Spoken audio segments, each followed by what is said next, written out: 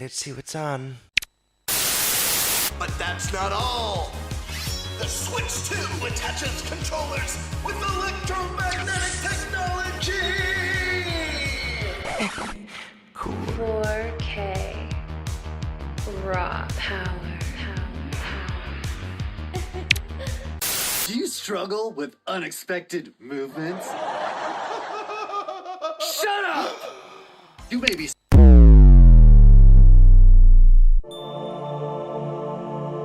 It's been a long time, Game Bird Classic.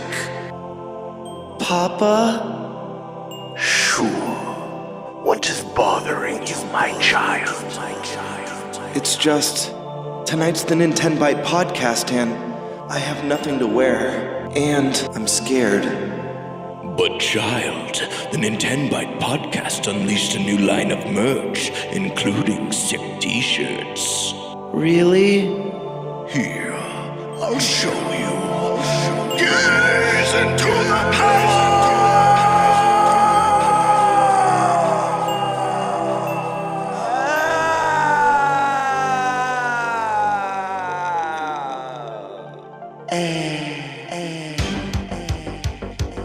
The future is now. That's right, ladies and gentlemen, we're unleashing the brand new Nintenbyte Podcast merch. So rad. Nintenbyte rules. Introducing the Nintenbyte Podcast shirt. Each shirt is made with 100% farm fresh carrot fibers. Carrot. We turned a carrot into a shirt. But that's not all. Presenting the Nintenbyte piped glass for all you milk lovers.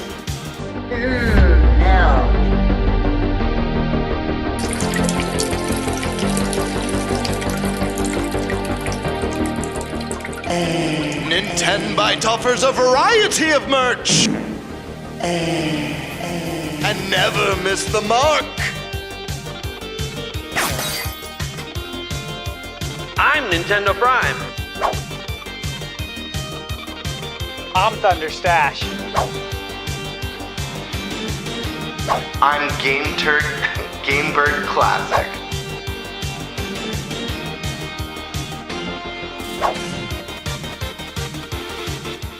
So order now while your body is ready.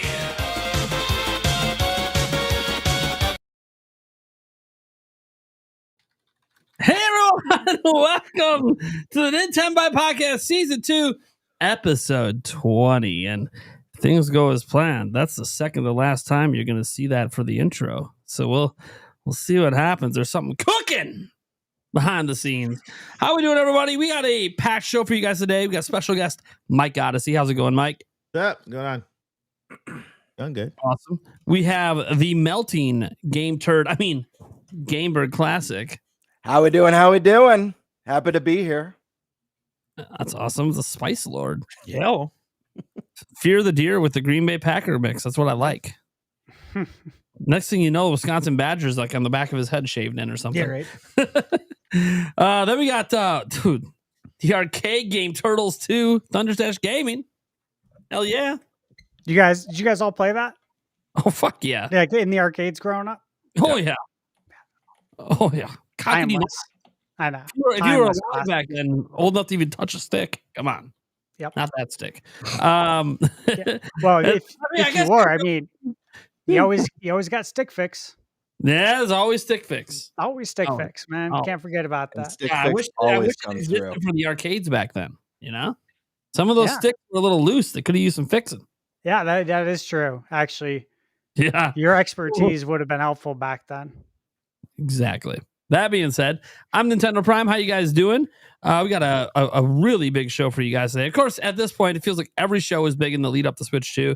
Because, guys, we only have one more show before Switch 2 is here. Because for those who don't know out there, you might be like, shouldn't there be two shows? No. We're moving the June 4th one to June 5th because like almost all of us are attending midnight launches. We're like, we're going to stream from the line. We could. I will be streaming from the line, but I didn't try to run an actual professional. Is this a professional? I don't know. A show from the line might be a little difficult. So, anyways, we're going to be live on June 5th, and like everybody and their mother wants on June 5th. Mike wants on June 5th. I literally everyone I invited. It's like half the people I invited for the next 3 months all want to be on June 5th, and I'm like, okay, well, I can't do that. So I'm like who like Mike gave me multiple dates. A lot of people gave me multiple dates. I'm like, so who only gave me June 5th and nothing else? I gotta sort through all of this. So I'm trying to get everybody on. We have so many people that want. This was my strategy. I put the first date today on top. Yeah. I put June 5th in the middle, and then I put another date at the end, so your eyes go straight to the middle. See, yeah, because I'm even looking at our podcast list just so people know we got coming up. Just for the guests, I'm not gonna tell what day they're coming on. Obviously, Mike Odyssey's here today, but we have like Demeech. Demeech has never been on before. The reason he's on, we met him PAX East. It's pretty cool getting a new person on the show. Mr. Robot Joe coming back on. Sky Sword Alyssa, N64 Joss, Hoops and Hip Hop, Nintendo Talk, Super Metal Dave, Tucker, you guys know him. John Nebo coming back for first time in a while. Obviously, Deacon Sandstorm. He wasn't going to miss out coming back. The guy loves this show. Nick with no K. He hasn't been on in a long time. Rogers Base. Look at that. Somehow we got Rogers Base in the rotation twice in a row. How the fuck did that happen? Wild. He must like Gamebird. That's what it is. He sees the button-down shirt and he's like, dude, I got to come back for that every time. Nintendo Land, which hopefully he's not moving for this next appearance. That's why he's not here this week. And yeah, maybe Andres Restart at some point, but he couldn't get back. He's moving this week himself as well. So we'll see. He wants to get on. So he's restarting somewhere else. He's restarting somewhere else. Yeah. By the way, shout out to Andres. The name. He hit 50,000 subscribers last night. Big deal for him. Oh, yeah. We're always going to show some love to him. He was one of the original co-hosts of the Nintenbyte Podcast. Always want to show love to him. He works really, really hard. He's trying to do this thing full time, and he did it. I'm so happy for him. He was so worried he wasn't going to get his goal before Switch 2 came out. I'm like, dude, your videos are popping off. You're going to get there. Have some faith. And he just wrapped up his 50K celebration live stream right before we started. Nice. Probably because he didn't want to open. So congrats, buddy. Love you. Enjoy the move. We'll talk after the move and find an episode to get you on. Still have a few slots. Anyways, all right. So let's go ahead and get to the topics here.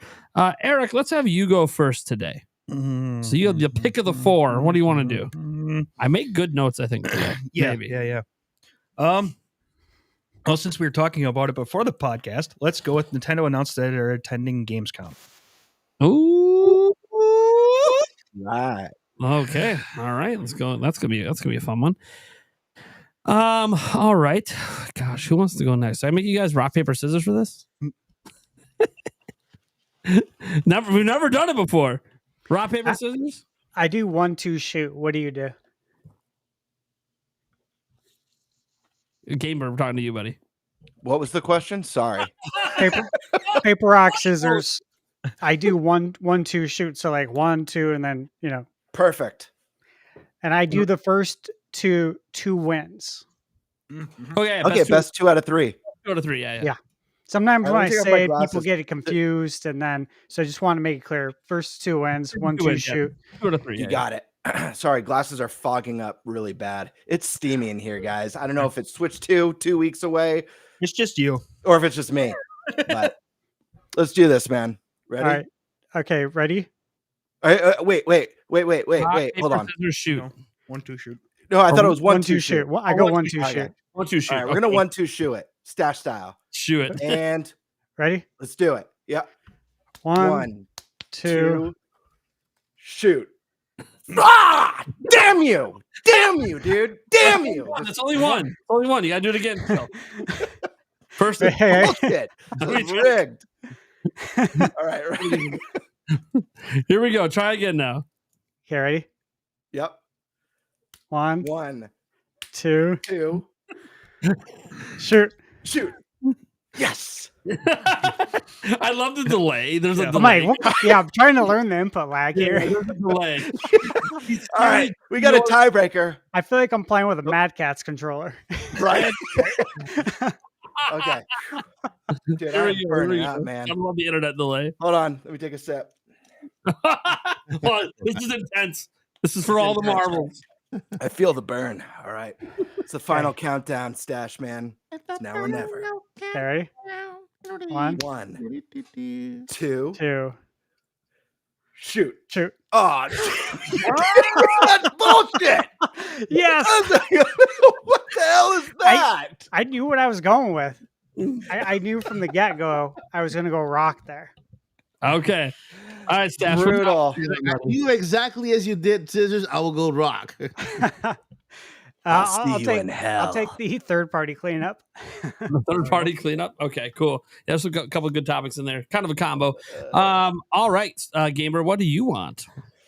I will go with two good topics. I'll go with Mario Kart World details and overall hype check.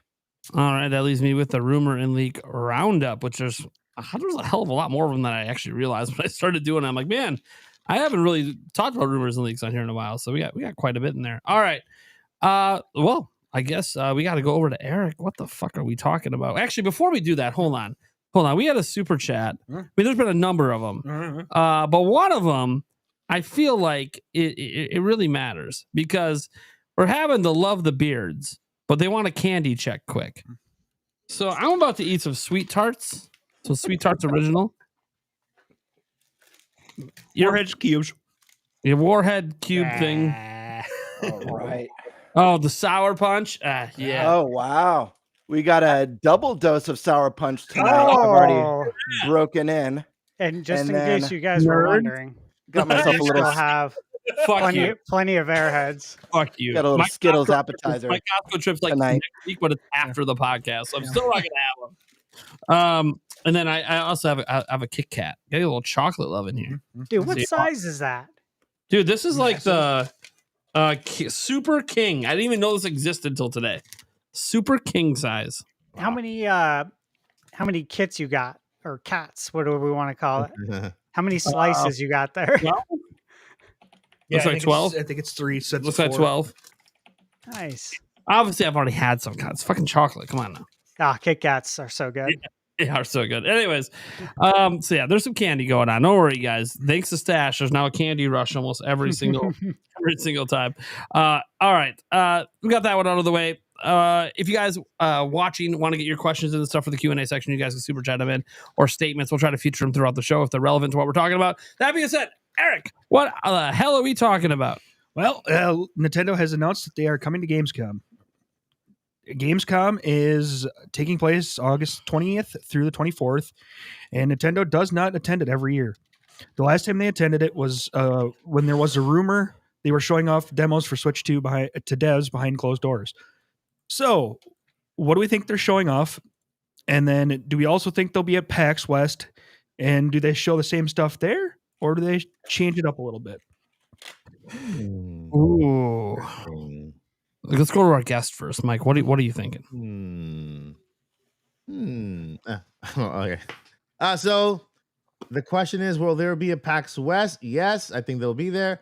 And Gamescom, I think that for the first time, we'll probably see them take stage and announce some games for next year and Switch 2. Because, it's the beginning of I think that will probably take the place of the Nintendo Direct, right? For next year.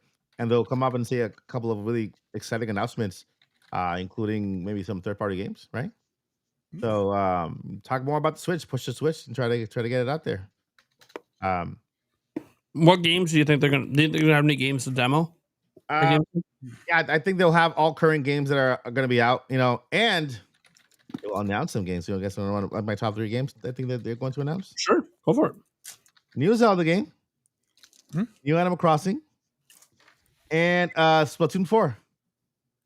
What? Okay, yeah, just drop all the bangers in one go, why don't we? Yeah. Mike's back, guys. He's back to the pipe dream. I love it. New Zelda game, Animal Crossing, and Splatoon 4.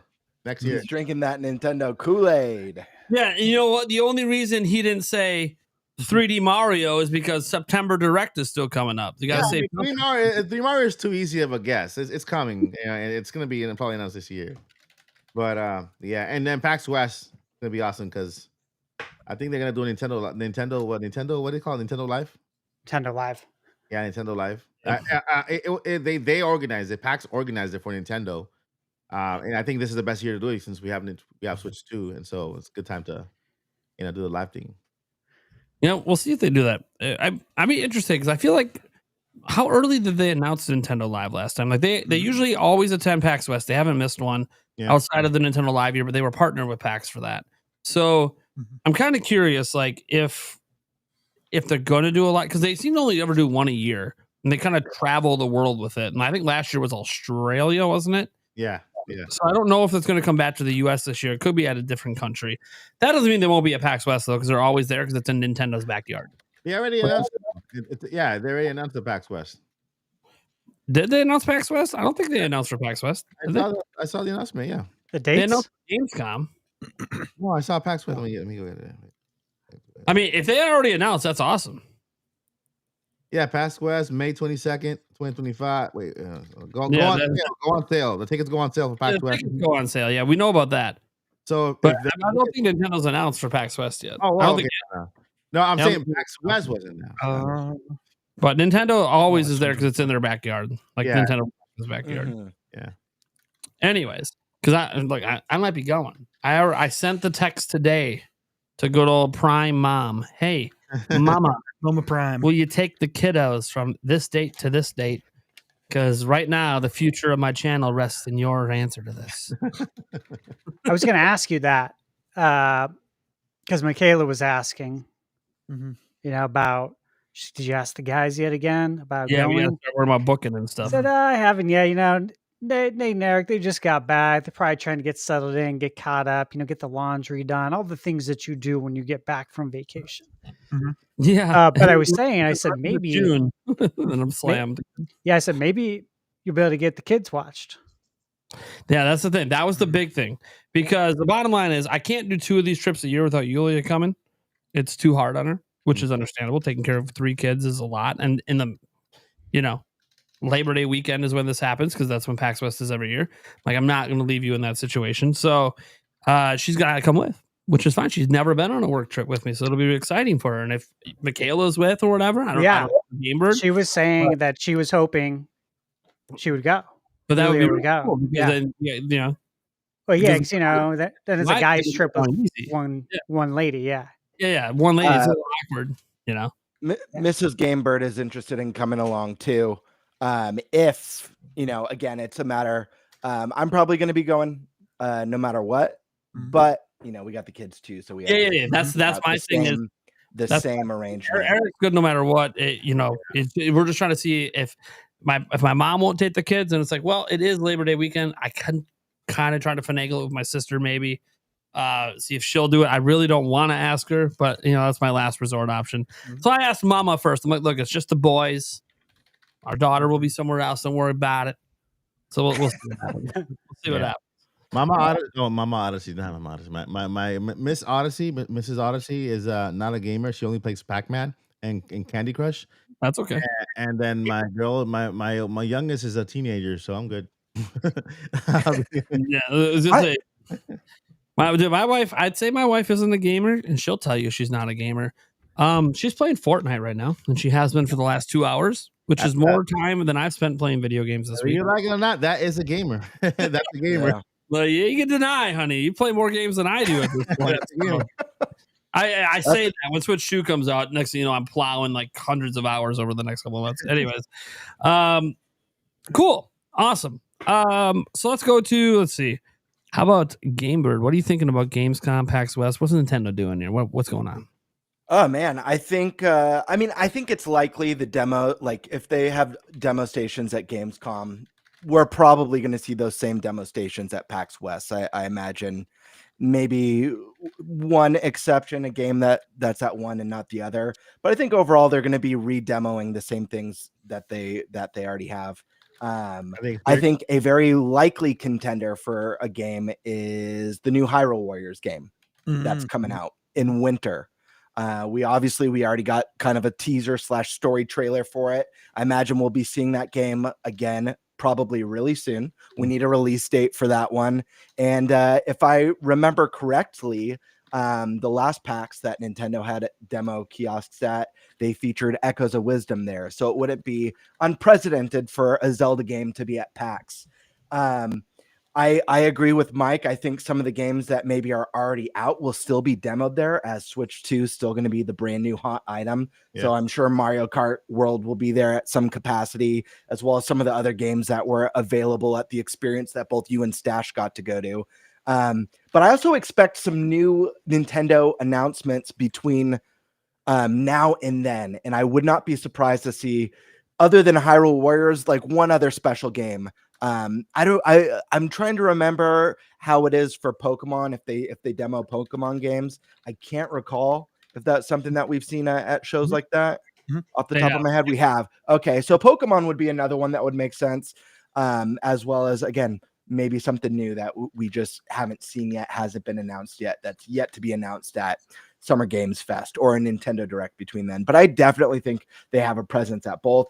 I think I'm not sure about an exclusive reveal for Switch 2 at Gamescom. I see that more likely at Summer Games Fest, but I definitely expect to see a lot of third-party games with that Switch 2 logo landing on the bottom of the trailer with the release date. I expect day and date, maybe some that are coming at a later time, and it wouldn't be a shocker to see any of those showing up at both Gamescom and PAX. That's kind of where I'm sitting. Speaking of Summer Games Fest, I saw Jeff at Epic Universe yesterday. Yeah, I was gonna say he was one of the invited. He wasn't even making games. I'm like, Jeff, what are you doing here, man? Don't you have a show like in 5 days? Media. Shout out to True Dude. Thank you so much for the 25. He's saying, let's spread the love for Switch 2. You're at the right podcast if you want excitement around Switch 2. Baby. This is the show to be.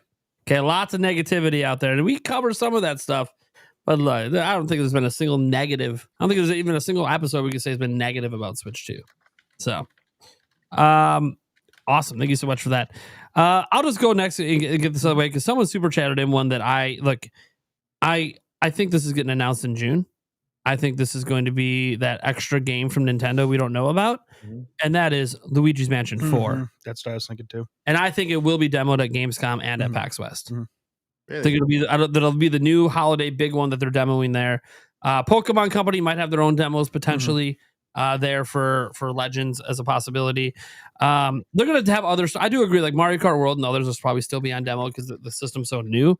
But I do think that there's going to be some key third-party titles they might demo as well coming out later this year that maybe we don't even know the date yet. Maybe Borderlands 4, since we don't have a date for that yet. Maybe that gets demoed there on Switch 2.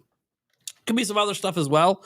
It's really interesting because at these events, Capcom usually shows up at their own booth, so they could have their own Switch 2 demo units there. The big thing to remember is once Switch 2 is out, now third parties can have Switch 2 units in their demo booths. So you can see Switch 2 demos, just not at Nintendo's booth. It could be at the third parties. So I think it's going to be really, really interesting. What else is going to be showcased there? Because Nintendo tends to keep it pretty concise. They usually have like one big game they theme around, and then they just have a lot of other like smaller demo things. And I think Luigi's Mansion 4 will be that big game they demo around. And then they'll just have like the Switch 2 Experience one where they have like 10 other demos of other games that are kind of smaller. They do this at E3 too a lot. There's always like the one game that they have most of the demo kiosks for, and then a section that has like, a bunch of smaller ones. That Luigi's Mansion booth at E3 was so freaking awesome. The Luigi's Mansion 3 one was sick. Yeah. Dude, they built like a little mini mansion room. Yes, it was awesome. It was freaking That's awesome. rad. Dude, they had ghosts like flying around and stuff, like all 3D. It was sick. Their booths at E3 were always so epic. It always felt like little Disneyland experiences. Were really cool. The 2 years that I went was New Donk City and the Breath of the Wild setup that they had. That's crazy. Cool. We were there the same year. I was there. Wild. Yeah, we're all there. I was with Devolver Digital for 3 days. partying it up wow. across the street. Yeah, Dude, that sounds rad. I love Devolver. I we do were just too. running circles. We were just Yes. running circles at the Nintendo booth Yes, all yes, of we were. E3 2016. I played hours and Yes. hours of Breath Yes, of we the did. Wild. Dude, the line was so stupid. Do you guys remember the size of the line for Breath of the Yes. Wild? Yes. Oh my gosh. And I kept doing it. And And, funny thing is, I never needed to because we already had a media thing where we were going to Yeah, go meet right, and get to play. right. And at that point, we had already played it like 3 times. right. Because all we were doing is Yeah. just going in circles. Yeah. Get right back in line. The real shitty part was we came up in line and they had moved the line and we had gotten cut in front of by some of these other people. And was it Reggie that walked up and was like, this group of people, and it was like a few people right in front of us. We would have been in the group of people if those other people hadn't, like, they had moved the line and had cut those other people in front of us. It's like, son of a bitch. Yeah. This is dumb. I don't know. And the thing was, he said, well, you guys have been waiting a long time. Like, dude, they just walked up. Yeah, those They guys literally just hadn't walked up. waited at all. Yeah. Yeah. They literally got here like 5 seconds The ago. workers shifted the line and screwed shit up, and we had somehow ended up at the back of the It's line. not- and it's then not they that took big a the deal. No, but it was like, really? We This had an sucks. opportunity to be with the Reginator Yeah. and get on stage. Right? That's so funny. That's all right. That's all right. You stole my Reggie moment. Yeah, right. Now I need to get a Doug Bowser moment. It's gonna happen. I know Mike got his Doug Bowser moment. I saw the photos. Oh, Yeah. I'll get mine someday. It'll happen. Yeah, I'd like to meet Doug. It's not as exciting as the Reginator. I had nothing against Doug. Doug seems like a great guy, but Doug's getting a lot of shit right now. So yeah, it doesn't help that the weird marketing cycle for Switch 2 right now. But you know what? Doug, I'll meet you at better times. Let's meet around the Zelda, big 3D Zelda announcement demo time. Let's meet then. Everyone's gonna be hyped at that point. No one's gonna I don't think about my Miyamoto moment too. Yeah, I know. I want a Miyamoto moment as well. I want an Aonuma moment. Here's hey guys, the clock's ticking. Nintendo, you give me a challenge. Tell me what subscriber count I need to get to in order to interview Eiji Aonuma and Miyamoto. We'll make it happen. All right. I'll die. Well, you want a mill? Fuck it. Let's go. Mill during Switch 2 for that interview. Let's do it. I don't think it's gonna make a difference. They're gonna tell me to fuck off because I swear. So you can't swear. I'm not gonna swear in the interview. I know how to be professional. Right. Fuck. Anyways, all right. I went. Let's see, Eric. It's a topic. What do you? Real quick. I'm glad you mentioned Borderlands 3. I just want to add this real quick. I do think it makes sense for them to have a strong presence for games that support the mouse mode. I mean, that's one of the big new features of Switch 2. I know both you, Stash, and Mike got to experience it. For a lot of people, seeing was believing. People who weren't sure about it tried out and like, oh my gosh, this swapping over seamless. So I imagine like a big focus on that for these demos. Yeah. It's like something like it's like it's always on, so it's never off. You know, like when you switch it on and off. I confirm that it's always on. When I played that really, I'm sorry, it's not boring. It's just a low entertainment value. Civilization 7. Because when you flip it and you play on mouse mode, all the buttons on the side still work, even the joystick. Yeah. Okay, I mean, Stash. I literally have 4 buttons on the side of my mouse right here. Like that's normal. They still work. Although for Civilization, the joystick had no function whatsoever. It was just there working. Sure, yeah. It got in the way a lot and messed you up a lot. But it's just always on. Yeah. And the thing, they have those I've seen a lot of 3D printed mouse shells popping up for Switch 2, so I think that can solve some of the ergonomic issues with that too. Sure, yeah. I might even have 2 different ones, like one that kind of blocks up the control stick so you don't actually bump it when you're doing buttons for games that don't support it. Like I'm not surprised Civilization doesn't because it is a PC game. Like I would have not pre-ordered the one I did at GameStop if I knew that like right now we're getting sent products everywhere from every single product maker for Switch 2. Like sending stuff over. I'm like, you're probably getting a lot more stuff than me. I the only stuff I've gotten are things that are for sponsorships, and it's just like a lot of very similar products that have like one different feature compared to the rest. I have nothing coming for mouse stuff. By the way, companies making that stuff, can I get one of you to reach out? That'd be great. Like I actually want to try it. instead of buying something off Etsy. That would be wonderful. Anyways, so but I know you always get a ton of shit. I think it's because they see this stuff back here. Like, I mean, you're Indie Mania, buddy. Of course you get tons of shit. What are we talking about? And then Stash just walks up with a massive package. Of course, that's him every day walking around. What? I was saying, you just show up with a massive package, and I'm like, that's the way Stash is all day walking around. So I guess nothing new for this guy. It's switch to accessories. That's true. I had one That's show up very true. today. Yeah. Someone expressed it to me 1 day overnight shipping. And I'm like, you guys know that sponsorship isn't for like 2 weeks. You didn't have to overnight that thing. But Yeah, it's expensive. But this is what you do. This is what you do. So you do. You create a package. Well, I'm not talking about not that package. You create a package, okay? And what you do is say, okay, you want it shown on Switch 2? Well, for this much more, I'll do 2 videos for you. I'll show it before, and then I'll show it after once the Switch arrives, and then you extra bucks, a little extra buck. It works. I'm actually, Oh my god, I'm so wet right now. I know. He's hearing all these accessories getting sent out, all this sponsorship money flying around. The charger, man. And you know what? I'm still waiting for the Stick Fix sponsorship, buddy. Still waiting. The Joy-Con 2 chargers are insane, dude. Those chargers, you kind of like, it's like a charger everywhere. Like, is it? What are you talking about? They're sending me about 3-4 kinds of chargers. One is like a little base that you kind of charge on the side. Yeah, I got the base one. Yeah, the other one is like a mat where you just kind of put them like that. The other one is like a base like that. You kind of put them like that. I have no idea what you're talking about, but that's crazy. The other one is a base for the Nintendo Switch. You put the dock on top, and you put like you kind of snap the Joy-Cons on the side so that you can charge them at the same time, and you plug it into the Switch. Oh, don't worry, chat. No one's package is being insulted. This is all compliments. Dude, Switch 2 packages. Complimenting packages. We love packages on this podcast. All right. Eric, it was your topic. What do you think is happening at the Gamescom, PAX West, Nintendo? Oh man. You kind of stole my thunder. I was kind of hoping to go with the Luigi's Mansion 4, and that's where I was, I really want that game. I'm still here.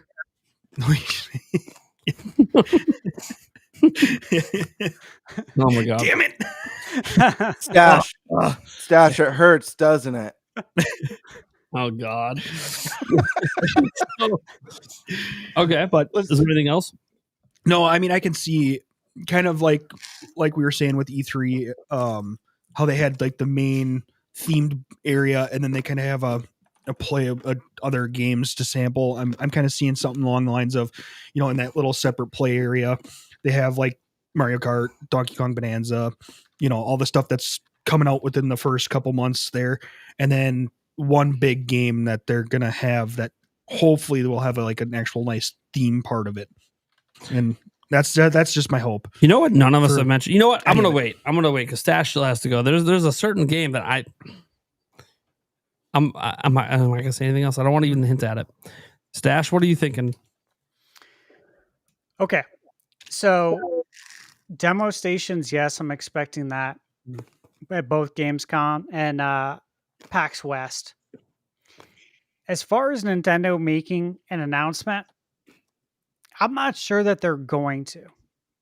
Just because, if you look at the timeline, right? I'm expecting a direct in June. Switch 2 comes out June 5th.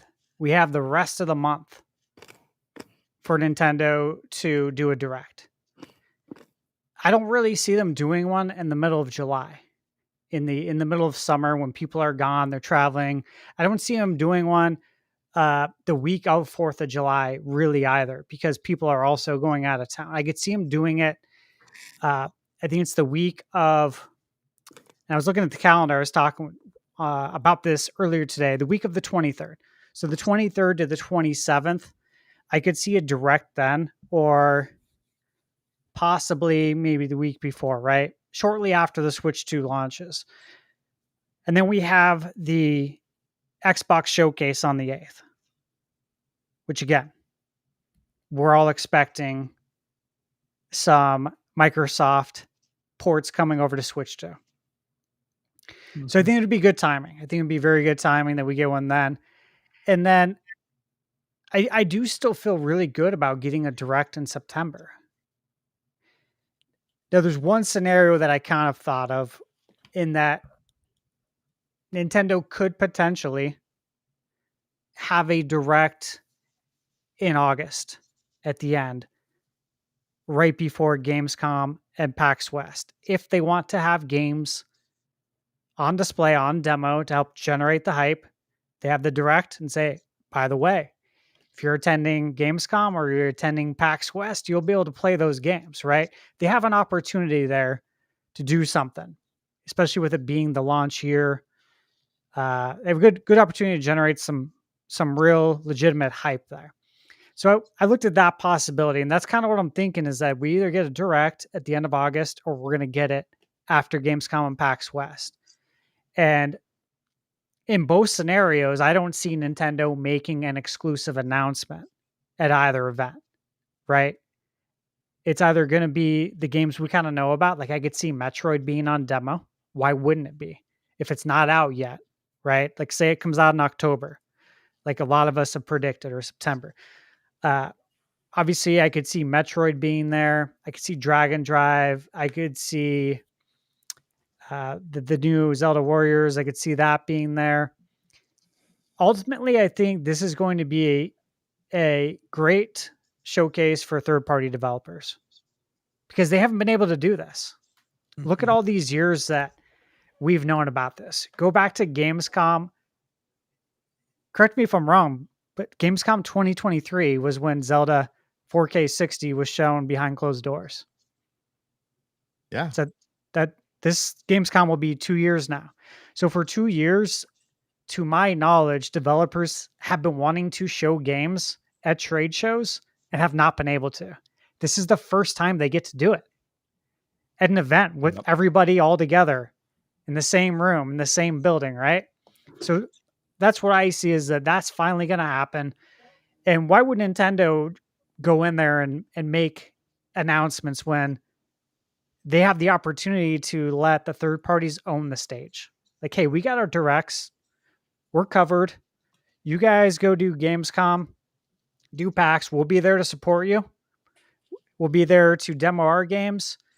But, you know, we're not going to be making exclusive announcements. That's what I'm seeing. Like, if you look at it, NBA 2K, that always comes out right around Labor Day.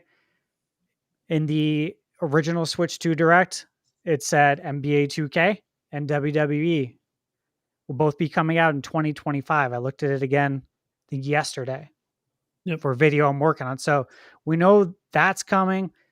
Final Fantasy VII, I think that's a great place to have that playable. That's 2025.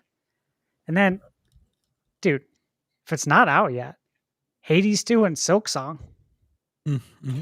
Absolutely. You know what I'm saying? Like, waiting for this. That's what I was thinking was Silk Song because Hades 2 I think is supposed to be at launch if I remember right, but I don't know for sure. It's already out on Steam, so I mean, I would love it if it is, man. I mean, but Silk Song, that's like play it for the second time. Look, I've already played a demo of Silk Song on Switch 1. It'd be hilarious if the next time I play it is Switch 2. Wasn't it? Was it at PAX East or West? It wasn't at either. It was at E3 2019, the last in-person E3. Mm-hmm. They demoed Silk Song there. Mm-hmm. You want to hear some information? Sure. Silk Song will be at Summer Game Fest. Sure. And it will be out in October. So perfect time to demo that shit. Perfect time to demo. Yeah. At Gamescom and PAX. Hell yeah. Dude, I'd be curious if we're gonna see stuff like Red Dead 2. Yeah. If that's gonna be out yet. The GTA 4 rumored remaster. Or, you know, current gen HD port, whatever they're gonna end up phrasing it, calling it. But yeah, I think it's a great opportunity ultimately for third parties to really shine and take the stage and run with it. Because they've been waiting for at least 2 years. I love how we all just glossed over the fact that Mike just dropped the release month for the most anticipated game of all time. And we're just like glossing past it like it's just no big deal. I'm the other side, I'm like, did he just say October for like the most anticipated Nintendo indie game out there? Holy shit.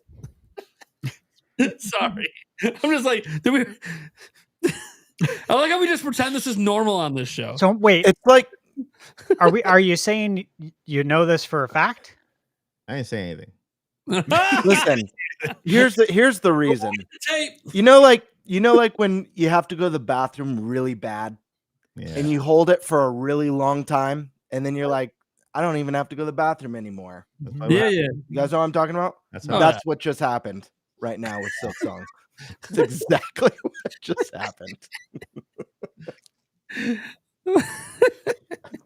Yeah, but maybe I should have said that. God damn it. Oh, that's okay. Hey, October's a good month. I like that for Silk Song. That's a good month. Yeah. So we'll see what happens. Obviously, we should probably find out pretty soon. Since Summer Game Fest, we'll see what happens. I wouldn't be surprised. Somewhere in that time frame. There's a lot of events going on in June. So all right, I thought of something different here. So if we haven't figured out a release date for Prime 4, what I could see them doing is having a Prime 4 themed hopefully a Prime 4 themed booth with the release date hopefully at PAX. Kind of like they did with E3 and Breath of the Wild and stuff like that. And, just giving a nice trailer and giving us the release date, and then having a different playable demo than what they had at the Switch 2 experience. Man, I have a bad feeling about Metroid Prime 4. Really? Yeah, the bad feeling is that they're going to announce it using the Nintendo app, Nintendo Today, the release date. why is that a bad thing? Because it's not fun. I mean, it's great fun. It's not that's us content creators break it to the actual internet. It's not great. That's great news. What are you talking about? I gotta fucking get on the internet like the moment it happens and shit a video out in 2 minutes. Yeah, I guess you're right. I mean, that's not. I know. There's something about the Nintendo Today app that the announcements on there. I'm like, yeah, this is kind of a weird way to do announcements. An app that like most of the world doesn't have. Mm-hmm. I mean, you're right. It's beneficial for us because then not everybody. Way beneficial for content creators. Yeah. Yeah. You're right. But I don't know if it's the best way to communicate to fans. But you know what? Here's the thing. Yeah. In the end, the message gets out either way. Yeah. It's going to get spread. All the big sites are going to pick it up. It's whatever. I think it's just because everyone wants Metroid Prime 4 treated better. And here's the thing. I actually think the release date's going to be in a direct. I think it's going to be in the June direct. So I don't even think they're going to announce it via Nintendo Today. They haven't put new release dates in Nintendo Today app yet, but it's early days. Mm-hmm. So we'll see what happens. I mean, Bayonetta, they announced that release date on Twitter. So, you never know what Nintendo's going to do with release dates. Like Drag X Drive. I can see Drag X Drive. I love that game. And I can see that date on the they might not wait for the direct for that one. Yeah. Okay, cool. Well, I think that's pretty good for that topic. Oh my God, we were concise on a topic. When is that? Wow. What's happening to the show? Very rare. Times are changing. Yeah, jeez. It's almost like we're just more excited about the next topics. Or maybe it'll be a short show. Yeah, okay. Just like ahead of ourselves. Thunderstash, what's our next topic? All right. It is pulled up here. Okay, so this is the kind of third-party roundup, guys. Obviously, there's a lot of third-party news. And the first thing would be CD Projekt Red putting games on cartridges. And they've been very vocal about it, which I think is great. I think it benefits, of course, CD Projekt Red, right? To kind of align themselves with the physical community, the physical collectors. But at the same time, I think it benefits everyone who is a physical collector because they are being so vocal. And I think some of the other developers, publishers are seeing that synergy right now between the physical gamer and CDPR. And they're like, you know what? Maybe we need to think twice.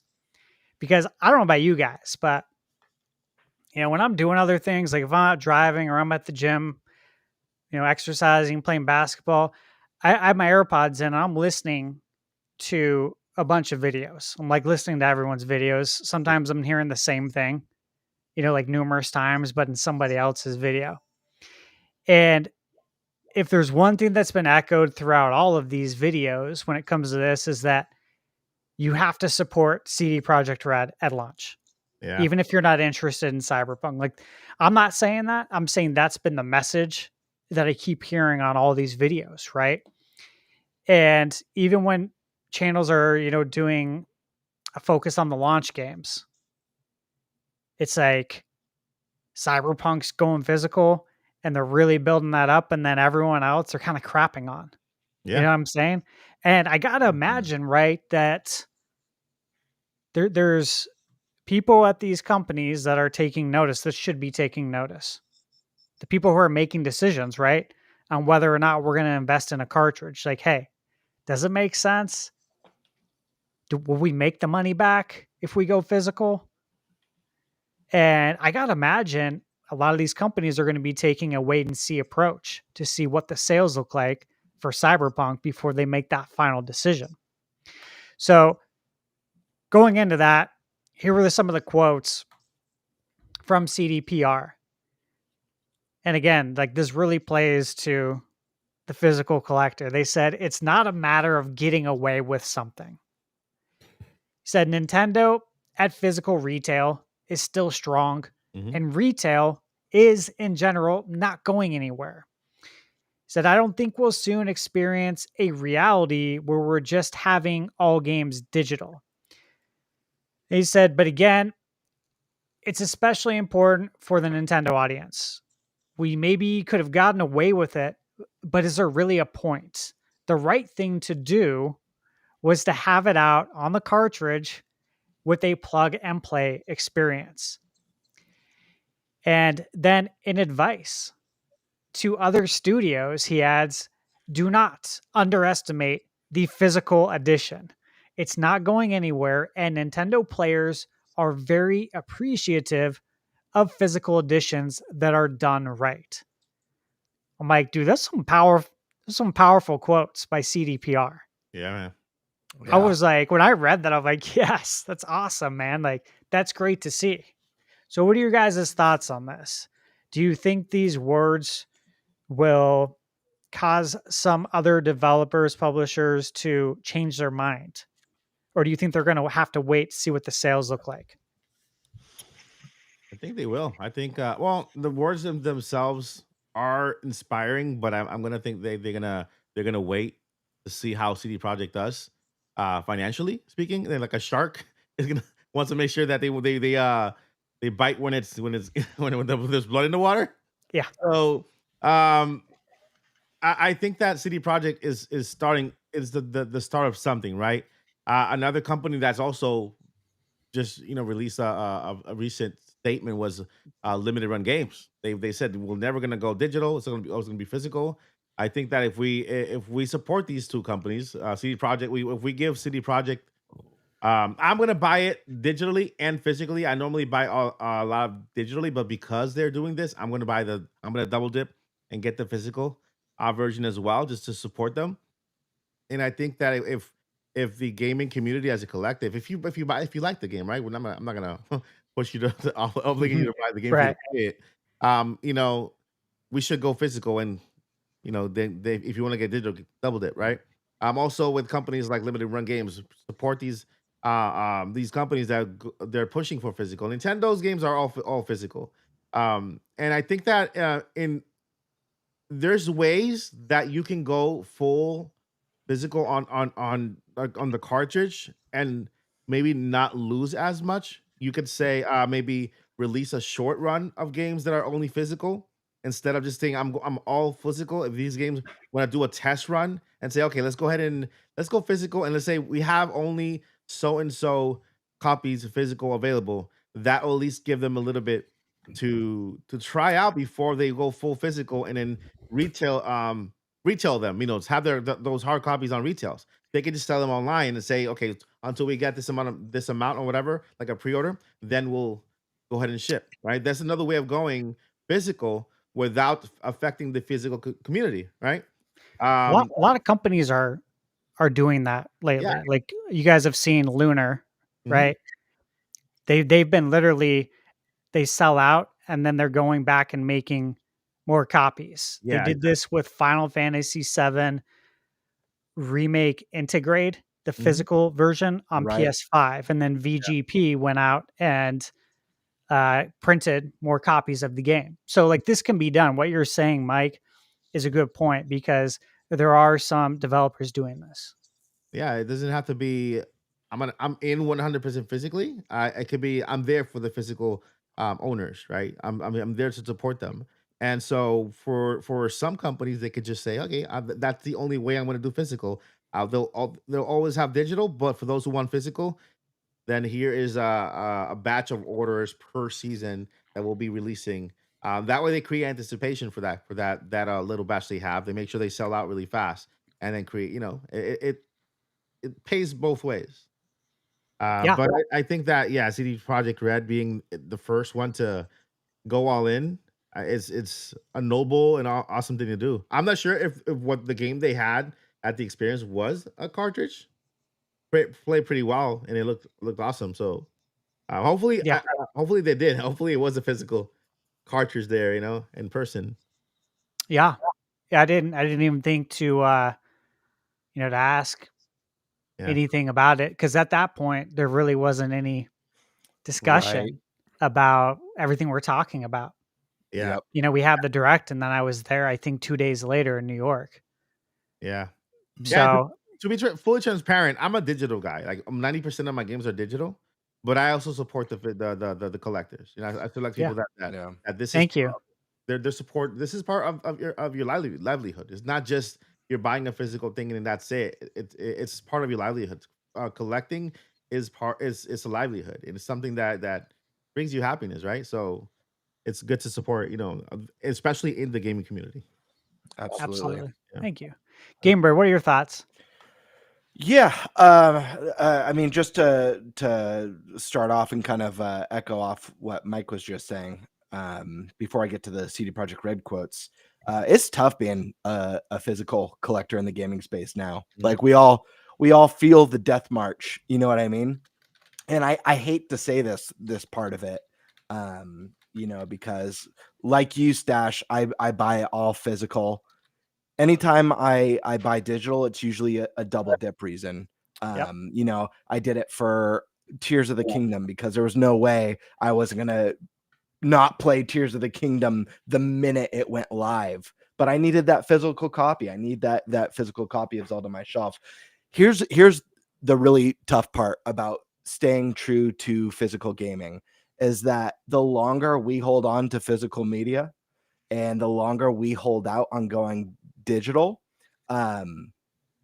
what's going to end up happening is we're going to get left behind compared to the people who are early digital adopters, because we know whether it's next gen or the gen after, eventually these companies are going to be making hardware that don't have disk drives, that aren't physically backwards compatible, only digitally, meaning that all of our physical hardware is locked onto past systems. And knock on wood, we took good care of them and they still work for years and years to come to where we could go back. But eventually we will be left behind. That's just a fact.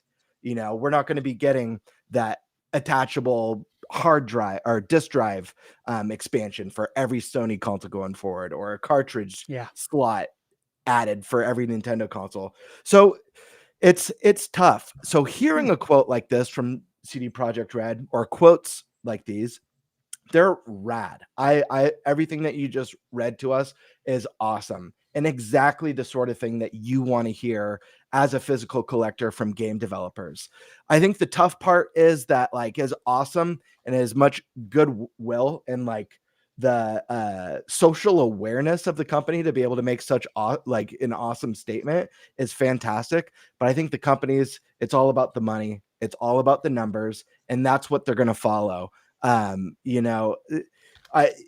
If the physical version of this game does really well, and maybe it's a thing where CDPR is like, hey, like 2/3 of our Cyberpunk sales were physical copies, I think that speaks, unfortunately, more volumes than these phenomenal quotes that we got.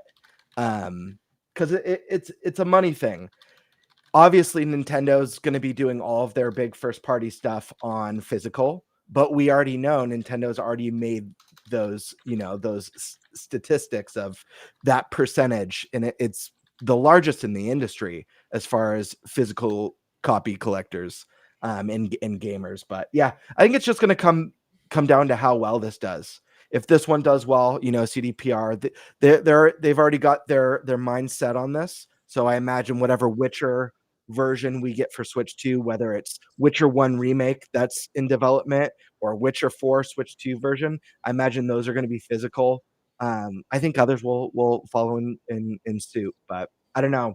We'll see. Here's that companies, like you said, Mike, like Limited Run and what's the other one? There's a lot. There's I buy from so many. There's Limited Run. There's strictly limited games, premium edition games. I have a ton of different ones on my shelf. I am 8-bit. That's another one. I am 8-bit. Yep. Yeah. So I think companies like that, I mean, as long as they continue to provide that service, I think their business is going to skyrocket. Because if they're going to have if they're going to be the sole companies that are putting out these physical copies, people like us are going to flock over to them. There's no reason why those companies can't partner with these developers and say, you know what, we'll take up the mantle of doing the physical version. We'll split the profit and strike some kind of deal where limited run games are, or let's say any of the companies who are not making their games digitally, not physically, only digitally, they cannot partner with the company that does do this that's their core business, and say, you know what, we'll let them handle the physical part.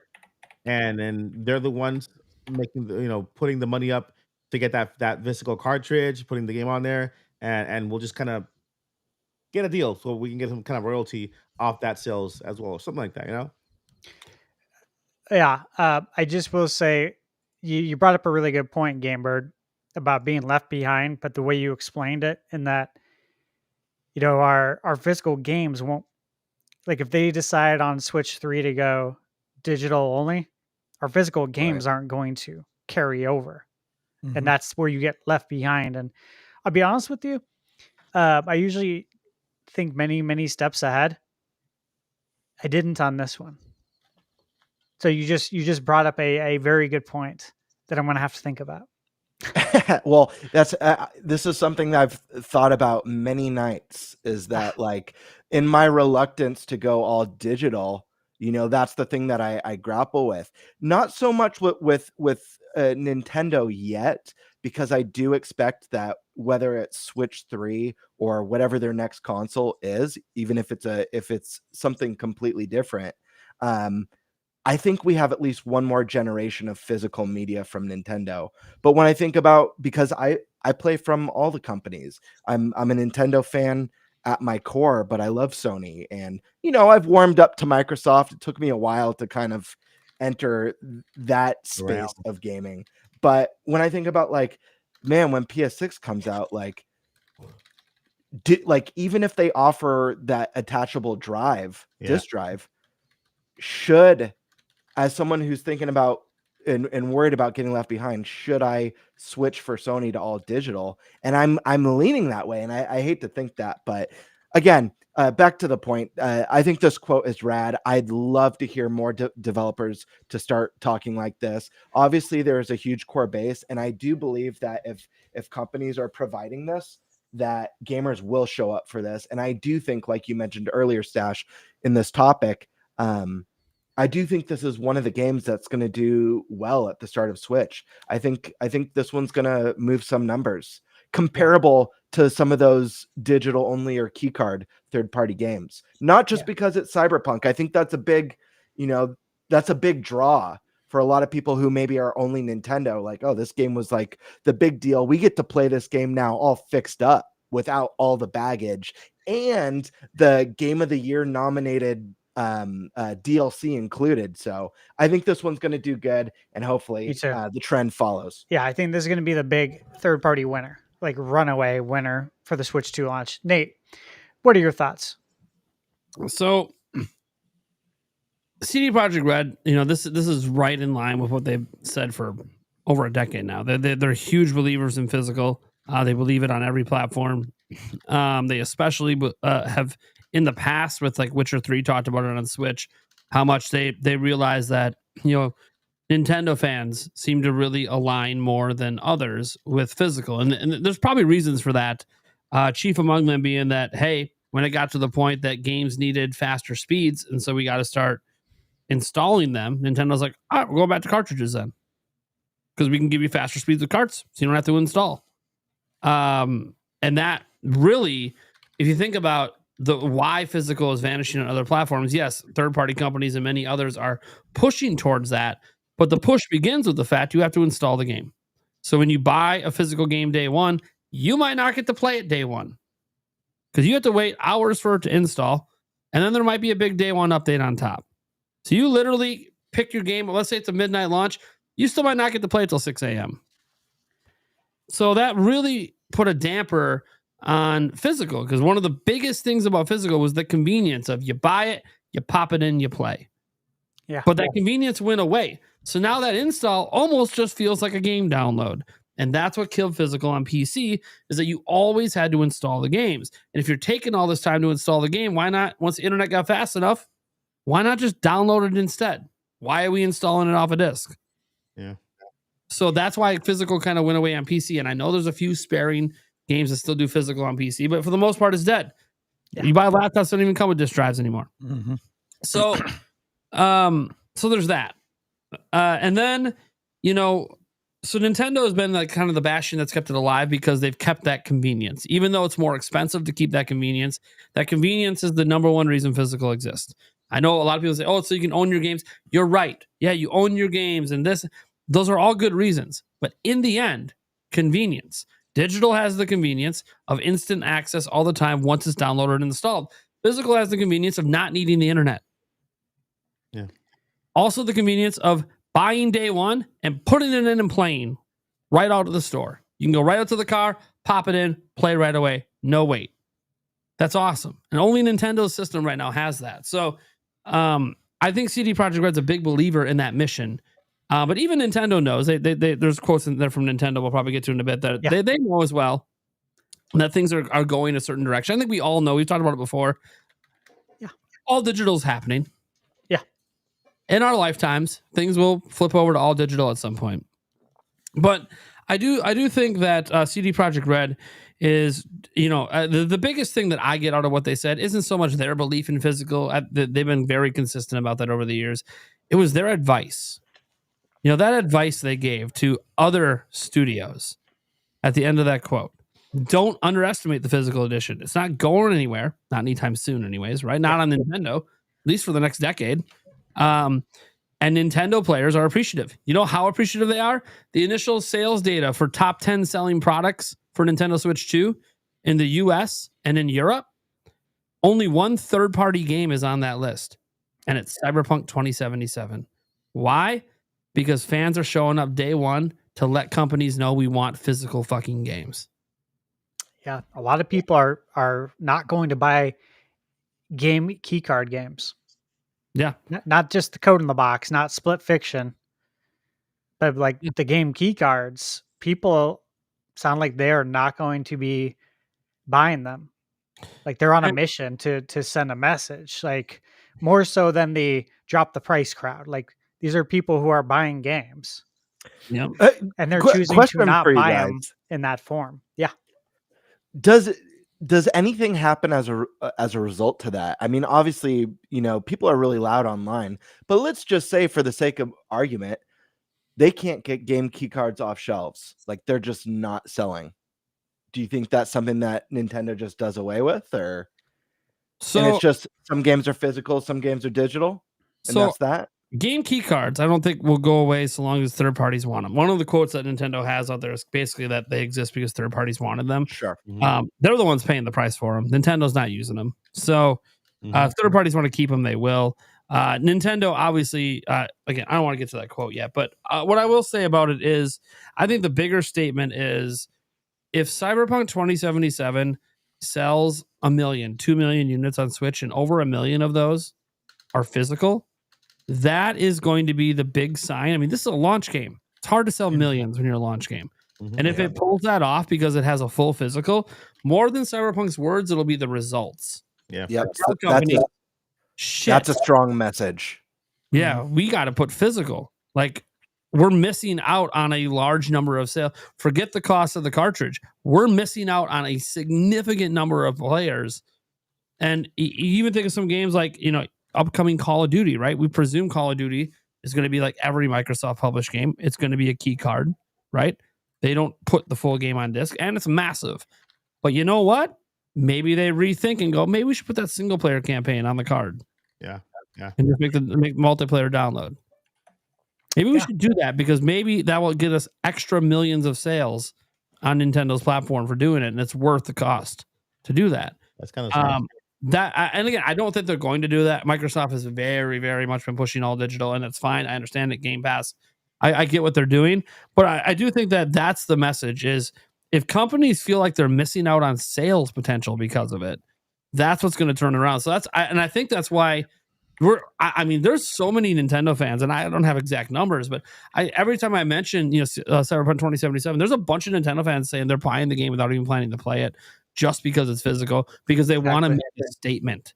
Like, exactly, Nintendo fans are trying to make a statement right now. It's not about whether they want to play it. The statement is, this is a AAA company doing everything they can to take a game that's bigger than 64 gigs on every other platform and saying, no, even without our day one update, you can insert this cartridge and play it for the rest of your life.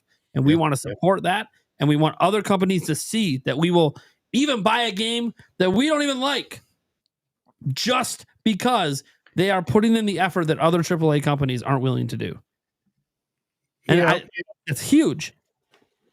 I will say, because Microsoft lives in the numbers and they live in how to make profit, right? I do wonder, because I was thinking about like the different third-party devs that I know without a doubt, right, are going to go game key card. 2K, fully expected. EA, fully expected, right? Totally. There's a lot of them I fully expect, but then I did stop to think about Microsoft. And if they know the Nintendo install base as well as I want to think they know them, they might release games physically in the correct way on Nintendo and not on Xbox, because they know the splits. It's 51-49 for Nintendo. Yeah. PlayStation, it's 79-21. Xbox, I believe, is 90 or 92-8. So when we're talking Nintendo, man, that is a huge difference. We're talking half. 51-49, whatever way you want to cut it, because that's jumped around from quarter to quarter since the beginning of Switch. But however you want to slice it up, like, you're missing out on half right there. I mean, imagine getting a nice physical premium edition of Indiana Jones on Switch 2, right? They just released it on PS5, and as we all know, it's not on the disc. The full game's not on there.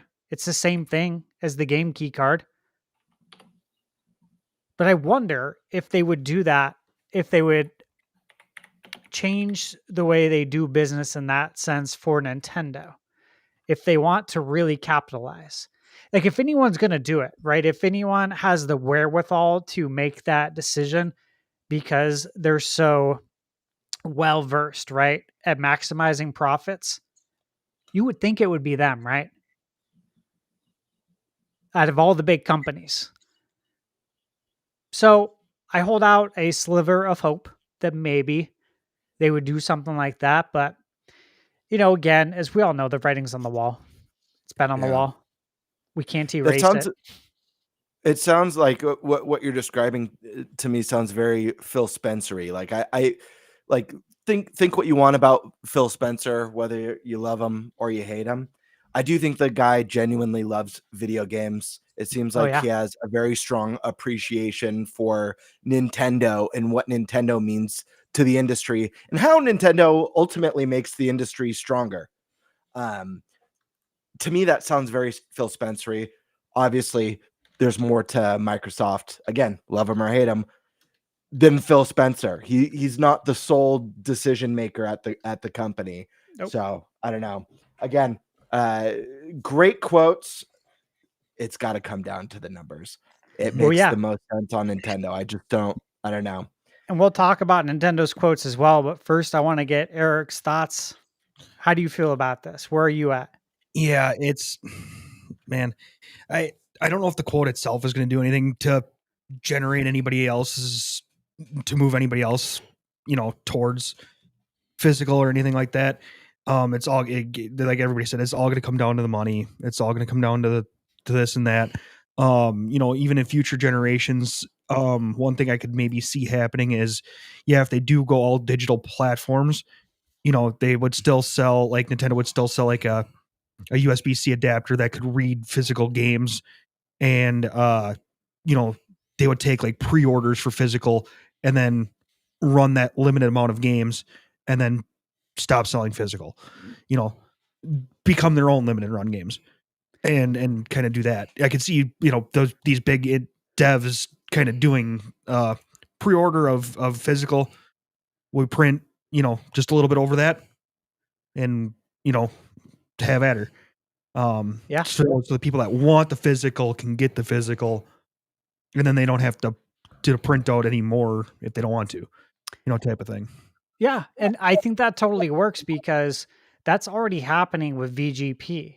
Like when a developer is done printing it, but there is still a demand for that game physically, VGP will approach them, or I presume sometimes VGP will get approached, but they'll approach the developer and be like, hey, there's still a demand for your game. We would like to make a deal to print out X amount of copies, 1,000, 5,000, whatever. And then they'll put the pre-order up. I've done this many times with VGP over the years.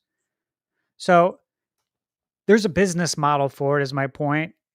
And from what I've gathered, it seems to be a good one. Square Enix is doing it.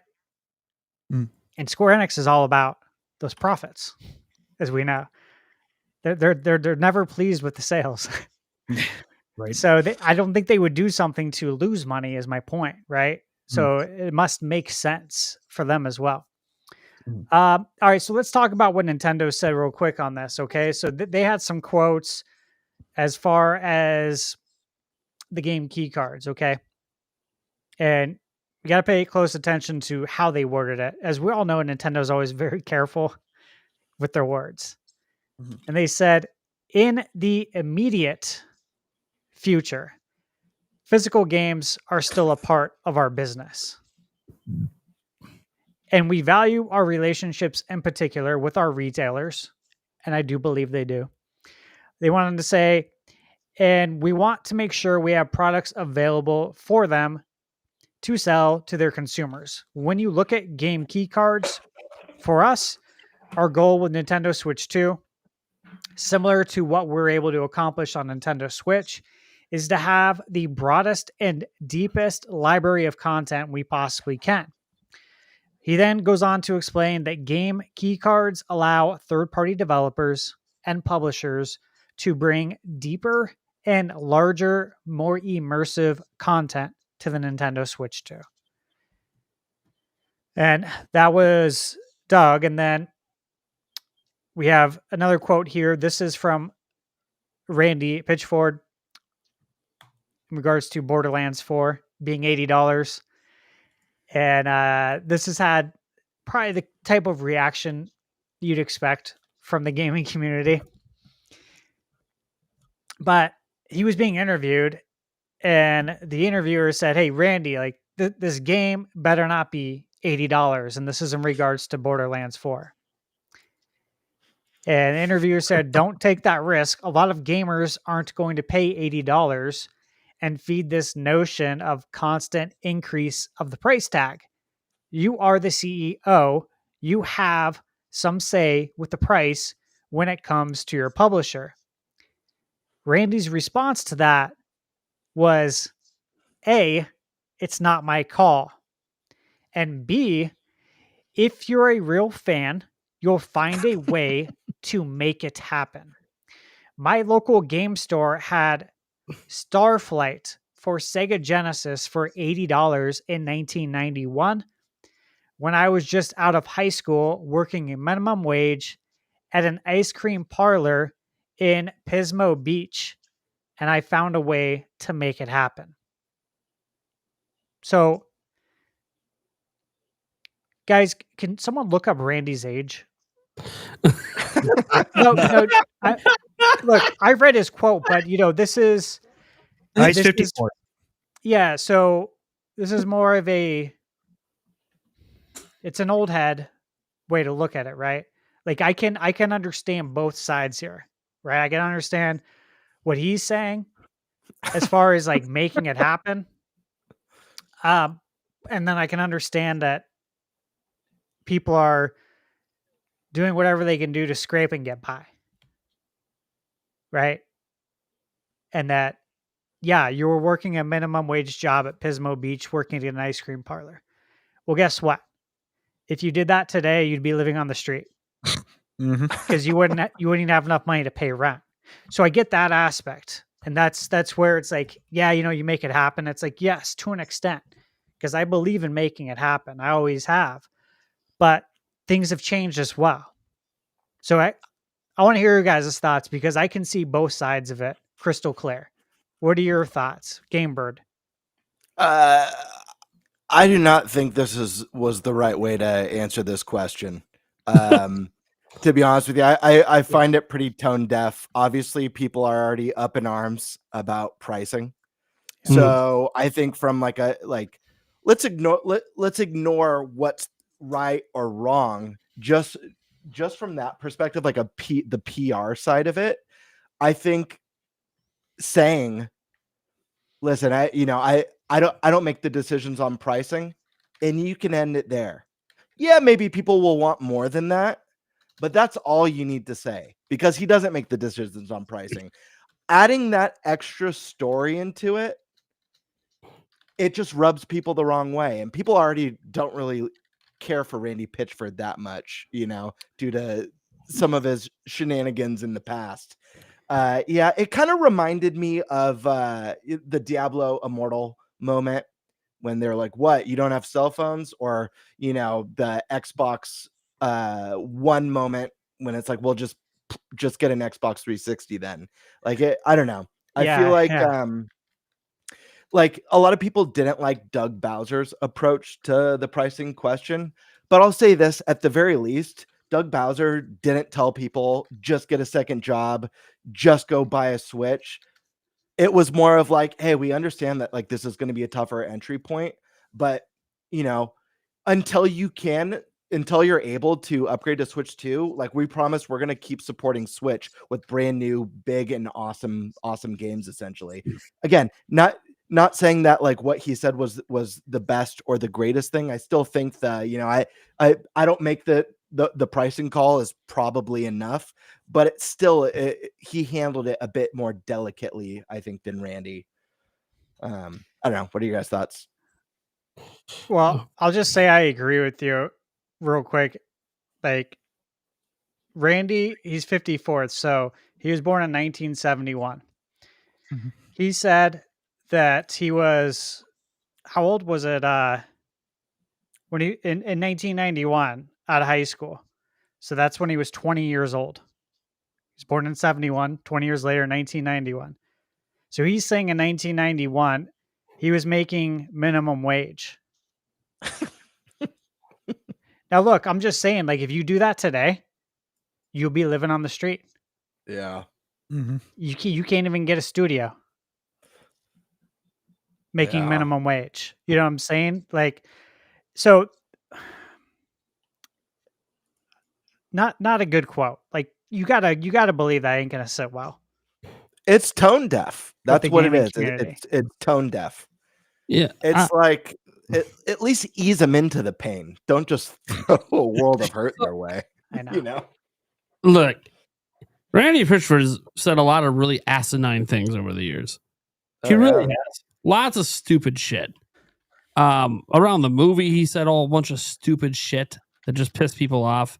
And around his stick drive. Yeah, dude, just I don't know that like anything that comes out of his mouth anymore, like ever comes off good. Like this is one of those situations where, okay, yeah, a fan is pressuring you on X, saying this thing better not be fucking $80, basically. Sometimes it's best just to say absolutely nothing.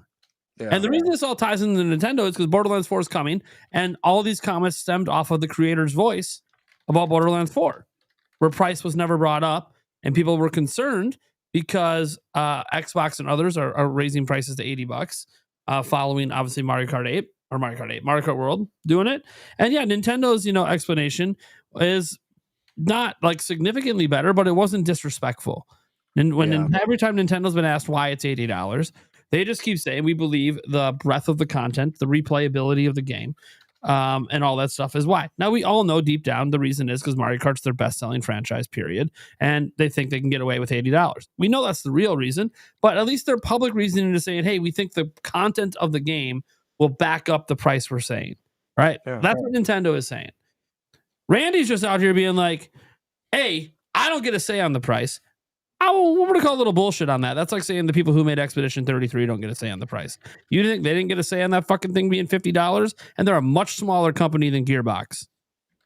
You're CEO of the company that makes the game. You're telling me you can't talk to what company that I'll just look up? It's Arc Systems or whatever that fucking publishes your games. That's owned by Take-Two or whatever. You're telling me that you don't get any say in the price? If you didn't reach out to the publisher of your game and tell them you wanted to sell the game for $70, it wouldn't be $70. Bullshit. It's fucking bullshit. You know you're full of shit. We're out there watching Expedition 33 saying they want to be $50 and they charge $50. And you're out here saying, you guys, a much bigger company, have no say. That's bullshit. So number one, the original excuse is stupid. You can say, I stay out of the pricing discussions. Fine. That's your choice to stay out of that. You could be involved in it, but fine. Or better yet, just say fucking nothing because you just always put your foot in your mouth. It's number one. I think saying nothing was ultimately the best approach you for are a Randy. corporate CEO. You know how many times Furukawa gets pinged? He ain't going to say shit. Miyamoto, he ain't going to say shit. None of the corporate heads at Nintendo. Take Doug Bowser all you want. He ain't going to reply to you. Okay? The best thing to do is to say nothing. But he can't help himself. And then the second statement, look, what the fuck are we doing? Dude, so what the fuck? Oh, back in 91, I could save up on... You know what? Yeah, you're right. I worked minimum wage back in the 90s too. You know why? Because I was a fucking child. Yeah, that's my thought is that how would you afford living? Like, did he leave out that he was living at home? There's something missing. Which is okay. It's fine if you were, but that's what I'm thinking. Like, it doesn't math. That's not the part of the quote that I... Hello. How you doing? This damn thing. Hold on. Damn it. Embarrassing me in front of my friends. But, dude, Mom. So he does that, and then it's all okay. Fine, yeah, games were expensive. Yeah, 80. Yeah, I know. I grew up in the 90s. I know. I bought like a game a year, and then it was all game rentals. I know gaming was fucking expensive. Okay, I get it. And there's a big argument that games should be more expensive today than they were in the 90s. Fine, I get it. I understand the argument. That's not the point. The point is that you were telling people that if you work a minimum wage job today, because you're equating it to yourself working minimum wage. Mm-hmm. So you made the equation of saving money at a minimum wage job and then saying, okay, so you could save money if you're a real fan. If you're a real fan, you will find a way. That's the part. That's the part that I think is the worst of all of it. If you're a real fan, you'll make it happen. If you're a real fan, you'll find a way. So if you don't buy it, you're just not a real fan then. Yeah, if you don't buy it, you're not a real fan. If you're too poor, fuck you. You're not a real fan. What the fuck are you doing? Like that part of it's just very manipulative. I think, like it's just bad. So I that bothers me because I have a subscriber on the channel who's been following the channel for about 3-4 years now. And until last year, they've never owned a Nintendo system. They love the company. They love the games. They follow every channel. They watch video game play. They are a fan. They love it, right? And I remember them joining every Mario Kart tournament we've had, right? And then they're just like celebrating and just kind of pushing everybody on, saying, "Oh my God, you did great!" And I'm like, all this time, I'm thinking this subscriber owns a Nintendo Switch. because they were so active and so motivated and so positive towards the other person who was playing Mario Kart and towards everybody in the chat. And all of a sudden, oh yeah, I've never had a Switch. I gave them a Switch on the spot because that was a fan. That is a fan. You know what I mean? It has nothing to do with money. Money doesn't make fans. Heart does. You know? If you don't have money, I don't give a fuck about you. Is basically what it's from a corporate CEO, which we all know that's what drives the industry. We're not stupid, but you don't say it out loud. You could think it, but you don't say it out loud. You can think we don't give a fuck if you don't spend money. Fine. But you don't say it out. That's the problem. Like, you're saying the quiet part out loud, and it's stupid. The best thing was to say nothing, or if you wanted to respond, you say, hey, no matter what the price is, we do think this game is going to be worth your money.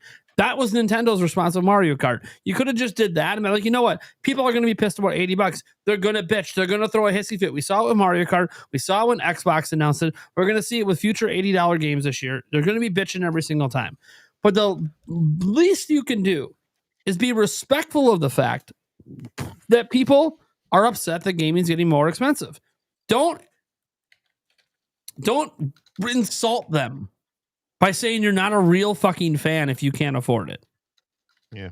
That is so bad. That is bad. It's I blame the PR department for not putting a lease because when it comes to Nintendo, it's not the PR department. It's the Randy department. The PR. Dude, anytime I see Randy step out into frame in like a direct, I'm like, oh God, they'd be so much better off just not showing this guy. And he's always got that smirk on his face, like, I'm so cool. I'm Randy Pitchford. Want to see a magic trick, guys? It's like, no, get out, dude. We're sick of you. Good at his overarching job at the company because they're a successful company. I don't know, but he needs to be like Furukawa. Shut the fuck up and be in the background. Listen, we should get him on the show. Actually, isn't that the guy that thinks you got we should bring him on the show and talk to him? That's not the guy. Nice. Story. I'll reach out to him. I'll tell him, Pritchford, I agree. I love that Borderlands might be $80. I hope you charge $100. Will you come on our podcast, please?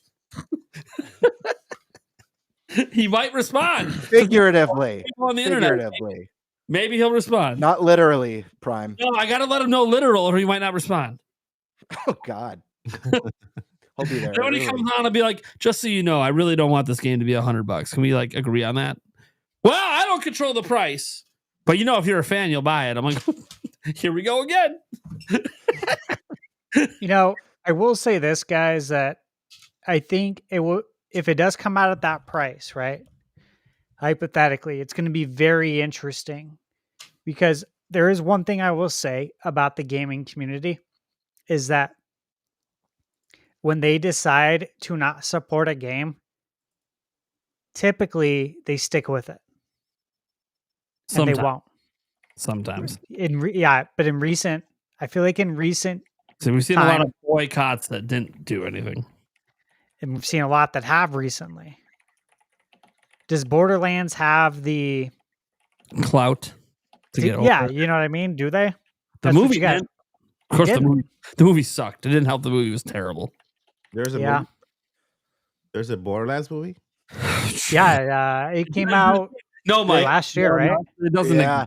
You're better that exists. They had that direct. I can picture Jason Momoa in it. Was he in it? No. They had that direct for the Borderlands movie, and it was like Randy Pitchford was stalking the celebrities that were acting in it, and they all looked like they wanted to run to the hills, dude. Dude, he kept saying, I'm not even supposed to show you this. Oh, we can't look at this. Oh, my. But dude, then stop. No one wants to see this anyways. Yeah. He's like, yeah, I'm out here standing outside of Kevin Hart's trailer right now. He's the cool. He's just all about himself. You know what he reminds me of? He reminds me of the CEO of NVIDIA every time he gets on stage. Kevin Hart was in Borderlands. Yeah. That's a great casting for that movie. Character. What the fuck are we doing? Yeah. Wow. The movie's terrible. And I like Kevin Hart. And I get it. He probably got paid good money for that role. Good day. Go get your money. But Jesus, man. I don't know. Randy's always been this way, so it's not shocking. It's just You've seen the backlash from Mario Kart. He can't be unaware of it. You can't be that daft that he's not aware of the constant backlash over $80. And then you insult your own fan base about it. Yeah, your game probably is going to be $80. You probably know it's going to be $80. And you probably didn't push back against it at all. And that's fine. We all know by the time we get to PlayStation 6 era, all AAA games are probably going to be $80. It is what it is. But at least be respectful about it. And at least try to argue your game is worth the money instead of just poor shaming, basically. Yeah, and I don't think that Randy Pitchford like intentionally was doing that. I think when it comes to like PR and being like a face of a company and speaking to the people, some people have it, a lot of people don't. I agree with that. Reggie had it.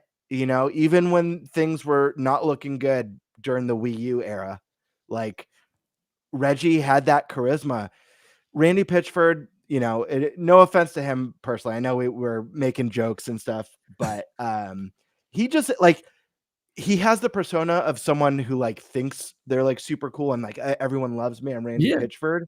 Yeah. And I don't think he realizes that people are like, dude, we don't like anything that you're saying right now. Him and the CEO of NVIDIA are cut from the same cloth. Yeah. They both think they're cool as shit. And they both really suck at presenting information. Yeah, that's like that guy Mike Otto.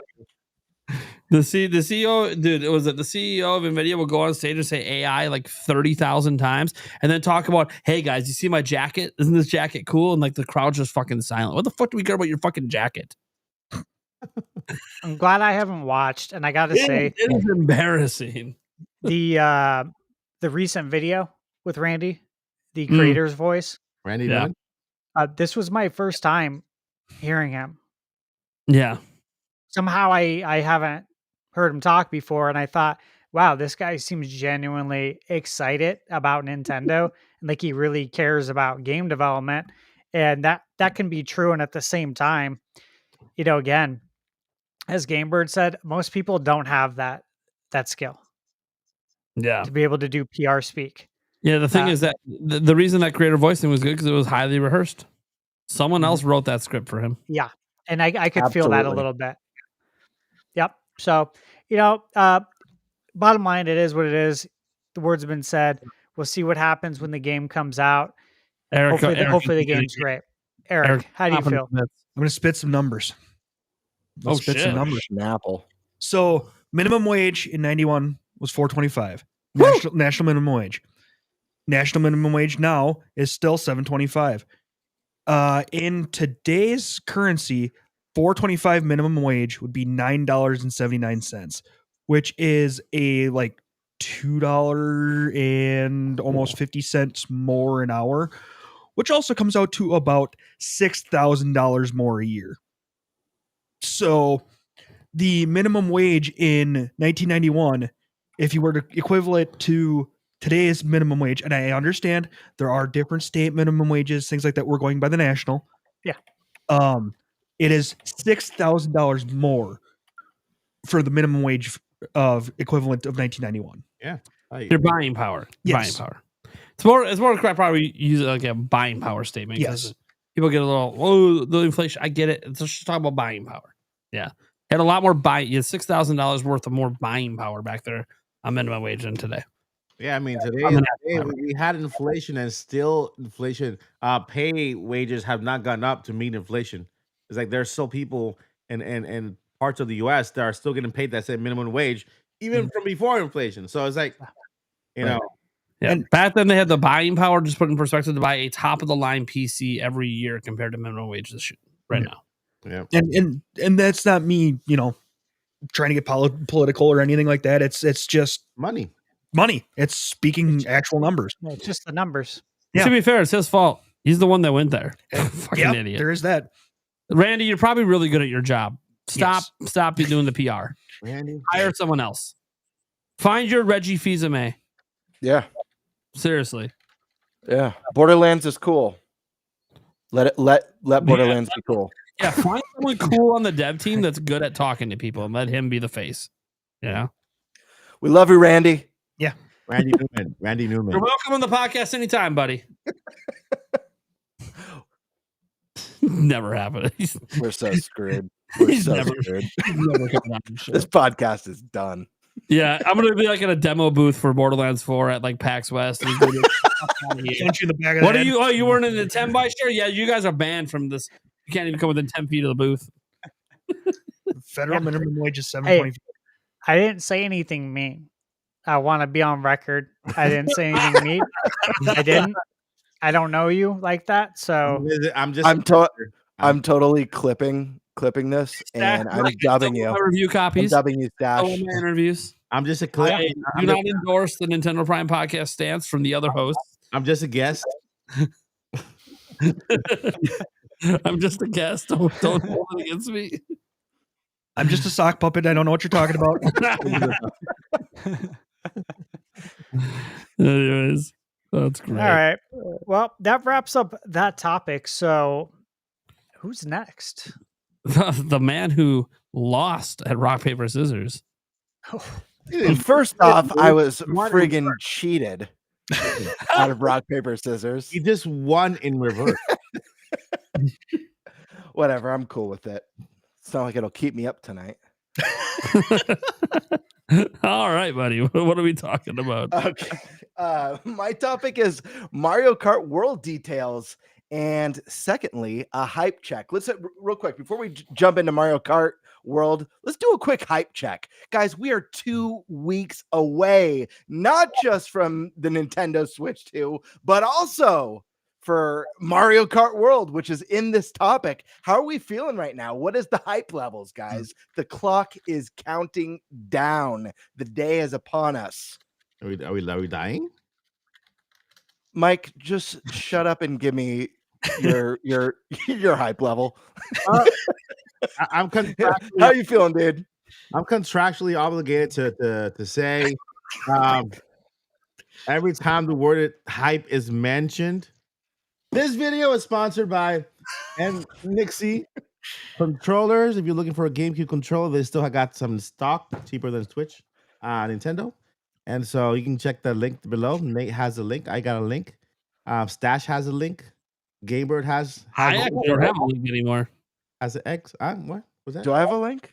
Hey, Mike, do those have the Hall Effect? Hall Effect sticks? They do got the Hall Effects on both. Oh, there goes our Stick Fix sponsorship. Thanks, Mike. Yeah, right. There. And then they also have a mappable button, so you can map it to the C button. So you have nice to about the speed stuff. Does it have the extra button that because on the official one now they put the extra shoulder button? There's a button. You can have it in front of you. It doesn't have to be at the top because it's in front of you right there. But then where's the C button? See, you get both with the official. So there's a mappable button. There's 2 mappable buttons. Well, no, you can choose whatever you want to see. If you like left, the biggest argument, Mike, I'm trying to throw you an easy ball. You just got to say that's all cool, but you don't need to be an NSO subscriber to buy this.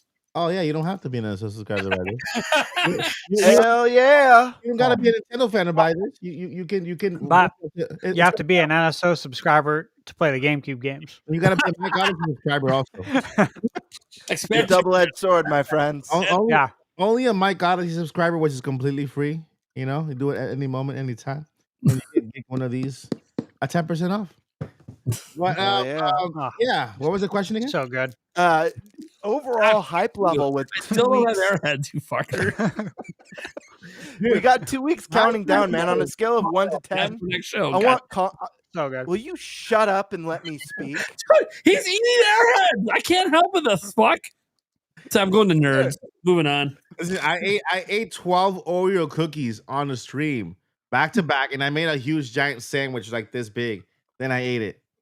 So I'm still in the sugar rush kind of thing. Oh man, my hype level is over the moon. I want to hear your Switch 2, your 14 days left to Switch 2, your console hype level, and your Mario Kart World hype level, because we're gonna be talking to Mario Kart World. Give me both. Scale 1 to 10. What's that first day look like for you? Wait, you just said it's been only 15 days. What do you mean first day?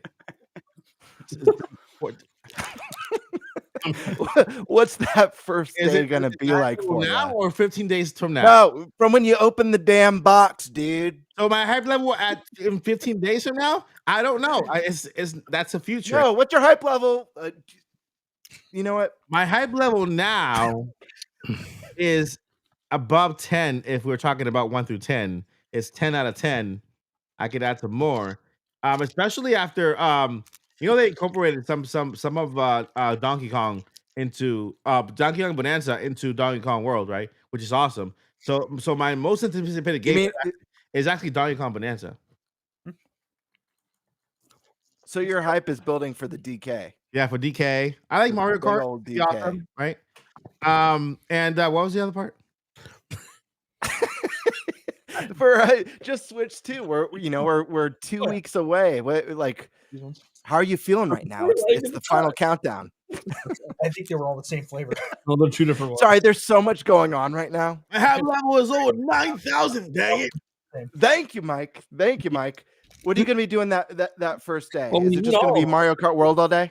Well, I gotta first go to GameStop on that day, then wait Are you in going to be line. streaming? Wait in line. I'll probably stream it. It would be cool if you did the podcast. Everyone from the line streaming on that day, right? Or not a podcast, it's more like a live stream. You guys all come into the room via the phone, right? Because that exists now, and then just stream from the line at the midnight launch, right? And that's a good good idea there that I just gave you, Nate. What are you eating, Nate? What's happening? Warheads, cubes. Warheads?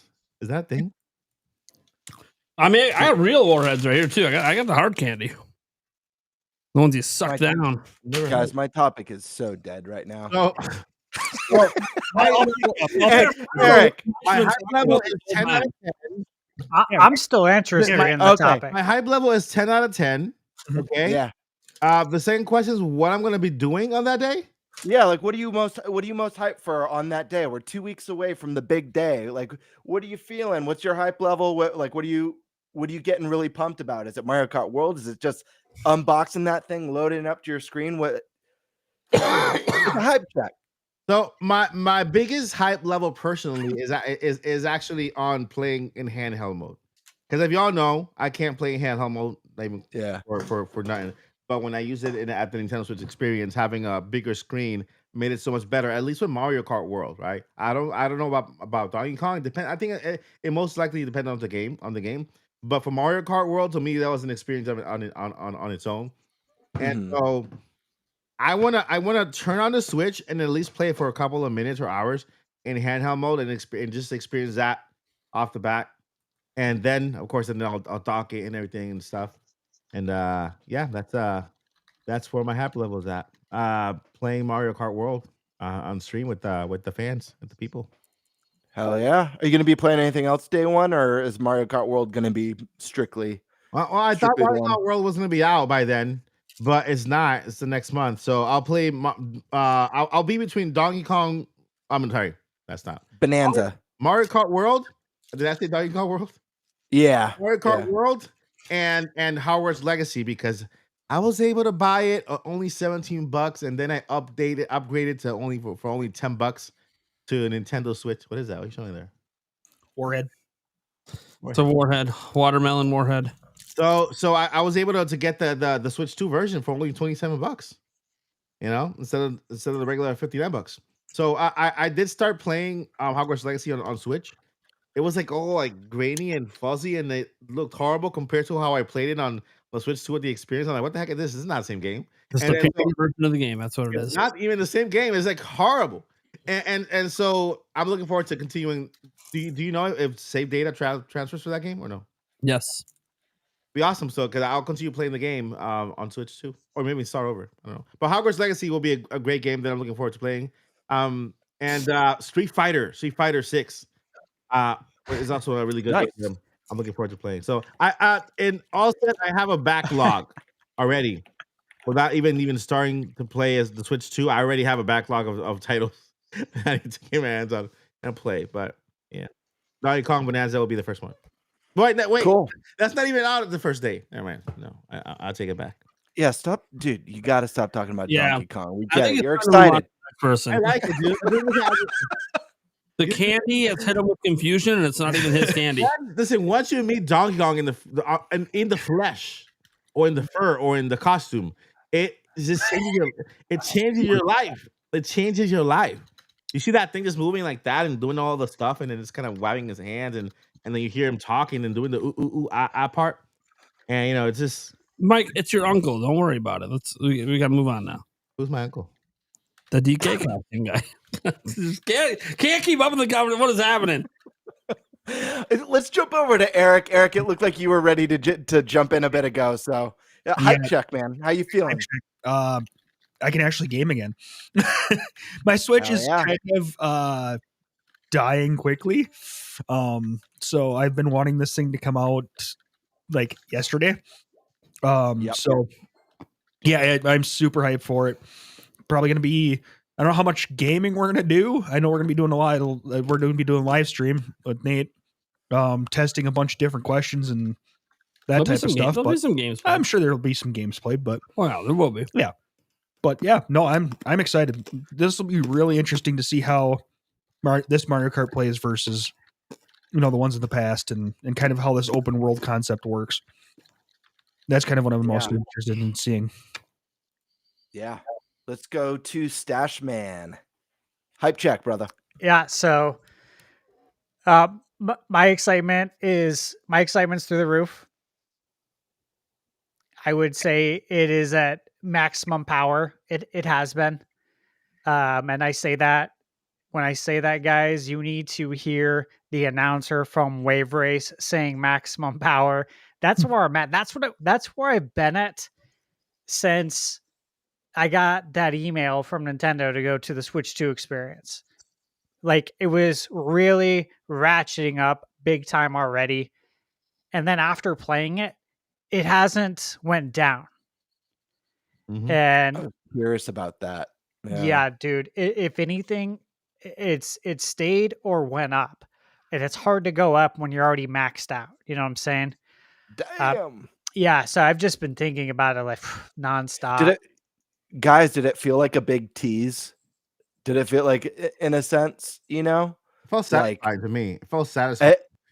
Because having to walk away from that and knowing that that part was really hard. I won't be touching this little thing again for a while. Yeah, that part was hard because when I came home and I picked up my Switch for the first time after playing over there, I didn't want to. And I didn't play Switch. I haven't played Switch. Oh, wow. I think I picked it up once. A full-blown console affair.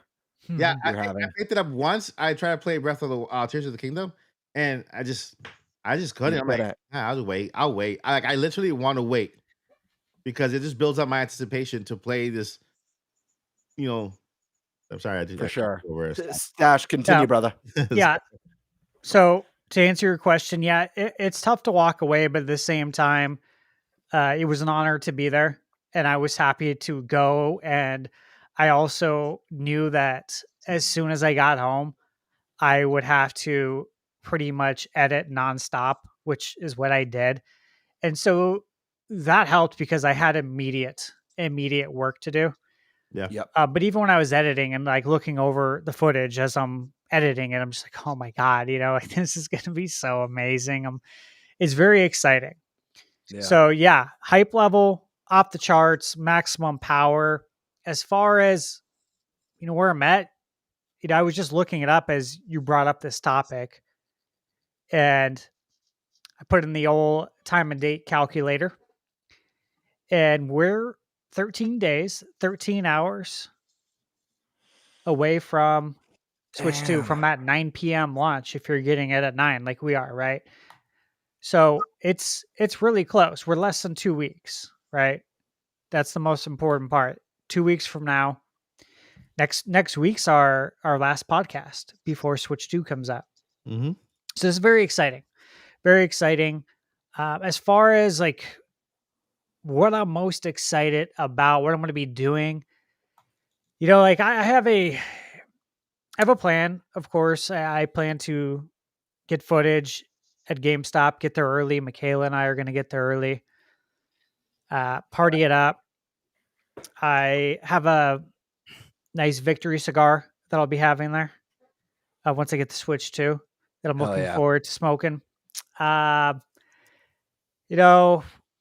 had a really good time in line with everybody.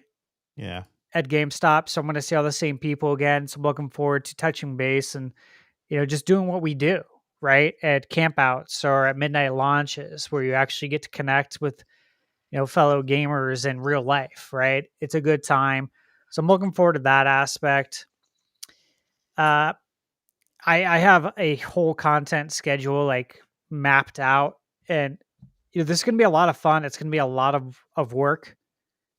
And this is my first time covering, a Nintendo console in this aspect. I've been camping out since the early 2000s, right? But this is my first time getting to cover it. So this is really exciting. Nate, this is your first time covering it. This is like really exciting for me. But I know that I have a lot of work to do too in order to meet the demands that I'm like kind of setting for myself. As far as games, Mario Kart, I mean, I want to go to explore. I want to find secrets. I want to see what unlockables are. I want to find those P switches. I'm very excited about the stuff that we'll talk about in the next topic that was announced today.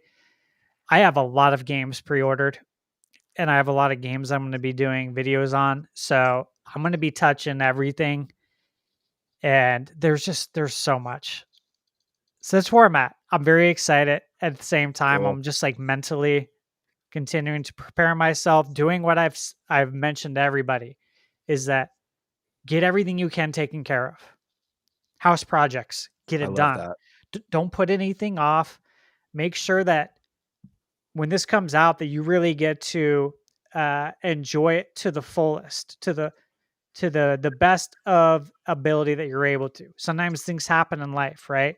And you can set yourself up for success, but something comes up. That happens as part of life. However, it doesn't always happen. So set yourself up for success so you can enjoy this time. And that's what I've been doing. So that's another part that's added to how busy I've been, is that I got to get certain things done so I can really just soak it all up. And I'm going to be editing a lot. So that's where I'm at. Thunder, you need to release, I'm telling you, man, you need to release an ebook called Stash Man's Guide to a Successful Console Launch. That has all these steps. You'll make a fortune, an ebook? Man. Yeah, an ebook, dude. Those are pretty easy to release, huh? Yeah, absolutely. It'll be hilarious. That's interesting. I told you, man. You know what? I'll tell you guys something really quick. I'll take 2 minutes. When I got hired at Loan Depot to start, I knew nothing about mortgage, nothing, absolutely zero. I Googled online to see if there was a book on how to do mortgage loan processing. Okay. There was one book, period. It was on Amazon. There was one copy. The seller and the author was in Arizona. And it was like an ebook. They printed it out for me. And I said, hey, is there any way I can pay extra for shipping? Because I need to study this. I need to make flashcards. I need to look at all of the terms in the glossary. I don't know any of this stuff. This person delivered it to me. They lived like literally, I think, an hour and a half, 2 hours away. And it was on the doorstep. And there was a note in there wishing me good luck. God bless. I'm like, what? Yeah, I had no idea. Wow. I was asking to pay more for shipping. Point is that this was an ebook. I lent that book to so many people after, especially when I went into training and management. I lent that book to so many people. Absolute gold. So ebooks can be very good. Yeah. Now, I might think about this now. Think about it, man. Primal. Hype check. What are we feeling? We got less than 2 weeks now, according to the timer. What's going on through your wild and dirty little mind? Look, there's a few things that happen when I'm on the internet, right? First off, I get a lot of people telling me that I shouldn't be excited, but I'm going to go with my instinct on this one. And, my instinct is telling me that I might be Gator's bitch because I got to be wearing some jimmies. Gator's bitches better be using jimmies. Otherwise, there's going to be a giant mess. Okay? It's going to be a giant mess in that 8-hour stream if I'm not properly prepared. Because here's the bottom line. I've been talking about this system. I know for many people, it seems like I've been talking about it for like 5 years. I get it because of Switch Pro, but Switch Pro is not Switch 2. They're not the same thing. The excitement levels for something like a brand new generation are not the same as the excitement levels for a mid-gen refresh. As exciting as that is, we're talking about a system that's getting all of Nintendo's exclusives beginning on day fucking one. So it's just a totally different level of hype that I have. And I'm not going to say that Nintendo's had this perfect marketing campaign to get there. Of course they haven't. I think they should have had the balls, the courage to put the pricing in the direct. I think they should have just did it. Just whatever. It's going to be a negative reaction. Whatever. It's going to be negative either way. Just put it in there. No confusion. Move on with your day. Game keep cards. Should have talked about it a bit in the direct. Not discover it through a support page. Should have made it very clear our games are all physical. Third party have the option of going full physical or game key card. It'll be up to their discretion. Put it in the direct. Could have been more direct, ironically, with some of the communications. That being said, none of it has really dampened my excitement because I'm not an idiot. And I pay attention. And I'm up to date on everything. Things come out about Nintendo's policies. You guys know, like, one of those policies is literally dates back to the Wii and isn't new. You just never bothered to read the end user license agreement. And then the other policy is standard practice for anything that involves any sort of communication with other people. So whether you have text communication, voice chat communication, video communication, it's a standard policy that exists for your protection. And it's on every device that allows it, including Sony and PlayStation. Yes, they record part of your conversation that they can access when you report people. It's standard. It's for your protection. If they didn't do it, your reports are meaningless. You're reporting nothing, and nothing can be done.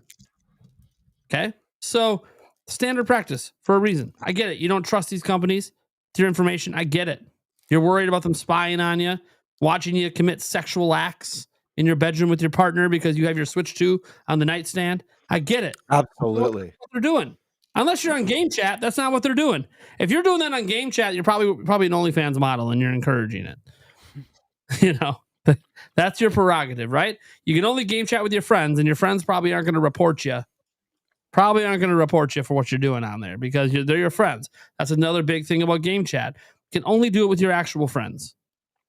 So because of that, the high chance of you getting reported is pretty low anyways because you're going to know everybody that you're chatting with. Now, that's not true when you play random lobbies and third-party games, right? You know Call of Duty, you know Fortnite, they have their own public lobbies. Yeah, that's not going to be true on those lobbies, of course. Those are strangers. But game chat specifically you're friends with, so I'm not too worried about that. And then you go to all the other policies. Well, the only other one has to do with like bricking the system. And then you start to realize that policy's been around forever and isn't new. And the modding community is not even worried about it because Nintendo's not saying you can't mod your system. They're saying you can't mod it, then connect to their servers. Oh, why would they say that? Well, because then you could hack their servers. You could cheat in the games. They have to do something about it. And you can say, just delete the account. Okay, fine. They banned the account. You could just make a new one. It's free. And then you're right back to doing it again. The only way to stop it is to brick the system. Guess what? Sony can do the same thing. So I just sit back and go, my hype levels, all these negative stories that everyone tries to get me down about, the game pricing. Guess what? I didn't pay $80 for Mario Kart. I paid $50. I think it's a great value at $50. So I got the bundle. Sucks I didn't get it physically, but I'm willing to give up a little bit, save some money and get it digitally. I'm cool with that. I think digital games should be cheaper than physical anyways. So my hype levels are, I can't even talk about a height. All I can say is my hype levels are provocative. I don't even know what that means. No one knows what it means, but it's provocative. People going. So that's all you need to know. All my right. hype levels are so high. They're provocative. I gotta get a right. release. That's all. Yeah. I mean, I'm with you guys. Feel a little provocative myself. You can do it. You can do it all night long. Hell yeah. No, man, I cannot believe that it's less than 2 weeks at this point. It's weird. It's kind of felt like a blur. It's gone by a lot faster than I thought it would, but I feel like as we get to like those, the 24, 48 hours before dawn of the final day, is really gonna be when time starts slowing down. My body is friggin' ready, and man, I'm beyond a 10 out of 10. I could tell you right now, as we get closer, it's going to be one of those things that keeps me up at night. More specifically, the night before launch, I know is going to be hard for me to sleep. And launch day is going to be such a big day. I didn't snag a in-store copy. I have the Walmart pre-order, so mine should be delivering at 9 a.m. on launch day per Walmart's rules. I also have a second unit that I was able to snag. My best friend sent me some money, and he's going to be visiting from out of town and arriving that morning. So we're both going to unbox our Switch 2s. I'm going to be able to get in some local multiplayer experience as well as playing some Mario Kart on my own and just testing as many of the bells and whistles of the new hardware before we have our launch day friggin' podcast, which amplifies the hype, because not only am I going to be seeing it and sniffing it and tasting it and experiencing it deep inside me, I'm going to be sharing that with all of you live here on the Nintenbyte Podcast. But I'm going to take it a step further, because listen, as we inch closer to this monumentous day for Nintendo and for fans out there, I have pressure looming over me. It's a good pressure. It's made me a little sensitive. It's made the nipples a little hard for a little too long. I've had to put some Vaseline over here, but I'm working on a big new intro, and my goal is to launch the new intro with the launch of Switch 2. So the pressure is heating up for that. But as I work on that, I'm getting more excited for the consoles. I get more excited for the console. I'm getting more excited for the podcast. It is a perfect storm, my friends. And but my body's freaking ready. Let's go. Mario Kart World, take me. I'm yours. That's what I have to say. Oh, yeah. Now, when you say inside you, are you talking ping pong and ding dang inside you, or don't ask questions you don't want the answer to? And fair enough. Someone mentioned in chat earlier when we were talking about the game prices. We were talking about Pitchford and what he said, and someone said in chat, you're gonna have to sell your body to afford the game. And I'm assuming that person heard what Vigilante said about me on his channel, and I just want to say that's none of your damn business. Look, there's only one thing we have to say. What's wrong with you? There you go. Absolutely. All right. Let's dive into the second part of this topic now. One that's a bit more tangible, and that's Mario Kart World, my friends. We had a new developer interview, and fantastic interview, guys. If you haven't read it or heard about it, definitely check it out. But Nintendo went over a lot of really fantastic information about Mario Kart World. Specifically, the game began development back in 2017. Friends, that is the inception of the Switch. This was meant to be the big new Mario Kart for Switch. And the game later became, in 2020, the decision was to make this a Switch 2 game, because the game was super big, super ambitious. And in order to have the game reach that ambition and run at a way that they'd be happy, they needed to take it to the next level with Switch 2. They felt like they needed to completely change the game with this go around, as they felt that they perfected the formula with Mario Kart 8 and Mario Kart 8 Deluxe, which I totally agree. And I love the theme of this, because this is what we've seen now with Zelda. It's what we're seeing now with Donkey Kong. We got a taste of that with Fire Emblem Three Houses. Nintendo's shaking up the foundations of their core IP. And this is just another example of them being like, we've perfected those old styles. Let's reinvent the wheel, baby. Let's go big and go home. Not or go home. Let's go big and go home, because they're going to be laughing all the way to the bank. But what do you guys think about this information? Did you all get a chance to go over this interview? Just some of the thoughts on the information that was revealed today about Mario Kart World. Let's start with Thunderstash. We rarely start with you. Yeah, and I would also like to mention for any Nintendo Alarmo owners, they just released a new theme 13 minutes ago. I'm downloading it right now. Animal Holy Crossing. hell. Ah, very nice. Yes, download now. There we go. Okay. So, yes, I read through the Mario Kart. Nate pointed it out. I was driving at the time. And I said, I got to reply to you in a little bit. But I did read what you said, and I replied to that part. And it was the part about Wave Race 64. And I thought it was funny because Nate, you mentioned it in your video. In my video, playing Mario Kart, I mentioned in my video that the water feels like Wave Race.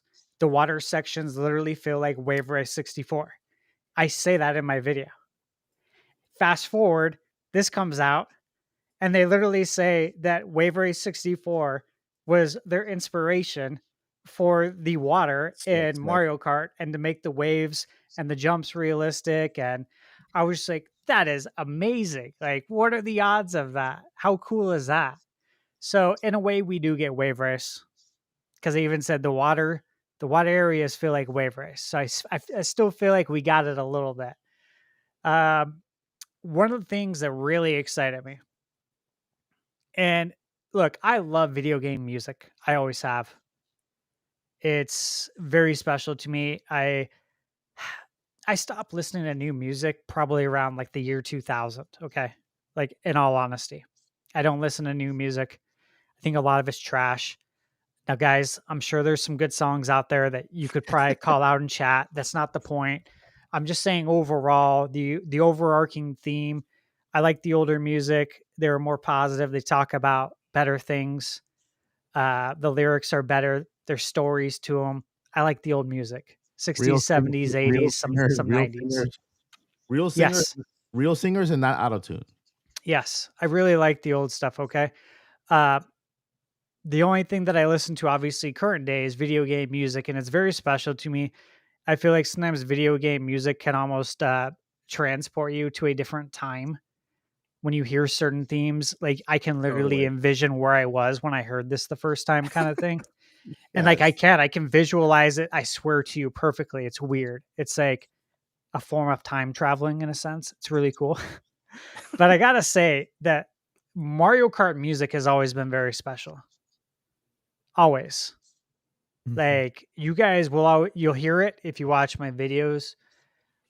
Very often I have Rainbow Road from N64 playing in the background. One of my favorite songs, the N64 version of Rainbow Road. So when I heard that there's going to be over 200 tracks, 200 renditions of music in Mario Kart, and some of them are going to be like live recorded tracks, I was hyped. I was like, really? This is awesome. And here's what I was thinking too. Let me take this a step further, okay? Because I haven't talked to anyone about this. So we have all these tracks, right? And when I say tracks, once again, I want to make it clear I'm talking about musical tracks, not race tracks, okay? So we have over 200 musical tracks. And all I could think is, what about when we get DLC from other IP? Because I know it's going to happen. What about when we get Zelda DLC? We get Zelda tracks. We get tracks from other Nintendo IP when they add cups from other Nintendo IP, just like they did with Mario Kart 8 Deluxe. Right. I'm like, dude, I can't wait to hear those, right? Those songs, because it sounds like everything's going to be new. And I got to say, one of the things that I absolutely adore about Smash Brothers is the music. All the songs that you can get in the game. Like, I love hearing all these songs. It never, ever gets old for me. It hasn't gotten old. I don't think it ever will. And to me, it seems like they're taking a little bit of a page out of Smash Bros with the music.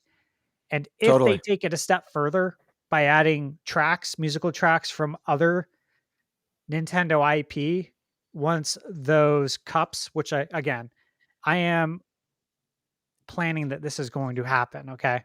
Obviously, this hasn't been announced, but historically speaking, I think that's going to happen. How cool would it be to get all these different IPs? So that's my thoughts on that. Those were probably my biggest takeaways. Obviously, they've been working on it since 2017. They talked about the DLC, right? About the real quick, I just wanted to pull this up real quick. I thought it was really cool when they were asked in the interview about that, like the naming convention and the concept for the new Mario Kart game. And they provide this piece of concept art from, its initial stages of development, showing it's been that vision all along. And, we hear so many times with game development that goes for so many years, how sometimes, the team changes a little bit, the vision changes, they experiment with things, but it's pretty cool. I think that right from the get-go, they had a core vision for what they wanted this game to be, and it just kept evolving from there. I do too. And when I saw that map, one of the things I thought of was like, man, I would like to get that printed off. Right? In like a 24 by 36 and frame it, put it up in the house like it's a real map. But one takeaway, one other one, this is the last one, and it's because we've talked about this a lot on the podcast. And it's the DLC Booster Course Pass, right? Yep. And again, they talked about how the goal was to make Mario Kart World on Switch 1, and they tried, they weren't able to, was not powerful enough. And so they decided as a plan B. This was not the game plan they wanted, but they said, okay, let's add more tracks then, right? They ended up doing the Booster Course Pass. It was wildly successful. But I've specifically said multiple times on the podcast that I believe Nintendo stumbled upon, like by happenstance, the success of the Booster Course Pass and the success of an evergreen Mario Kart title. And even last year, I was saying I thought Mario Kart was going to be the launch title. I was saying this probably close to a year ago. Yeah, and I was saying it, though, for this reason, for this exact reason, because of the evergreen nature of it that they stumbled upon. And I always thought they stumbled upon it, and they confirmed it here that they did, which I thought was really cool. So those were my takeaways. Awesome. Hell yeah. Another thing I just wanted to show off real quick. I love this when they talk about like the character and kart design for Mario Kart World and kind of their reasoning and how it evolved from, something that was a little bit more futuristic and I don't know, more like modern Mario visuals to something that, in this finished product has a lot more charm and personality. And I love the new design on this. I think it's going to lend itself so well to all the character animations and just the vibe of this game. But let's jump now to Mike. Mike, did you get a chance to look at this interview at all? And what were your thoughts on it? The fact that this used to be an early development Switch 1 game and its transition to becoming the next big next gen launch title. Yeah, I did. I enjoyed the interview a lot. I always do with these developers. I think I have to admit, before I started working with developers myself, I really didn't pay much attention to details, but as much as I do now. And so when these developer interviews come up, I like to read them just to be more educated and just to kind of look at different perspectives. And the fact that this game started as a Switch game and just kind of grew, to become this massive Mario Kart world, it's exciting. It's super exciting, and I love the new art style. I really do. I know that I hear rumblings. Oh, the other one looks more realistic. Yeah, it looked nice for that, but this is the brand new feel, more uplifting, more fun. You know, what I mean, you're exploring, you're having fun. I like how the carts just kind of hop. You can hop and like even the carts have some personality to it, right? And so I love that.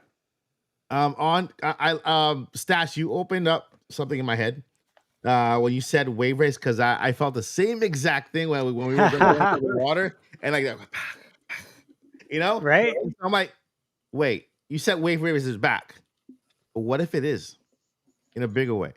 And this DLC is not just DLC; it's part of the world that they're trying to build. So you're wave racing to another continent, Hyrule. It could be. And you wave race from island to island. When they add more, the DLC is not just making the current tracks look like it, is actually completing the globe, right?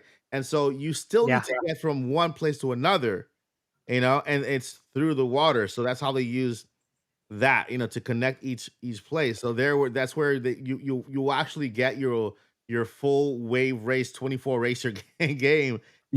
Mike, you just gave me the most wild visual saying like wave racing to like Zelda courses. I totally pictured like a Wind Waker style, but when you cross that checkpoint, the whole game, all the racers go that cell shaded art style. Dude, like the whole world can you changes. And what if the And Great how Sea rad theme that would be. plays? What if the Great Sea theme from Wind Waker kicks in? Because remember, it says when you go to different sections, the music changes. Exactly. Can you imagine? And you got the giant Octoroks, you know, shooting. Yeah, that'd be crazy. I think you pass that finish line, all of a sudden you hear that Legend of Zelda, like a little tune saying you're here, little jingle, and then the music takes off. I was gonna say they could add in a Pilot Wings aspect too. Yeah. Now that the carts turn Absolutely. into airplanes versus gliders.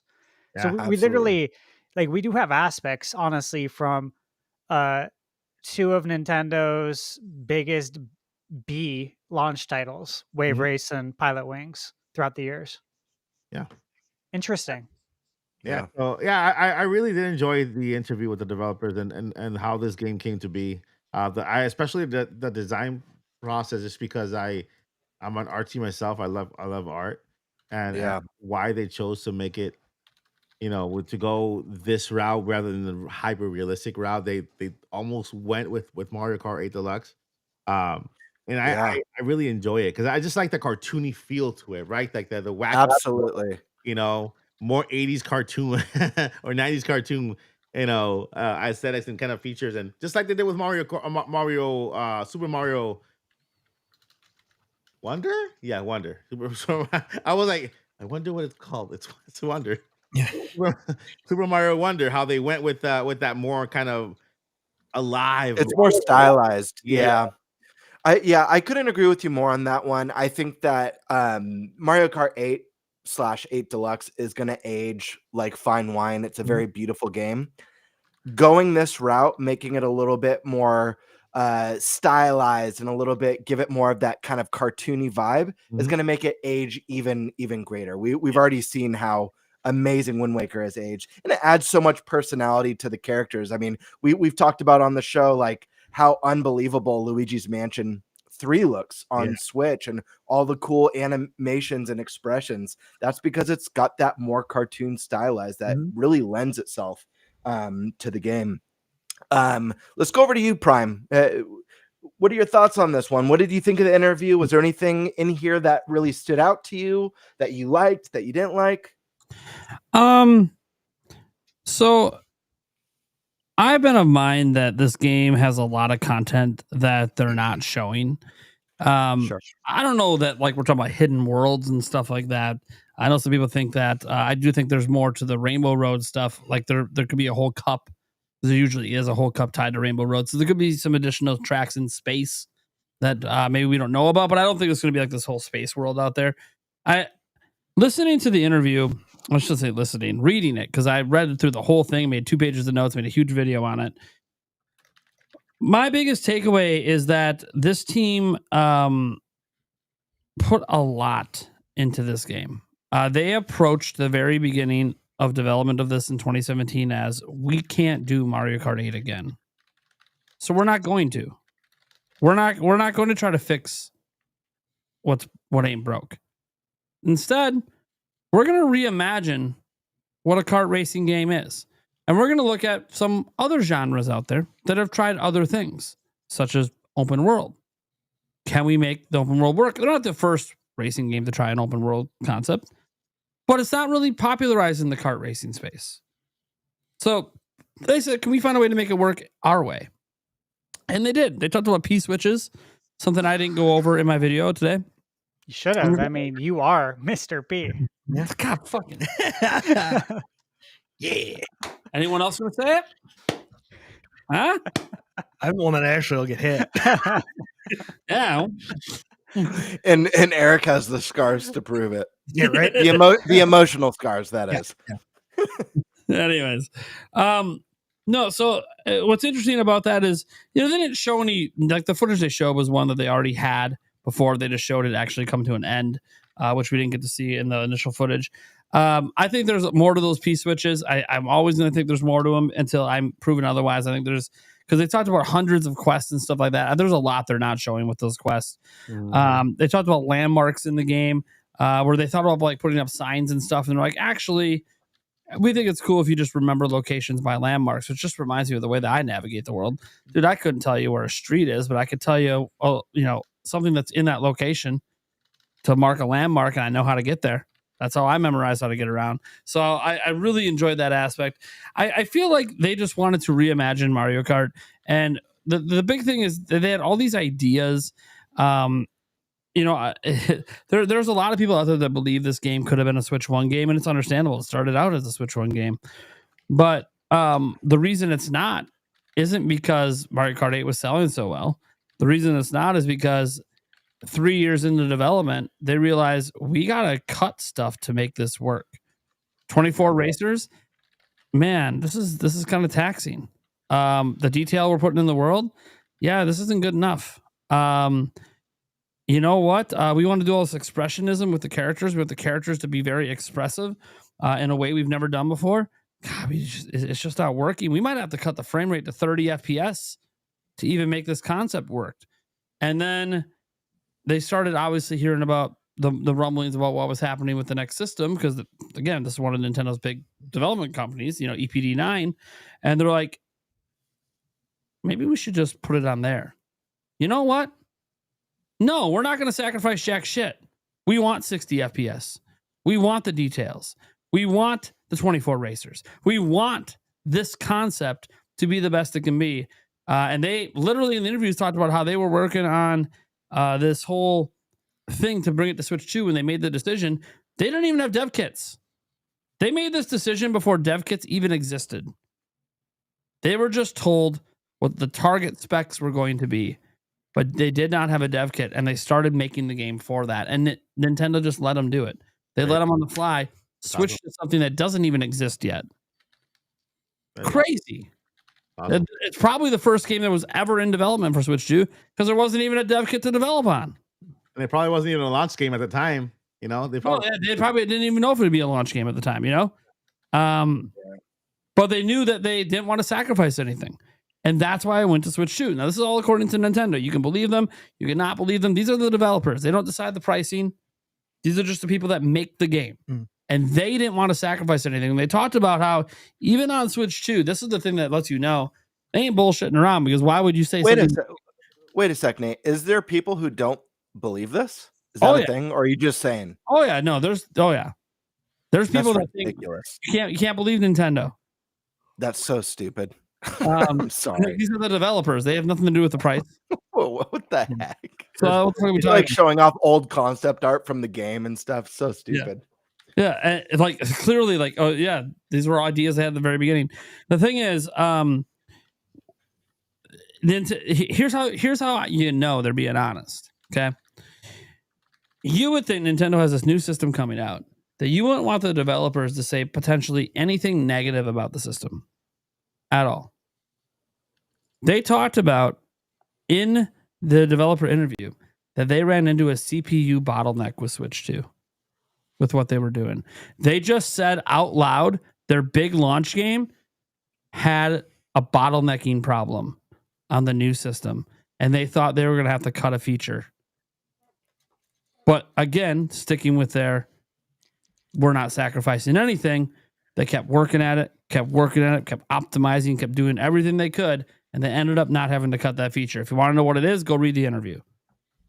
But the point is, their developers just said they ran into a limitation with Switch 2.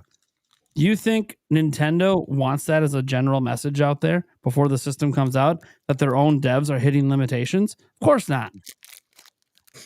That doesn't make sense. The PR doesn't want that out there. That doesn't sound good. But that's how you know they're being honest. That they were no filter. That Nintendo wasn't telling these people what they can and can't say about the game. It was just, no, we're diving into the development of this game. And if you ran into a problem on Switch 2, talk about it. It's okay.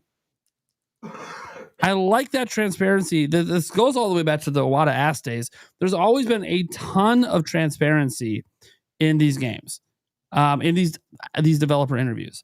So yeah, of course I believe what these guys are saying. They have no reason to lie because they don't control the sales data. They don't control any of this shit. They just want to make good games. And while I haven't played the game and I haven't dove into all the different aspects, all this interview told me is this might be the greatest Mario Kart game ever made. And that is not getting talked about enough because everyone's only focused on, is it worth the money? And I'm like, I don't know. If it's the greatest Mario Kart game ever made, am I even going to give a fuck what I spent? Because that's what I'm expecting. And not because it's $80, but because that's the expectations they're putting on it.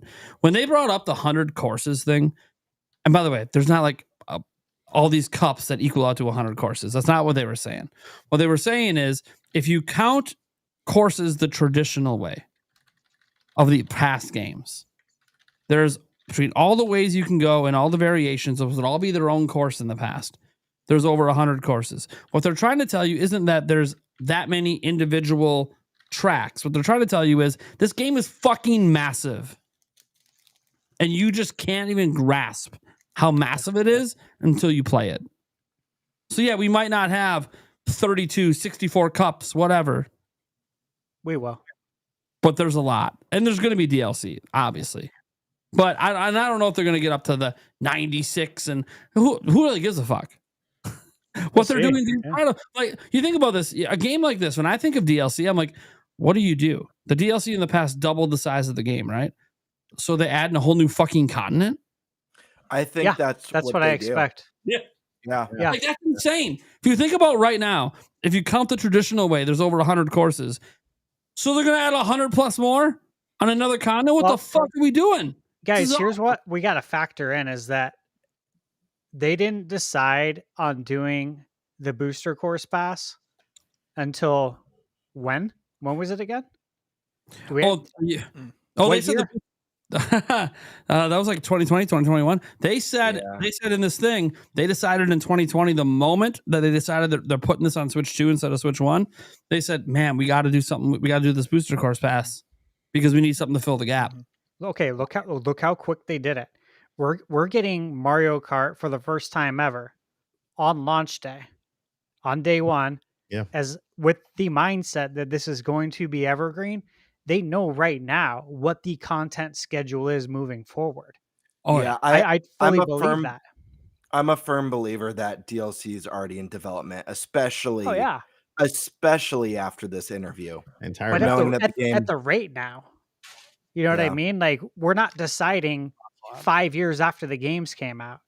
I mean, if you think about it, Wii U to when they decided to actually do the DLC, was that 7 years? So they know right now, today, what they're doing for their content. That's why this can actually be more than Mario Kart 8 Deluxe, because we're not deciding 5 years after the game has been released. We decided 2 years ago that was our plan because we saw how successful the booster course pass was. Yeah. So we're going to release it at launch. That way we can support it from day one. That's why we're going to bundle it because we want everyone to have this. I can already visualize the trailer in a future direct. It shows Mario Kart, Mario zipping by, other characters getting hit with shells and crap.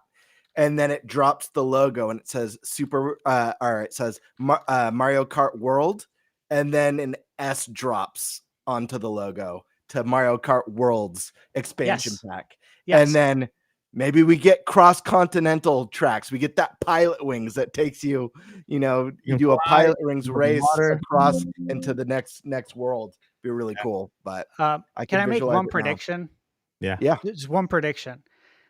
I want everyone to hear this in chat too. Hold me to it. I am predicting, and I said this already, by the way, a month or two ago, but it makes even more sense now that we've seen all the characters. I am predicting that when we get the Zelda DLC, Epona will be a playable racer. I said it a couple months ago. Do you guys remember that?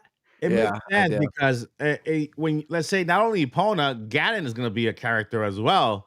We're gonna get Beetle. Beetle's gonna be a character. But if Cow can be a character, which again we didn't know this, right? Until we saw it. We were talking about this a couple of months ago. If Cow can be a character, now that we know that, Epona can be a character. What is it? The Red Lion from Wind Waker? Yeah, Red Lion. Yeah. Dude, that can literally be a cart. This is gonna be and imagine if it goes faster on the water. Like if that's one of its skills, one of its stats, dude. It's the sky is the limit. I think that this game is gonna go over every Nintendo IP before it heads out to invite any other IP into the Mario franchise. I think I think Pokemon is gonna be part of it with regions. Not just Metroid. When you go to Metroid, and all of a sudden it's all cloudy and dark and everything, and all the tracks are just like that. A Metroid will be on a cart once you're there. A Metroid cart, a Metroid driving the cart. That's how you help the sales though of some of these IPs that should perform better. You get them in Mario Kart, where Mario Kart is literally the driver for those games as far as advertising. You don't even have to pay for it. We paid for it. And now Nintendo can advertise. Yeah. It's honestly brilliant. Yeah, I agree. Yeah. Eric, thoughts on this one? Yeah. I didn't actually read the interview. But looking at the notes and stuff like that, I'm going to read it. Mr. P, don't give me that shit. I had to. Oh my god, domestic violence. No, it's one of those that it doesn't surprise me that they started this out as a Switch game, because obviously nobody thought that Mario Kart 8 was going to hold on this freaking long, and I feel kind of they ran into the same situation, or a similar situation to what they ran into with Breath of the Wild. We're like, we have all these ideas. How do we contain them? Fuck it, that one's still selling. We'll just kick it. We'll just kick it down the road. And I guarantee you, if Mario Kart 8 did not sell as well as it did, and continue to sell as well as it did, this game would not be what it is. They would have had to kind of definitely cut corners, do things to get an actual game out. And then maybe try to push this to, a little bit into the Switch 2 life cycle. But because they saw how well this is that 8 was selling, they're like, okay, we can design and kind of keep trickle feeding that.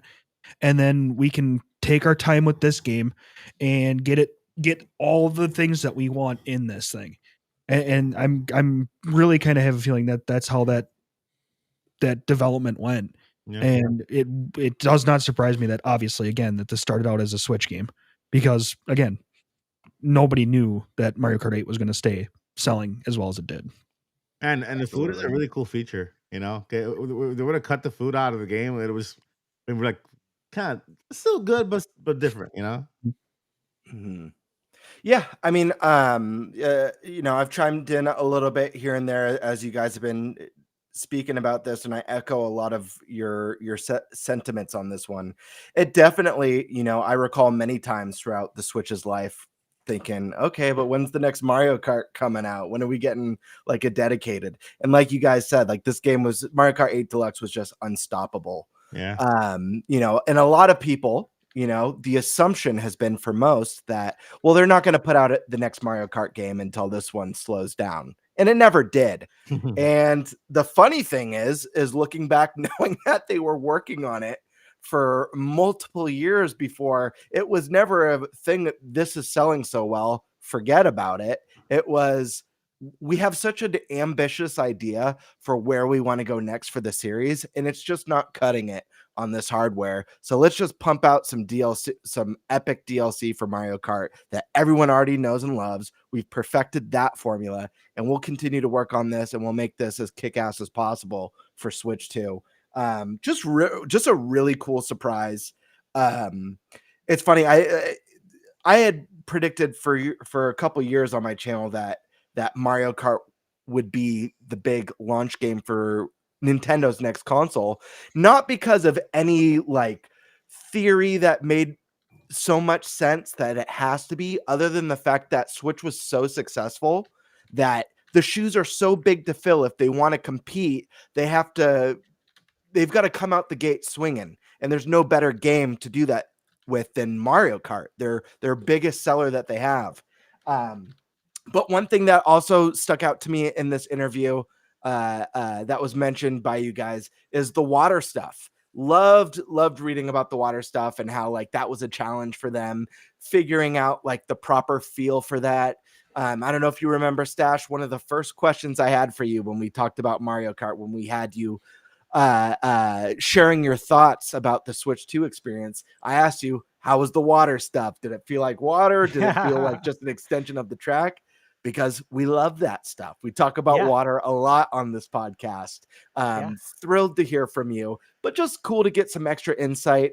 I mean, there's not too much more I could say about this that hasn't been covered by you guys. I just think it's really good stuff. I'm stoked about the music. I love how they're always thinking about like, how do we make the music fit with the vibe of the game, the look of the game, the feel of the game. These are just like extra small things that the dev team is taking into consideration to make this the best Mario Kart out there. And guys, let's be real. The Mario Kart 8 soundtrack is like one of the best. Like whatever band they use for these games is unbelievable. Such talented musicians. I can't wait to hear all the new tracks, especially when, if and when we expand into those other Nintendo universes outside of just Mario. Really exciting stuff. And Mario Kart can't come soon enough. Love the new art style. I love that more kind of cartoonish, more animated, a lot more personality. And man, this world is big. I agree with Nate. I feel like there's so much that we still haven't seen from this game. I think there's going to be more to the P switches than we've seen. I know you retweeted a post earlier today, Stash, showing someone hitting a P switch, and it just like teleported a shit ton of cows onto the course, and you had to avoid cows and make it to the end. That's like, I love that stuff. That's the weird, quirky stuff where it's still challenging your skill, but adding that fun, goofy Nintendo flair to it to, add that extra depth of personality. What I liked about that video is that it looked like they drove it pretty good, and they didn't pass the mission. Yeah. So it looks like it's not going to be like super easy, which I was happy to see that. I'm like, cool, man. Oh, here like, we got it pulled up here. Yeah. You know what this would have been perfect for? If they were bringing crossover characters and they brought over a character from the Diablo series into Mario Kart, because anyone who's big fan of the Diablo series, there's a secret cow level. Oh yeah. That there's a portal that's a chance to spawn for the secret cow level, and the cows, when you kill them, that have a chance to drop like really good loot and stuff. But I love goofy stuff like this. That's awesome. I know we've talked about it once or twice maybe, but I do always wonder, and I don't know if Nintendo is going to go this direction. Like, I will say this is not something I'm confident at all on. I'm not predicting it, but I do think about it, I guess, from time to time, like I am now. Will Nintendo ever take these Super Smash Brothers kind of hype that we had with the invitations and all of that, will there ever be an invitation in Mario Kart extended to close partners? I always wonder about that because it was so wildly successful, right? Yeah. If you want it to emulate that again, but in a different way, right? And if you think about it, say they add like a Final Fantasy Cup. You know, Final Fantasy was first on the NES. Yeah. There's a lot of history there, but here's the thing. It benefits both parties because if you do that, Final Fantasy will sell better and Nintendo will make more money because they make a percentage from those sales. So it really is win-win. I wonder. I don't think they're gonna ever really do anything like that. Smash is like this unique situation where it's like a celebration of gaming. Like that's what it is. It's smashing It is. like it's literally it's in the name. Smash. You're smashing a bunch of franchises together. Mario Kart, you know, you could even see like, you know, okay, everyone thought there might be additional franchises in this Mario Kart world day one because of Mario Kart 8, you know, Deluxe having it in there. People forgetting that was actually DLC on Mario Kart 8. It wasn't originally part of the game. And then here we are, and it's nothing but Mario. Yeah, I would only expect it with DLC. Yeah, but even with DLC, I don't think it goes beyond Nintendo's franchises for a couple of reasons. One, this is their best-selling IP. They don't need other franchises from other companies to sell well. Two, you got to pay licensing fees, and now every part of sale of that DLC goes to somebody else. I don't still think Nintendo's going to do that with something that they know is like a 50 million plus seller for them. I just kind of feel like that's a very unique thing for Smash, and they're going to keep that as a unique thing for Smash. Because I also will argue this, like we talked about like the Final Fantasy Cup. I don't know there's a lot of crossover between people who play Mario Kart and people who play Final Fantasy. Like I don't know the point. But I know that's like the whole point. But I just don't think people playing Mario Kart are going to feel inspired to go play an RPG game. Yeah, coming off a kart racer. Like it's a very different kind of experience. Whereas Smash, like a lot of the move sets and things you do in the game are things you actually do in those other franchises games. You know, I've always hypothesized that when it comes to the licensing of the characters, that there's actually a chance Nintendo is not paying or they're actually getting money to be able to put that character in the game because Nintendo's contracting Sakurai to make this game. They're the ones who's paying him, and they're paying him to make your character to put it in our game so your game will sell better. I've honestly thought of it like if I was making that business deal, I'd be like, I'm not paying you for this unless you want to pay Sakurai because we write his checks. Like that's how I've always thought of it, that there shouldn't be any money being paid by Nintendo to help your IP do better on our platform because you're already making money because the game's going to sell better now.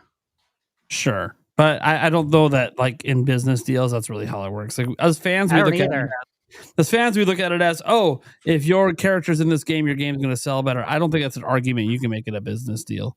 I think it's one of those, you know, if you like, hey, you want our character, you pay the licensing fee to use our character because that's the only way we're guaranteed to make money. We're not guaranteed to get sales. But I do think that the one thing with Smash that's unique is that I think every company in the world would be honored to have their character in Smash. We've seen Phil Spencer come out publicly and say several times he wants Master Chief in Smash. Yeah. So it's one of those things where it is sort of a unique situation that it's pretty much everyone wants to be part of the game.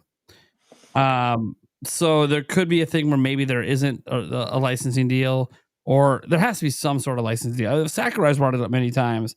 The reason he doesn't think an Ultimate can happen again is because of how complicated all the licensing deals are to do all that stuff, and how like they were very fortunate to pull it off once, let alone trying to do that all over again.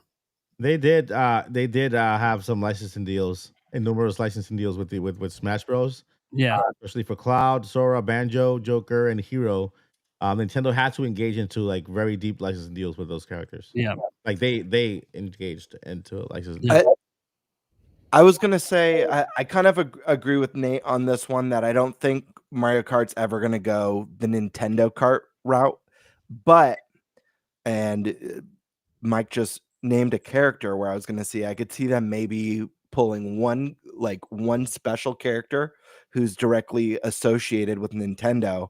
And like if it was a case where they released Banjo as a racer and there was a Spiral Mountain course or area in one of the worlds, something like a one-off thing like that it's like anyone who cares about Banjo is a Nintendo fan. You know what I mean? It's not as like, even though, Final Fantasy VI is directly, linked with the Super Nintendo and, the older, go ahead, Nate. I was going to say, so we think the DLC is going to be like a whole new world, right? Like a whole new continent. Aladdin? Yes. So I'm of mind that if we look at this continent, it's all Mario. Then the next continent is going to be all a different Nintendo franchise. Yeah. And all Zelda world. Yeah. And so everything's based around Zelda. And now you've got like 50 new Zelda playable characters. And then all the associated costumes. Like, and it might not be Zelda. It could be whatever franchise they decided to be. That's kind of what I think they're going to do. Like, not Nintendo Kart where they grab a ton of franchises. There'll be like 2-3 key ones. Those are the DLC expansions. And they build entire worlds around that, which would be crazy and amazing and epic. And like, it's cool to think about Smash growing up. Mario Kart, I think if it was the old way they made Mario Kart, that would make much more sense. Because here they're building a whole world. Whereas the older game is just, hey, you can just have a random Zelda course, a random Animal Crossing course, a random Banjo course. But that's not the way they're making these games anymore. Yeah.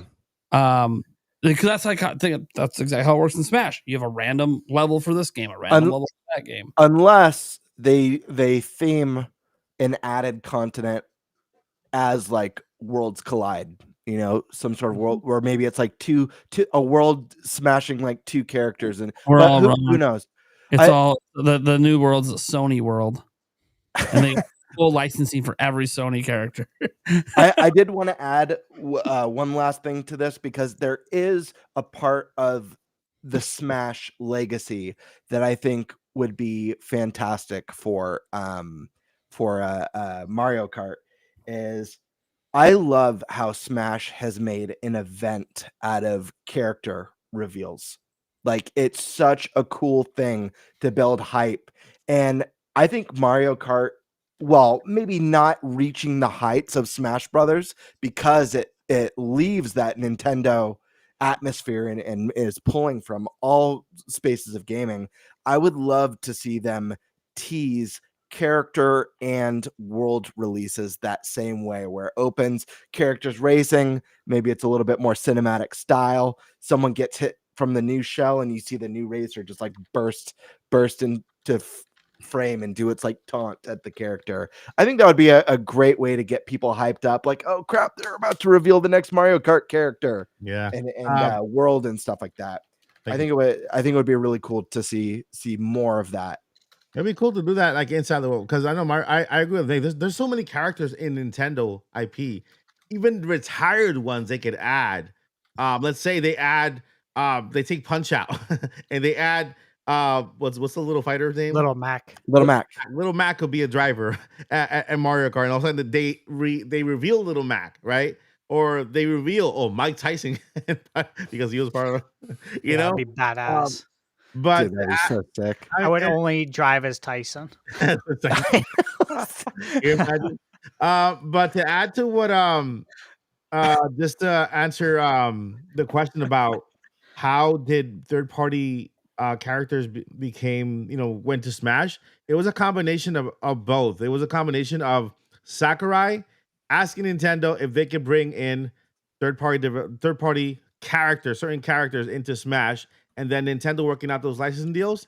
And then once that was done, there were a couple of companies like let's see here. Some companies approached Sakurai after they saw of the success and asked for their characters to be implemented into those into those worlds. So it was a combination of free characters and licensing characters. So Nintendo wasn't going No, it wasn't to Square and saying, "Hey, can we use Cloud?" They were saying, "Hey, can Cloud be in the game?"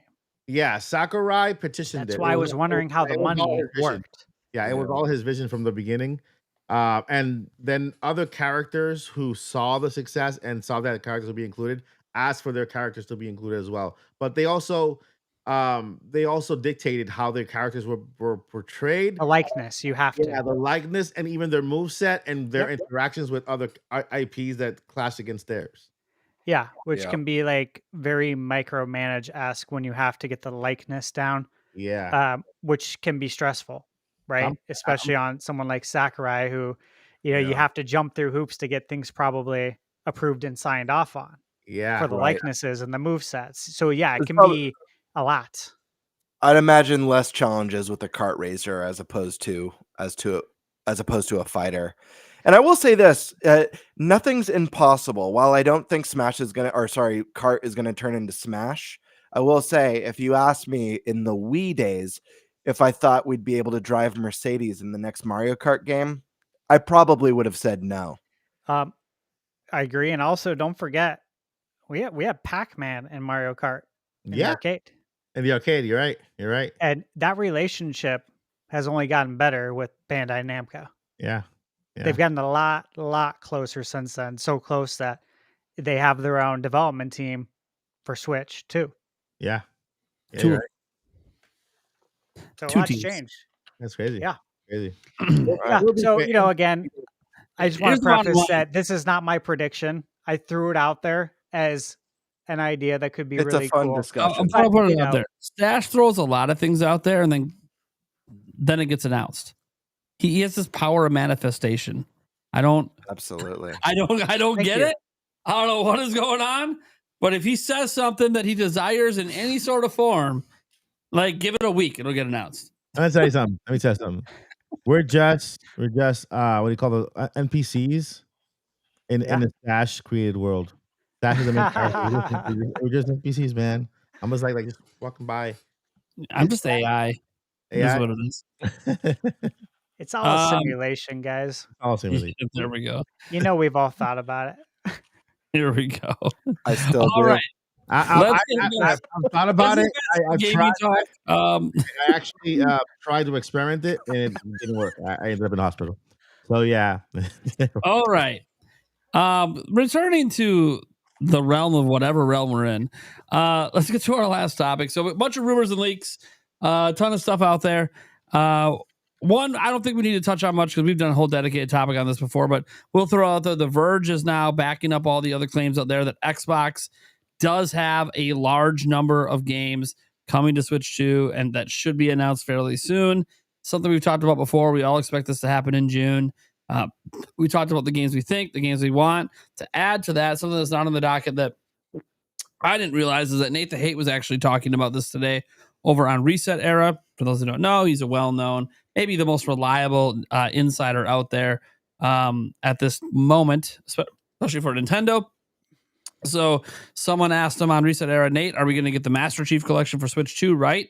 And he didn't answer that directly, but he said Sea of Thieves is planned as well. His response directly to that, kind of acting like, oh, Master Chief Collection and Sea of Thieves are coming over.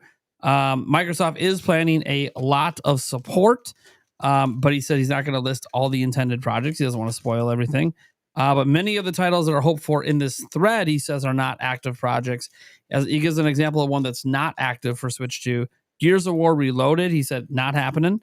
There's no current Switch 2 port in development. Now, could it happen down the line if Microsoft wants to do it? Sure. But there's not going to be a release that just magically appears this year because it's not even being worked on. And he said that many of the titles in the thread that people are hoping for are not active projects. Many, not all. So this is the list of projects that were listed in there. Grounded with a Switch 2 update, which he did actually say that there will be a Switch 2 update for Grounded.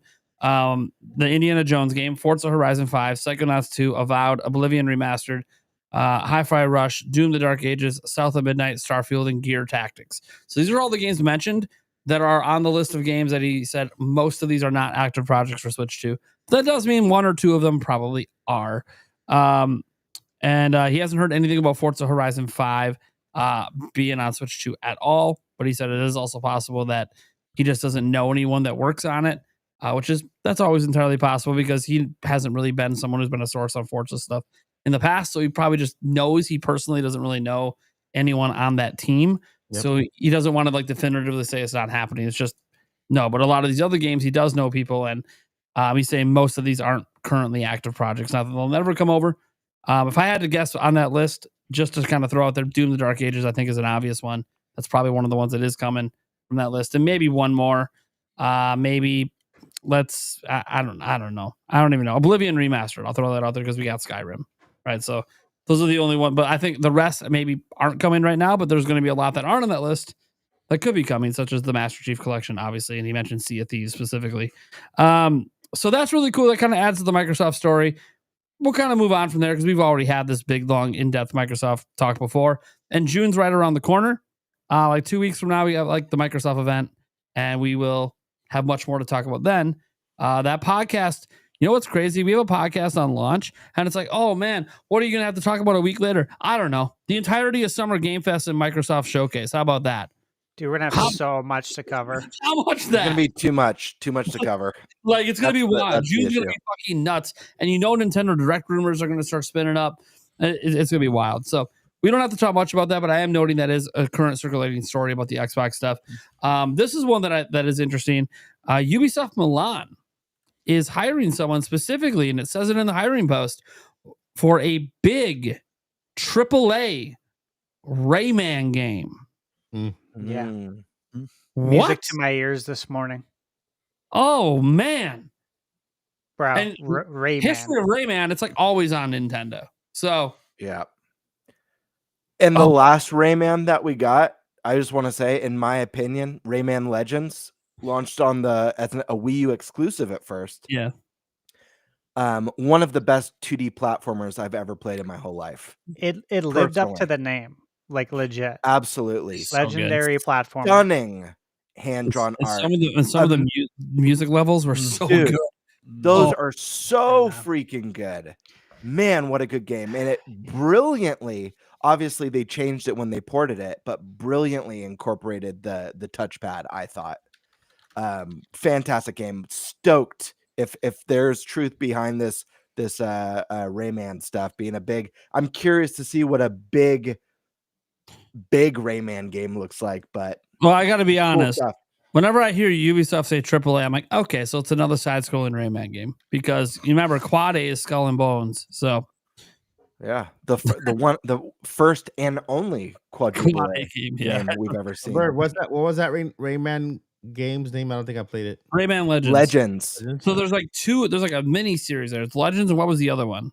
Origins is the Origins. first one. Yeah. Which is fantastic as well. Yeah. But Legends, like Legends if is you're gonna Legends play better. one, play Legends. It's Legends. phenomenal. It's so good. Is it on Switch? Yes. Yep. Yes, it is. Yep.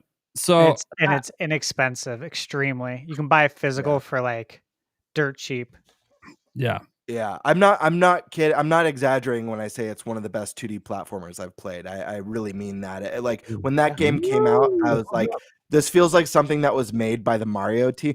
And this was like, Mario was doing the new Super Mario Brothers. I'm like, man, if only Mario had like art this cool, because they were getting a little stale. Wonder brought leveled them up a bunch, but Legends, Mike, you got to play it. $7 on the eShop. Yeah, dude. It's a fantastic. Always on sale for some reason. Yeah, it's a very, very, for everybody in chat too. If you guys haven't played these games, it sounds like it's unanimous, right? That we all put a stamp of amazing. approval on it. Yeah. If I was reviewing games back then, I'd say absolutely pick it up. Yeah. I got my game to play while I wait for Switch 2. Yeah, it is so good. So obviously we're all really hyped. More Rayman's coming. Obviously, with the struggles at Ubisoft, you never know if a franchise like that's going to come back. They're bringing it back. That's exciting. I think it can sell extreme. Maybe because the Switch 2 might be the whole reason they're bringing it back, because Nintendo fans eat these games up. So, really happy to see that. The next thing, this is interesting, because this deals with Nintendo. So they trademarked Hotel Dusk Room 215, which is a DS game. They trademarked the English, that those exact words, they trademarked in English in Japan. Now, that's wild because they've never done that before. This is obviously part of a series that Nintendo has already brought back and remastered. Yeah. So this Hotel is Dusk just is awesome. this is just another one of those games. So the fact that they've already did that on Switch kind of seems like they're just doing it again. Yeah. I mean, look, I am not an expert on this franchise, but the little I have played, it's really good. Yeah. If you like those visual novels, Mm-hmm. kind of mystery games, which I eat up. This one was I played it back on the DS. Loved this game. That's a growing genre. The visual novel. It's been continuously growing. Thank I think Switch God, helped grow yeah. it a lot. But in the way that cozy games is what really took off this Yeah. generation. Yes. But I think Well- visual novels are going to continue to blossom. Probably not to the level of the cozy games, but it's going to make some noise. It's going to do some numbers. Some of them are going to definitely catch people's attention, which is good. Love it. Yeah. Yeah, I just like to see the commitment to it. Obviously, they must be seeing some success with another code and other stuff they brought back. So I'm really happy to see that continue. And yeah, if you guys have never played visual novel games, they're a really nice like pace breakup from the games you're used to. Palette cleansing. Yes, almost. and they have Very a definitive end. You know, they're not one of those games that usually repeat because it's all story. Mhm. But you get to that end. So there are exceptions where there's exceptions. branching depending on decisions. There are some that Choose have your own that. adventure books. Alternate paths and alternate endings. Absolutely. Yeah. But you can kind of figure out as you play the game Yeah. what those decisions were. Like, oh, I wonder what would happen if Right. I went it the other way. Yeah. Right. I will say storytelling is a huge part of video games in the modern gaming age. And a lot of people say like, certain Nintendo games don't emphasize enough on story as much as, some of the other like Sony or Microsoft games. Visual novels, I've played a lot of them. I really love the genre. If you guys like great storytelling, if you guys like things like plot twists, things that like make you gasp and like holy shit moments, you get a lot of that in the visual novel space. So cool stuff there. Or if you just want to laugh, there's a lot of great ones that are just fun and goofy, like Phoenix Wright, which is a fantastic series. Yeah, it is. All right. Now a really popular multiverses leaker, who's been right about a ton of stuff regarding multiverses, and obviously the company behind it, Multiverse Susie over on X, put out this interesting tweet that says, "Multiverses shutting down is an injustice. Then doing it all again is another injustice. Leaving me without any leaks is yet again another injustice." And then they respond to themselves with the number 3. Injustice 3, right? Right, that's the leak there. Obviously, presume that's going to be coming to Switch too. The leak is just it's in development. Maybe it gets revealed this year, maybe not. But I'm all for some more injustice. Why not? The creativity in that tweet is injustice. I 100% believe this one. Listen, Mortal Kombat 1, it's kind of the multiverse reboot of the series. It had its big expansion pack. Things have died down. There's a lot of Mortal Kombat fans, myself included, who, a little bit disappointed with the way this one's kind of wrapped up.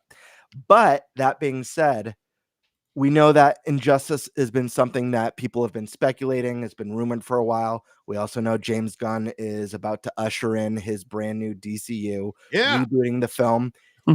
The time wasn't right for Injustice before. The time for Injustice 3 is right now. And for better or for worse, WB has supported Nintendo with the Mortal Kombat games.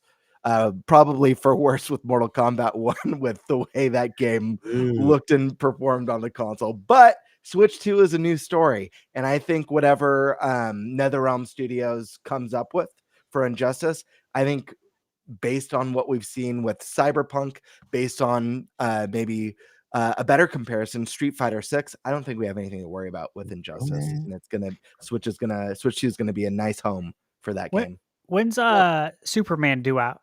It's July, the first week of July, I think. July, baby, July. Can't come soon enough. I'm just as excited for Superman that I am for Switch 2. So listen, adding to that, because if you have not known, guys, I have another channel called, what's it called? It's called it's it's called Super Flicks. Super Flicks. It's all about superhero movies. I just started it. So if you guys want to, know more about superhero movie, Superman, Super Flicks. But James Gunn did also say that video games, once the DC universe starts, every video game after that with WB will follow the narrative of the movies. So literally, it'll be continuation of a story. And if they introduce a character in a video game and there's a story attached to that video game and the character, then that same character can appear in a future DC movie in real life form. Same thing as if they made a Batman one. That Batman will be the same Batman from the same movie verse. And Superman is in the movie. It will also be voiced by the same character in real life. So it's like an interconnected movie, comics, cartoons, and video games, which is we've gotten a taste of this already. For those of you who don't know or haven't played Mortal Kombat 1, Peacemaker's one of the DLC characters, and it's voiced by John Cena, who plays Peacemaker. So. Yeah, there you go. Awesome. That's the whole $5. Injustice is great, by the way. Both those games, story mode and fighting games, a lot of fun, and it's DC, so it gets extra points in my book. And then the last major rumor is one that we have touched upon in a prior episode, but it's Red Dead Redemption 2. Game Reactor, a couple others coming out saying it's happening. It's coming this year. Probably day and date with the next gen supposed versions. And this one's, not surprising. It's also like, I think people, a lot of people react to the GTA 6 trailers like, oh my God, these are such like amazing graphically, so what an amazing jump from GTA 5. And I do agree. It's an amazing graphical jump from GTA 5. I don't think it's that big of a leap from Red Dead Redemption 2, and people are about to be reminded about that this year. That like Red Dead Redemption 2 looks fucking amazing. And people are going to be quickly reminded that, okay, maybe GTA 6 doesn't look that much better than Red Dead Redemption 2. I don't know. It just kind of makes me feel like, if you think graphics are the reason it can't be on Switch 2, I don't know. We'll see. Obviously, this doesn't guarantee any sort of future support. We don't know. We know GTA 4. That's a rumor out there, but that's a Switch 1 rumor. That's why I didn't bring that one up today, but that's a rumor out there for Switch 1 that GTA 4 is coming. See, still getting some stuff on Switch 1, guys. Some people think GTA 5 will come over again. There's no rumors for that yet, but maybe. So, yeah, I mean, look, Red Dead Redemption 2, big. I think it's a really big deal. It's one of the highest rated video games of all time, in case you guys didn't know. It's the same rating as Breath of the Wild. It's a 97 on Metacritic. Awesome. It's massive. So it's awesome to get that game over. Lots of Nintendo heads haven't played it, but did play Red Dead 1 because it came over to Switch. Clearly sold well enough if it's coming to Switch 2. That's a good sign. They experimented with 1, sold well enough to justify bringing over 2. That's a very good sign for future Rockstar support. The fact that the trilogy must have sold well enough to get 4, despite the trilogy being maybe one of the worst port jobs ever. Pretty bad. It's pretty bad. Fixed now, though. It was bad on all systems. They did fix it, but man, how do you mess that up? I just bought it a few days ago. Yeah, digitally. It's fine now. Yeah, it's fine now. I'll play it on Switch too. It'll be fun. Yeah. So, it's a good sign that obviously Rockstar seeing some decent sales. So, again, obviously the big game everyone cares about is the game coming out in May of next year from them. We'll see if that game ever makes it over to Switch 2. But it's just nice to see the support. It's kind of like the new Elden Ring game that's like different than normal Elden Ring. It's kind of like a spin-off almost. Eric and I saw it in person at PAX East. We saw they had a special demo there. You couldn't really, Night Rain got to play it. Yeah, Night Rain. Yeah, someone from the crowd will get to play the demo with it to kind of prove it's a real game. It really exists. It's really coming. It's in a playable state, but it's not the same as Elden Ring. It's a very different kind of game. The combat's very similar, except now you're doing it with like 3 people at once on like a boss enemy and stuff. But it's very if you've ever played Elden Ring, it is very different from Elden Ring. So this isn't like I know some people, it's like an Elden Ring sequel. No, it's not really a sequel. It's a spin-off. But it's a really cool spin-off, and I do expect that's going to end up on Switch 2. I heard someone tell me that no way it's on Switch 2. I'm like, dude, it's on PS4. Come on. Like, I played the beta. You guys know that. Yeah. After I played it, I guarantee it was coming to Switch 2. You can tell. And like you said, it's coming to PS4. Yeah. Why wouldn't it come to Switch 2? Yeah. They're just not. The reason, guys, it's not announced is because, again, illogical. Elden Ring's coming. They got to get the first Elden Ring out to the audience. The Night Rain's going to probably come next year. Exactly. And then Elden Ring 2, whenever that comes, probably going to be there, assuming Elden Ring sells well, which it probably will. Yeah. Developers got to be real careful to not flood the market. Yeah. And you're introducing a new IP to Nintendo fans. Like, you got to get the initial thing out, let them experience it, give them a year to ruminate, then give them a spin off. And Elden Ring 2 is probably not coming for another couple years. So you got time to spread some things out. And by the way, I don't want to hear jack shit about things not coming from Software. They're making an exclusive for Nintendo. Like, I think people just kind of forget Dustbloods exist. Like, legitimately, they're making an exclusive game for Nintendo. So, like, clearly From Software and Nintendo are getting along pretty well right now. You think we'll get the other Souls games? I was just about to say they need to get Dark Souls 2, more specifically 3. I've got a really special place in my heart for Dark Souls 3. So I think we got to get them all over to see that come over. I think they do numbers too. Bring them over with the DLC, complete editions. I think there's a trilogy on PS4. Yeah, you can get that's all in one physical package. I think they need to drop the trilogy. That would be nice. I think they need to do that. It's on all the other platforms at this point. No real reason not to bring it over. I think obviously, again, like you said, spread things out. Don't drop all the From Software games at once.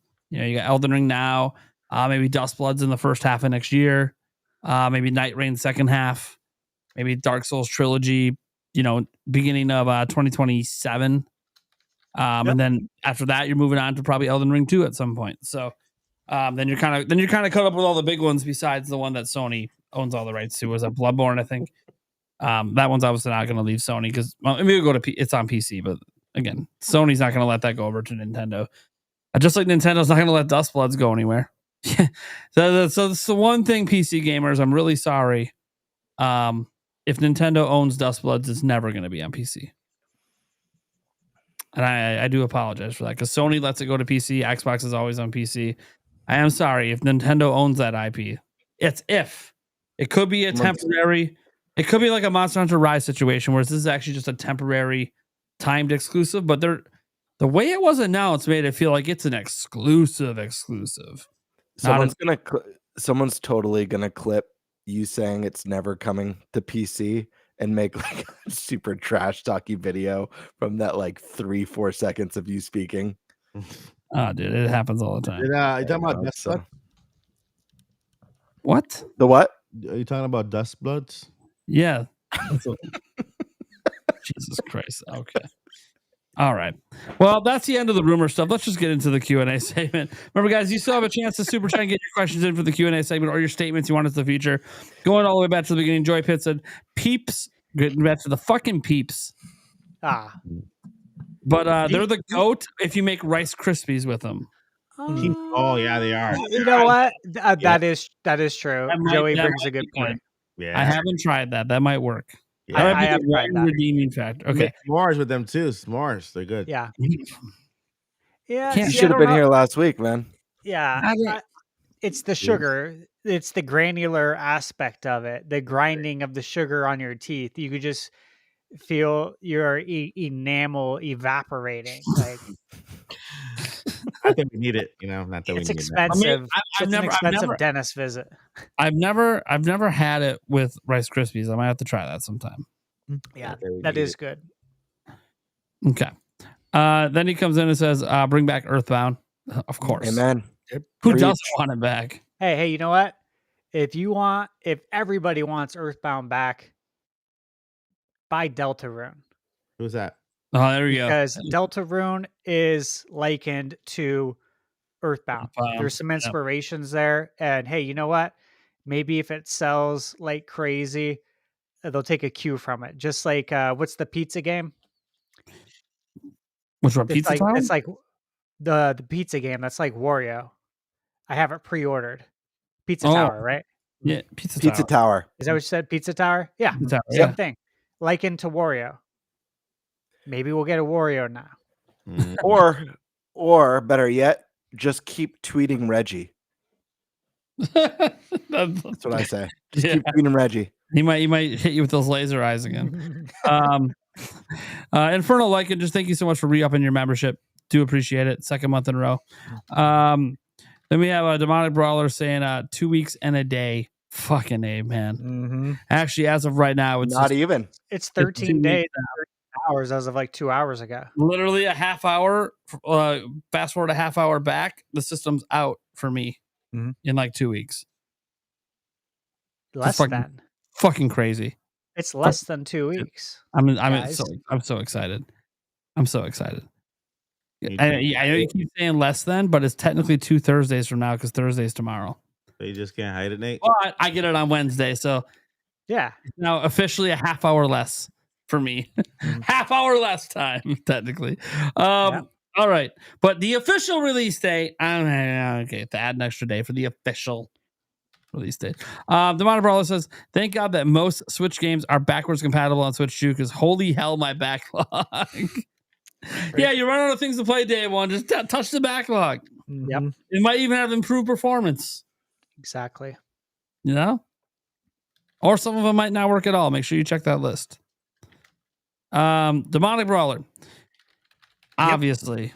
NFL Blitz, NBA Jam. Yep. I think the hoop behind you stays up until it's back. Yep. I'm down with that. Yeah. I'll keep it up. Maybe I'll move NBA Jam into here too and put it in the frame. Bring the arcade in here too. Whatever I can bring. I could put Jam here and Blitz here. I got them both. Let's make it happen. Stash, can you get a jet ski in there too? Only the model jet ski. Well, I'm hearing is that I gotta go to Stash's place and play the good arcade games again because I can't find them anywhere anymore. Yep. Gotta have them, man. Those are gems. Yeah, those little tiny mini ones. Yeah. Joycey J comes in, says, fun fact, if you eat dessert before dinner, you'll always have room. Yeah. Yay for Hyrule Warriors. Yeah. Oh, you're gonna save room for dessert. Not if you have it first.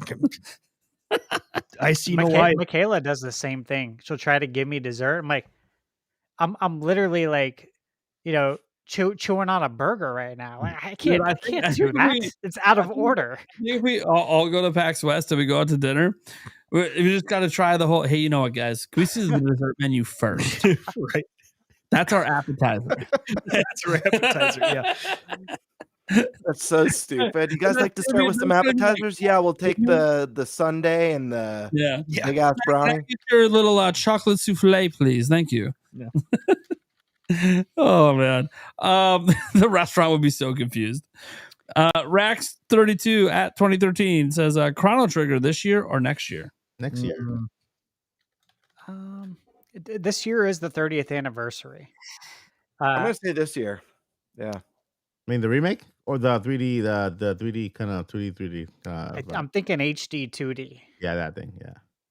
I don't think it gets the Final Fantasy VII, remake 3D treatment. I think it gets HD 2D. 3D. I'd rather that keep the old style, but still, new. Yeah, Dragon Quest it. Yeah, exactly. Yeah, it would be beautiful.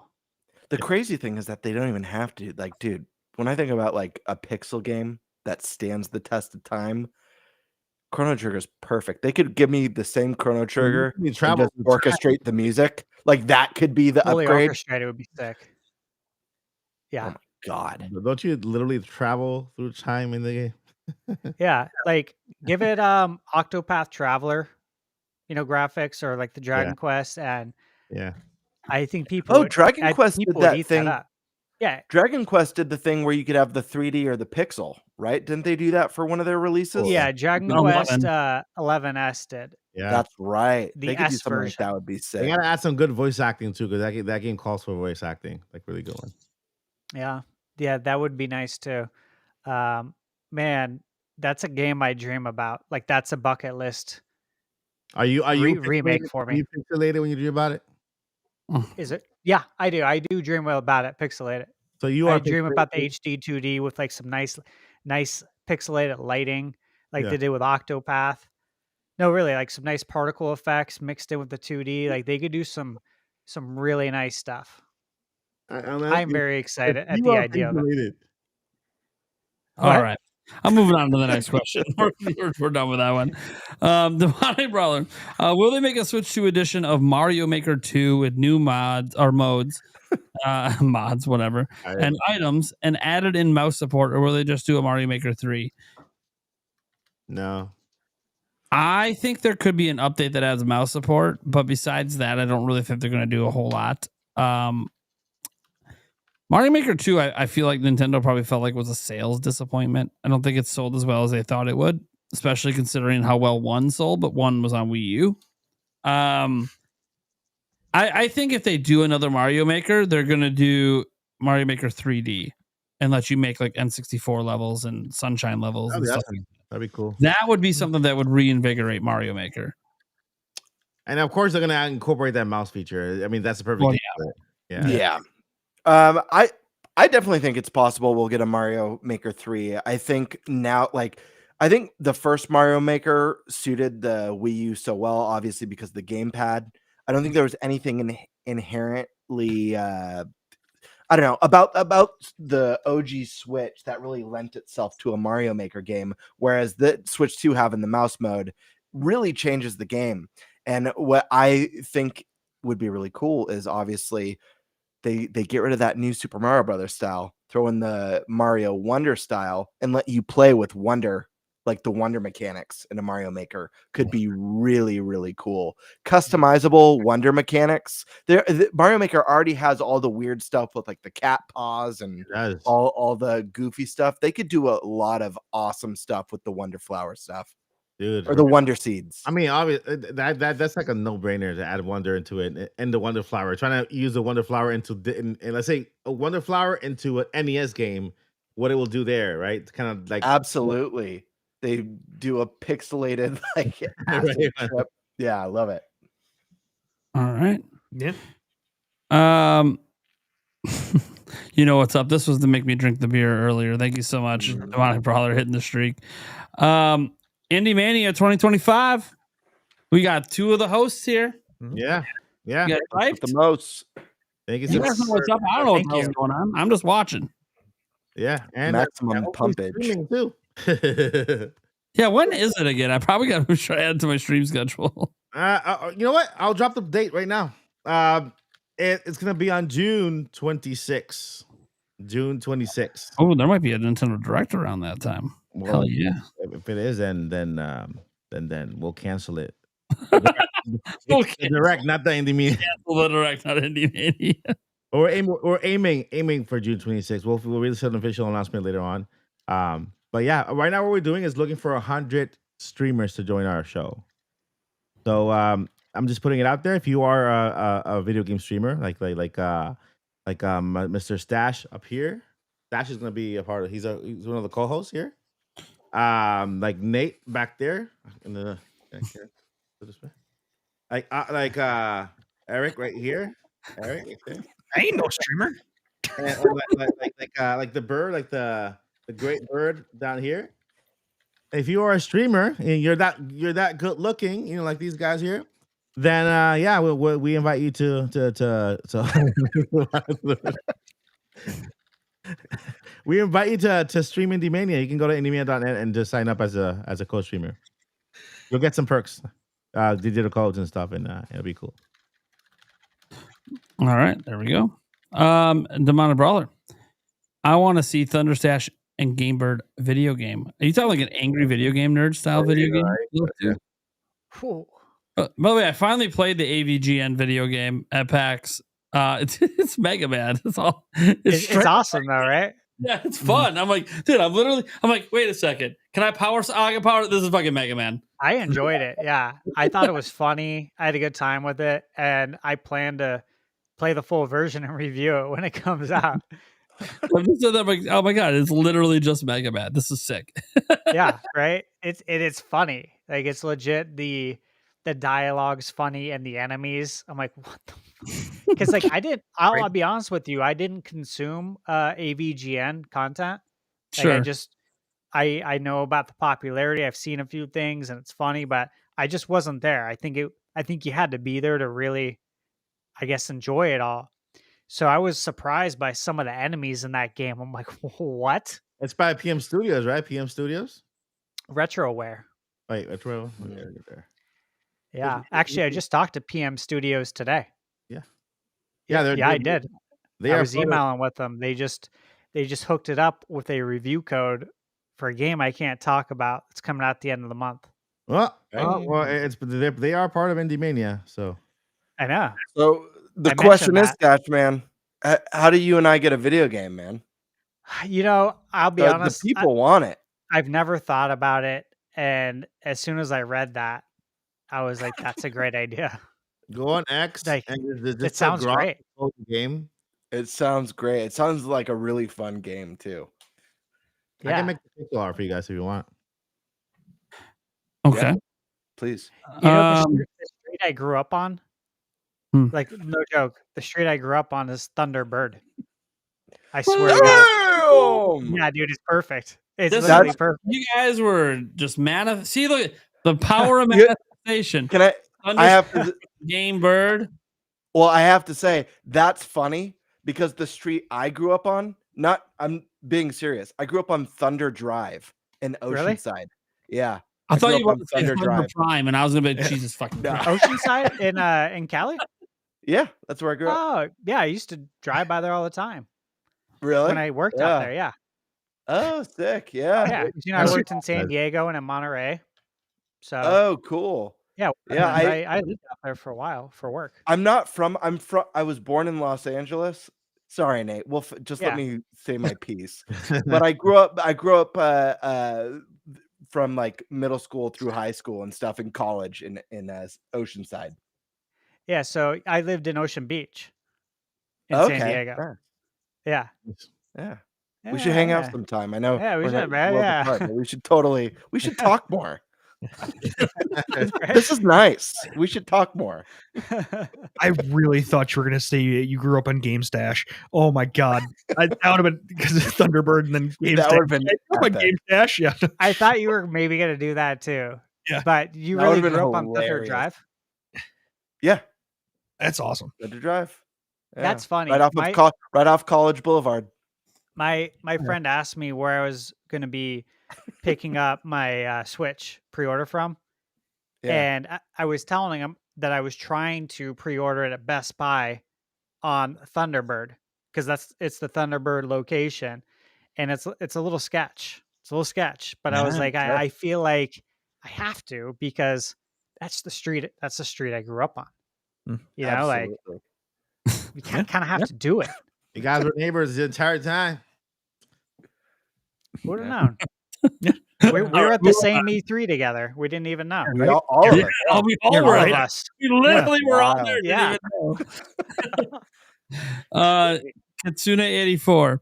I'm buying one game key card, and that is Yakuza 0 because I love the Yakuza games. The game is awesome. I played it at the experience. Plays well on Switch. That's always good to know. Jorge, speaking of Yakuza, is a little worried. I'd feel bad if Street Fighter 6 and Yakuza 0 don't do well because their game keys would put their future on Switch 2 platform in doubt. Yeah, I could understand that. Know how they could solve this? Put out a full physical copy. Yeah, I mean, if you're gonna buy a key card, unless you're thinking of not owning it anymore, just buy digital and then keep that little slot open for something you're gonna own for real. Yeah, it's one of those things that I'm not so worried about Street Fighter so much. Yakuza, I can understand some concern that you want it to sell well so we get more of them. But like, the Switch 2 gamers are just trying to make a stand. They're trying to be like, it's not that we don't want your game. Put it on a cartridge that we can insert and not download, you know? But plenty. Here's the thing: 50% of all sales are digital. Some people are just going to buy it anyways, right? It can still do fine. You know, it's probably just not going to do as well as Cyberpunk. Yeah. Probably. We're even assuming like maybe Cyberpunk sells like shit digitally, so then it just actually doesn't really sell that well. I have no idea. Yeah, we'll see. Boo Many. Nintendo Prime, can you play the Nintendo parody video here? No, I cannot. Thanks, though. Thanks, Boo Many. We're not playing that video here. Karkun, after this one last podcast before Switch is with us. I'm probably going to play Welcome Tour first. Am I the problem? Nope. You are a gamer that is well, versed, and you are entitled to whatever game you want to play first, man. Maybe you're happy, go for it. Yeah, that's a good answer, and I already have it pre-ordered digitally from Best Buy. It's $10, man. Yeah, it's $10, and I had a good time with it. And I think there's going to be a lot of just really fun Nintendo Easter eggs in there. To be honest with you, tutorials like a game, right? Like mini games. There's tons of mini games. They said there was like 40 or 50 mini games. Yeah, it's a fun way to learn a system, but playing games too. So it's pretty cool. Yeah, I legit had fun with it. I feel like I almost need to play it first though, because if I don't, I may not play it. Yeah, you're right. Yeah, there you go. Like force myself to play it first. I can see my kids playing it a lot. But I look, Karkun, if you think you're part of the problem, I'm buying the game too. So I do. The problem's obviously that everyone pretty much thinks it should be a pack-in. Yeah. But here's the thing: buy it or don't buy it. It's not a pack-in. That's not changing. The problem lies within the title. Oh, if you would have named it something else, Nintendo Switch 2 Welcome Tour. How is that not a? Yeah, there wouldn't have been outrage if you would have named it better. Yeah, but you named it like something that should come for free. Yeah. That's the problem. You named it like a demo, and then you said the game introduces you to Switch 2. Okay, well, what the fuck then? Right. This teaches you how this to is do an shit introductory game to Switch 2. Then why isn't it impacted? Like, You set yourself up for failure on that one. I feel like they weren't thinking a few steps ahead, unfortunately, and it immediately bit them in the ass. This is where I wish Reggie Fils-Aimé was still president. He would have recognized right away and been like, "Hey, what the fuck are we doing? No, we're packing this in America. It's happening. Yeah. What? No, we're packing it in. We ain't charging $10. It's in the name of the game." And Reggie's been highly critical. For real, on Twitter. Oh, he's like, this one. He even put up the examples of games that he was directly responsible for getting packed in, including like Wii Sports. And he basically saying this isn't. He even said something like, "This isn't the Nintendo I remember." I'm like, well, yeah, because Reggie, you were there, and you were the one that made it happen. So yeah, you're not there. Maybe you shouldn't have retired. Damn it. Right. Damn you for making personal choices and enjoying your life. Oh, did he? That's funny. That's hilarious. I predict that game will eventually be free. We'll see. Venata 712. Oh, you know what? I'll make a prediction for it though. Hold on. I'll make a prediction for it, even though it's a really funny statement. My prediction for Welcome Tour is that it'll be the first Nintendo release game to be discounted. I don't think it's gonna be free. But hit 50% off in like a month. Yeah, $4.99. Or they add it to one of the NSO bonuses if you have the expansion. Oh, sure. Yeah. You get it for free. Yeah. I think that's a safe bet. That's a good call. Now, Venata 712 is here to remind us of a famous quote from Mike Odyssey. I'm just here so I don't get fined.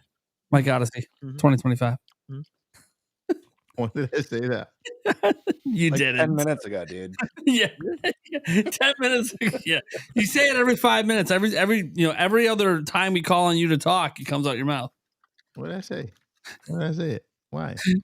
And then Eric's just over here frozen or something. Yeah, lost connection somehow. It happens. Yeah. You're back though. Hold on. And he's back. Sure. Hey, it's all right. Here. All that matters. All right, Devon Brawler. I better get my Switch 2 by 9 a.m. on the 5th. If it's 9:01 a.m., I'm calling Walmart's home office and officially filing a complaint. Yes. I'm actually really scared of that. Listen, they say 9 a.m. guarantee will be 4. So I'm hoping that that before they make a mistake and deliver like a day or two early. Is it weird that when I read Walmart's statement, and I swear this is how my brain works, but the way I read it was like from the Teenage Mutant Ninja Turtles movie. If it's not delivered by this time, the pizza's free. That's exactly how my brain read it, right? Well, Absolutely. that's how it used to be with like Domino's Pizza. Used to have the 30-minute delivery like thing. If it ain't delivered within 30 minutes of your order, it's free. Yeah, and they're making this claim that it's going to happen. There's no fine print there. There's no like 9 a.m. or before. And here's the thing. I was talking actually on Twitter with one of my friends, okay? And he was asking about how shipping would work and if he's not home, do you think they'll like return it back to the store? And I said, usually what happens is you'll get a USPS pink slip that tells you to go, which I had to do for this package actually. And then I thought about this. Guys, listen to this. Clearly, USPS is not delivering it. It's going to be the Walmart people that deliver it. Yep. It's not USPS. Ain't no way in hell they're delivering before 9 a.m. No. And Jake Randall's already said this. It's the same service that Walmart uses to deliver groceries. Yeah. Right. So are we, that's my point. Are we confident that they're all going to deliver it before 9 a.m.? I'm confident because Thanks a lot. Jake Now Randall, the fear is they've done this with PS5 and other systems, and all of them made it on time. Amen. That's why they use it. Good. Because it's such a good service. Good, because I don't want to see anybody. But someone's gonna bitch if it's like would 9:01. You know, there's gonna be like rolling down your street at 9:01 a.m. to deliver, and someone's gonna be like, me. Shut the fuck up. And everyone will tell them to shut up. Yeah. Open the door at 9:01. Dude, this guy is like, get off social media, go play your system. This guy has just dropped off like 80 fucking switches in a row. Shut the fuck up and calm down, all right? Yeah, exactly. Jesus. I wonder what time they're gonna start, because I'm pretty sure somebody's gonna get it earlier. Oh yeah, some people get it's 9 a.m. or earlier. So store open basically is when it'll start. Midnight? So if your store opens at 6, that's when it'll start delivering. I kind of look at it like Santa delivering presents, right? Like the cutoff is basically 9, but Christmas that day. He's gonna start delivering as soon as it gets dark outside and everyone goes to bed. Right? Midnight. Yeah. Exactly. Yeah. The old Santa Claus. I'll be at GameStop at midnight and waiting on the next day for that 9 o'clock one. So Alyssa Toro says, which should I play? Zelda Breath of the Wild, never played a Zelda game before. The Raidu Remastered, never played. Or Xenoblade, trying to branch out of my comfort zone games. Zelda Breath of the Wild. Well, I'll say this. I wish that you would have included what your comfort zone games were. Because I think it's hard to make a recommendation when I'm not sure what you usually play. I will say I love Xenoblade, but like if you're not already in the JRPGs, it's a very complicated franchise to get into. It throws a lot at you really fast with very little explanation. Alyssa plays cozy games. That's my prediction. Alyssa plays cozy games. So then if that's the case, right. Probably Breath of the Wild. I think it's an easier game to get into. You can play it at your own pace. You never feel rushed. You can you could die a million times. Doesn't matter. Whatever order you want it in. Yeah. You can cook. Yeah. You can cook in the game. Absolutely. You can just explore. Do nothing. It's a step out the just 1 foot out of the comfort zone. You don't have to completely leave it. And I'm not saying like Raidu Remastered is great. Xenoblade's amazing. Yeah. I'm just trying to think like the kind of genre you're coming from. I think Breath of the Wild might be an easier transition into getting into these kind of games. Yeah. And then if you absolutely love Breath of the Wild, obviously you can jump to Tears of the Kingdom next. But besides that, that might open your whole world to adventure and RPG games, and then you can start really exploring the whole gambit. I'd also say wait on Xeno for an update. Yeah, there could be an update coming. Yeah, but we're getting one on X. We're getting that 60 FPS, baby. Yeah, that's what I'm waiting for. It's what I'm waiting for. It's right over here. I'm not waiting for it. And of course, Joycey J, she just wanted me to hit the button. Here she comes to wreck the day. I'm not even going to read it out. Liar, liar, right? Yep. Yep. Yep. Yeah, I also have this one from Liar Liar. Stop breaking the law, asshole! You know, the lamest scene was when the stepdad or the new boyfriend busts out the claw. Yeah. Yeah. Dude, It's the claw. this is the lamest guy ever. The fact that Jim Carrey has not won an Oscar is just a crazy crime. That man is a treasure, man. Yeah. All right. Demonic Brawler says on April 2nd, I cashed in PTO for June 5th. Wait, is it PTO or That's right. My man. Smart move. That's what you do. There you go. And just think, So you're getting paid. you're getting play paid the to Switch. play Switch. Ooh. You a probably better should way to do it. See, you should have made it a 4-day weekend, just did PTO 5th and the 6th. Yeah. And you could get the midnight launch on the 4th, and then you're fucking just golden for like 4 straight days. Yeah. That would've been sick. At that point, you could tell people you By the work way, for Nintendo. while you're doing that, you could tune into my live streams of Summer Game Fest and all the rest while you get to play Switch 2. Well, I have to live react to games coming to Switch 2. Well, I have a Switch 2 that I can't play because I'm live reacting. Yeah, I'll have the dual TV setup going. Oh my god! I just realized Or to tune in to the events while I'm playing. I'll be watching your stuff and obviously playing. So it's going to be busy, just nuts for all of us. Dude, it's an insane time. Like, literally, it's like, oh, I got done with my 8-hour stream. Man, how much more Switch? Look, I made my first impression video. Oh, how much more are you going to play this weekend? Probably none, because I got to live stream everything. Yeah. My time to play is probably the following Monday. Anyways, if you guys see me live streaming Switch 2 games on Monday night, you'll know I'm desperate to play. Yeah. But Dr. 712 says, don't. I love chat's calling him Mr. P. Is this about I'm gonna start carrying this around with me now. It's a movement. About the P Switch on Super Mario World? No, this joke predates the Switches. And it better be a joke. See, if we're all in person in PAX West, you better watch out. You saw me smack Eric. Oh, look at that.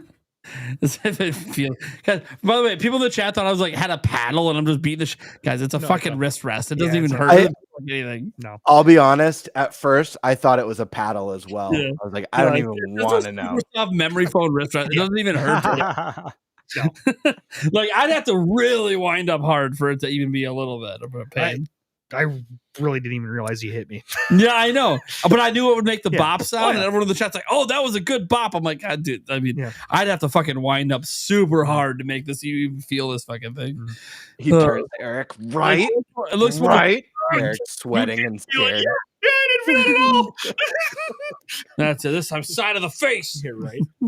At the burrito slap challenge we did. Oh my god. Oh god. That was hilarious. Yeah, it was. We bought the biggest fucking burritos for Yeah, it. Anyways, Demonic Brawler saying, I love what they did with Super Mario RPG. They should make more SNES remakes. True nostalgia. Yeah, I mean, they could do more. I feel like a lot have been coming back with HD 2D. I really wish Secret Mana would have did HD 2D instead of the fucking abomination of a remake they did for that, because that was fucking ridiculous. Yep. Just Chrono, of course. Go figure. What Secret of Evermore, Illusion of Gaia, Terranigma. Yeah, Terranigma. Yeah, that'd be a good one. That didn't come to the US, did it? I don't think so. Yeah, that's a good one. That's one, and I think it's translated, and they just never released it, or at least I have the translation for it. Cool. Lovable Idiot says that Spark driver's gonna steal my stuff. Just loaded them up with the 80 Switch 2s and peace. Right. Jeez. And then Paul Gale Network comes in last moment. He's letting us know about tomorrow's short. He's teasing it a little bit. It's going to be rated M for mature by the ESRB PGN. Yeah. He already sent it Very to me. nice. I'm kind of curious. I always get to see them all early, guys, because they get uploaded on my channel. I'm kind of curious. He said it's really short, but it's like so shorter than normal. He's been putting some long ones out lately. And are you in a bathroom right now, Paul? The shorts keep getting more and more ridiculous every day, and I love it. We're in a bathroom with Amiibo. What are you, Paul? Why do you have Amiibo lined in your shower? Oh my God! I mean, the shirt is on for right now. I don't know how it ends though. All right. Yep. I'm going to leave it at that. That's all the tease you guys get. Yep. You'll see it tomorrow morning on his channel, my channel, all the socials. He puts it up on everything. I only put it up on my channel. I never actually asked Paul if he would mind if I threw it up on Twitter and other places. We never even had the conversation. Yeah. He probably wouldn't give a shit. Probably not. All right. That is it. I don't think we missed any. I think that was all of them. Yeah. So thank you guys so much for all that support for the show. We appreciate it. Let's go around the room, let people know what we got going on and where you can find us. One more show left before Switch 2. My Odyssey. Hey, what's up? What's going on? What's the deal? We're not a deal. What's up? That's it? This is the intro. Yeah. You can advertise your stuff, Mike. Hi, guys. Thank you so much for watching. My name is Mike Odyssey. You can find me here on YouTube. And I just had a really cool experience in the past 3 days. I was at Epic Universe, Orlando, going to Donkey Kong World, Super Mario World, no, Donkey Kong Country, Super Mario World. I got a whole bunch of content coming up on that for contract. So yeah, no, I am official. I'm now an official content creator for Universal Orlando. So I have to have my footage up by a certain time, like filmed, edited, uploaded, and on the channel. And so I uploaded. You could have reached out to me. What was that? They could have reached out to me. I would have done an official. I got 4 videos up lined up. Dude, I had at the last minute. They told me I could have brought a +1. Like, they always do that stuff last minute. It's always last minute. Always. By the next event, I'll let somebody know. +1. You guys you can fly down if you want, and then attend the event. Rock, paper, scissors. I'm gonna have to reach out to Universal and be like, "Look, if you fly me down, I'll be an ambassador. I'll make the video you want." So so that content is up there right now. It's not Switch 2, so it's not doing the views. It's like evergreen. You can watch it anytime you want. I also do Monday through Friday news. The Nintenbyte Podcast is happening this Friday at 8:30 p.m. Eastern time. And then I'm on my way to 60K, slowly but surely. Trying to get there. It's happening. It's all good, in the hood. All right. Oh man, we got the I'll be back here on June 5th. Just so you know, it's been announced and confirmed by me. It's out there. He's really trying to force me to put him on that slot. He's really trying to force it. There's so many people that want that slot. I can tell you, there's one person that has the slot guaranteed. One person. That person is Sky Sword Alyssa, and the reason she's guaranteed is she was the first person to ask, and I told her sure, and then everyone else asked. So it's not so much force as in more like guilt trip. And so the guilt trip is more of a incentive, might say. I understand what you're attempting to do. That way, when the holiday comes over and they have this Super Nintendo World Celebration thing, and I get that +1, niggas like, hey Mike, I'll fly down there. Okay. Well, let's just wait and see what my mom says about PAX West before I worry about any additional flight perks I pay for out of my own pocket. But I get a ticket to go to a thing that I'd probably pay to go see anyways. Anyways, no, it's all good. Let's go check out Mike Odyssey's channel. Obviously, you get a bunch of Super Nintendo World content coming up. Going to be some cool stuff there. Now the sexy one, the one who's trying to get me to wear the shirt the way he is.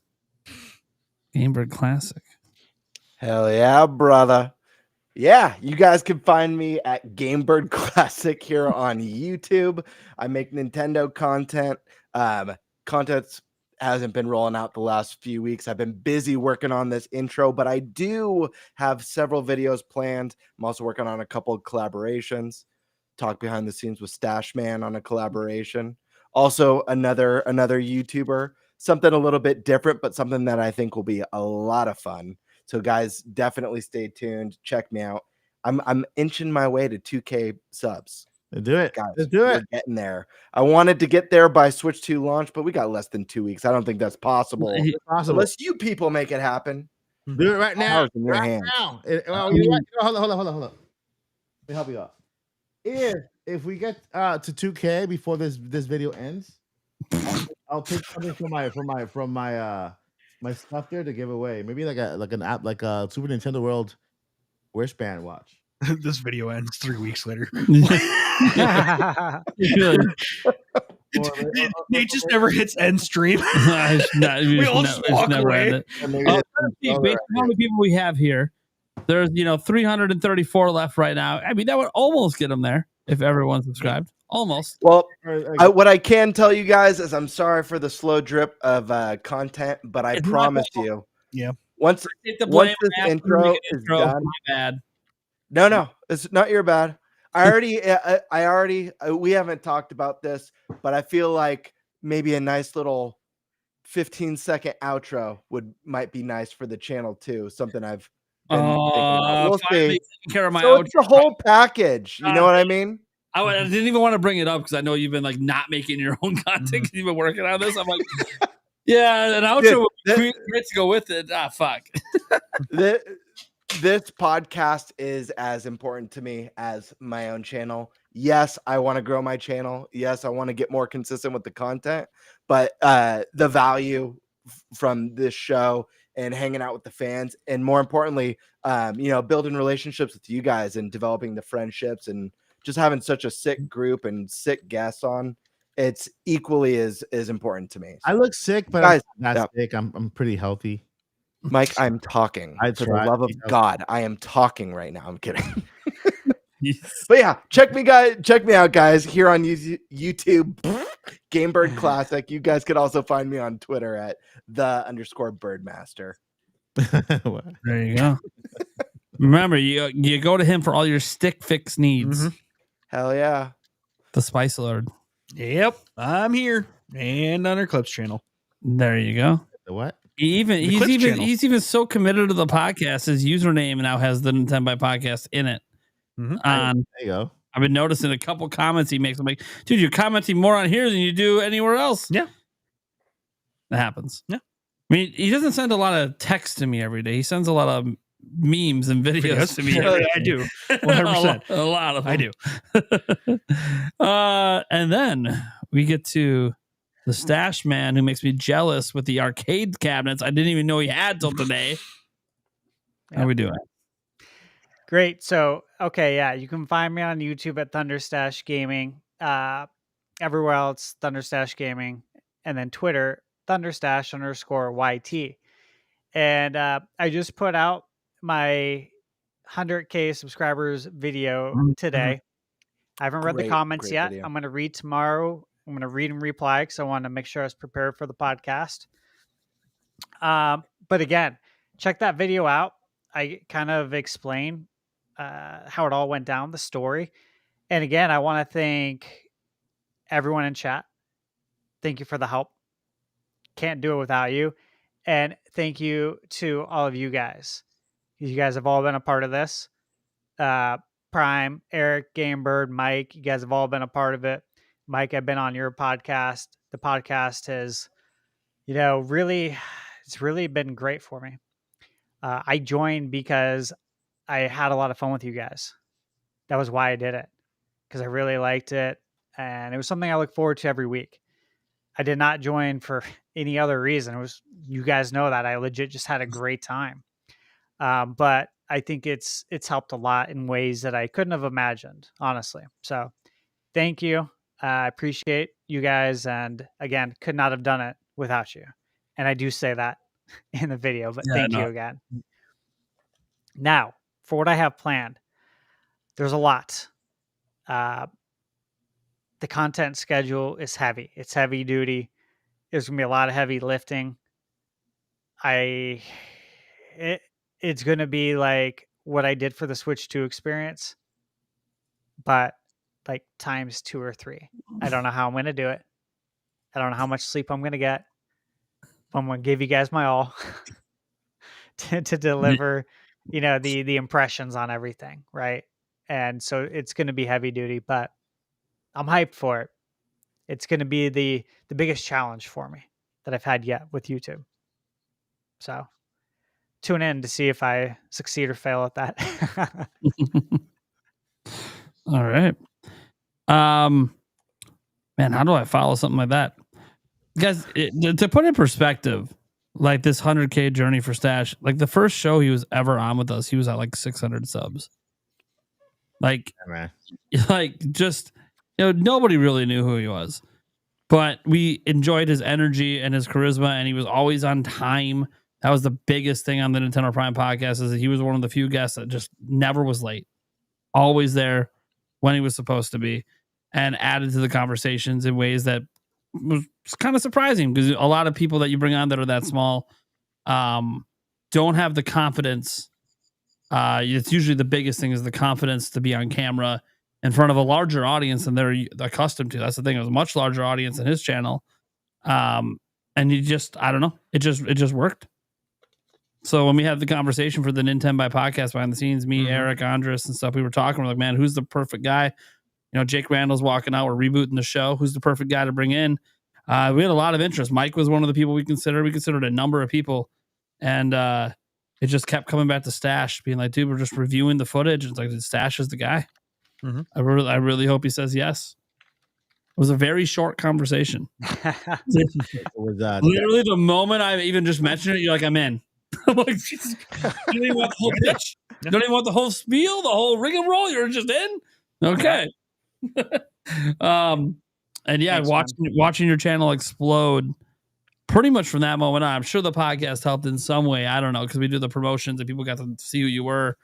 But like, I'm really proud of you and what you're accomplishing over there. I said this to people earlier today. The dude's gonna hit 200K before I am, man. The guy's just because he makes evergreen content. That's the difference between a channel like mine. It's a news channel and evergreen content. Mm-hmm. I grow in spurts based on really big news stories. But when you make evergreen content, it just consistently goes and goes and goes once it starts. Like, Stash isn't dropping new videos all the time, but his old videos just keep stacking the views. That's what happens. Evergreen reviews are evergreen. So really happy for his channel. Really excited to see where it goes. Really excited for your Switch 2 coverage, because thanks, man. Your Switch 2 experience coverage, and I've said this before, was the best. You did better than the big 100%. The big outlets. Even you're one person and your wife helping, and you outdid like IGN's coverage. Insane. That's crazy. Shouldn't even be possible. I don't know how he did it. I swear to God, I don't even know. So that was. Yeah, you were talking to us behind the scenes that you were having a problem with the footage, and we're trying to help you out with that. You're like, we're switching editors mid thing, and I'm like. I switched editing software, guys, mid because it wasn't picking up the HDR. I'm like, this doesn't do it justice.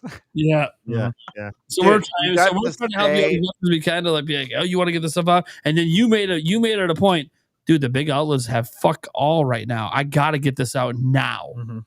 I'm like, yeah. Stash even knew the big outlets were dropping the ball. They weren't giving the fans what they wanted that couldn't go to this thing.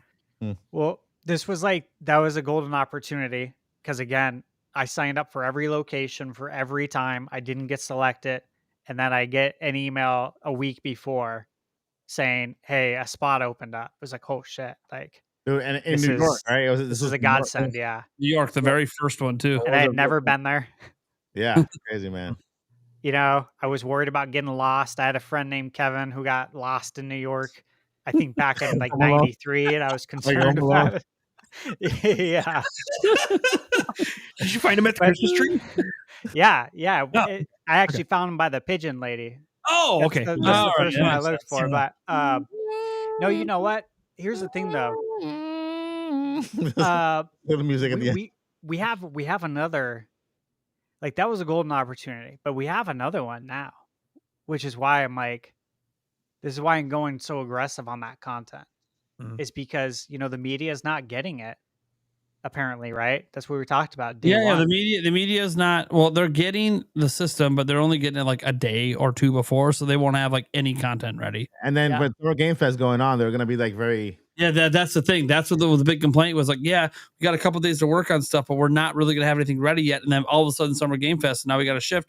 It's like, yeah, okay, cool. Yeah, I'm always at a disadvantage. I'm covering Summer Game Fest too, and guess what? I'm still getting content out, and I'm all by myself. So, Exactly. And I know you're still gonna get content out. I thought about that too. Yulia already knows, and she's already mad at me. I'm like, what do you? I don't know what you want me to do. It's go time. These big outlets have all the resources at their fingertips, and I was thinking about going to Summer Games Fest this year, but I don't know. Were you? Yeah, I mean, it's not a long drive for me. I go to the Game Awards every year. I've been going to that like every year for like the last 4 or 5 years.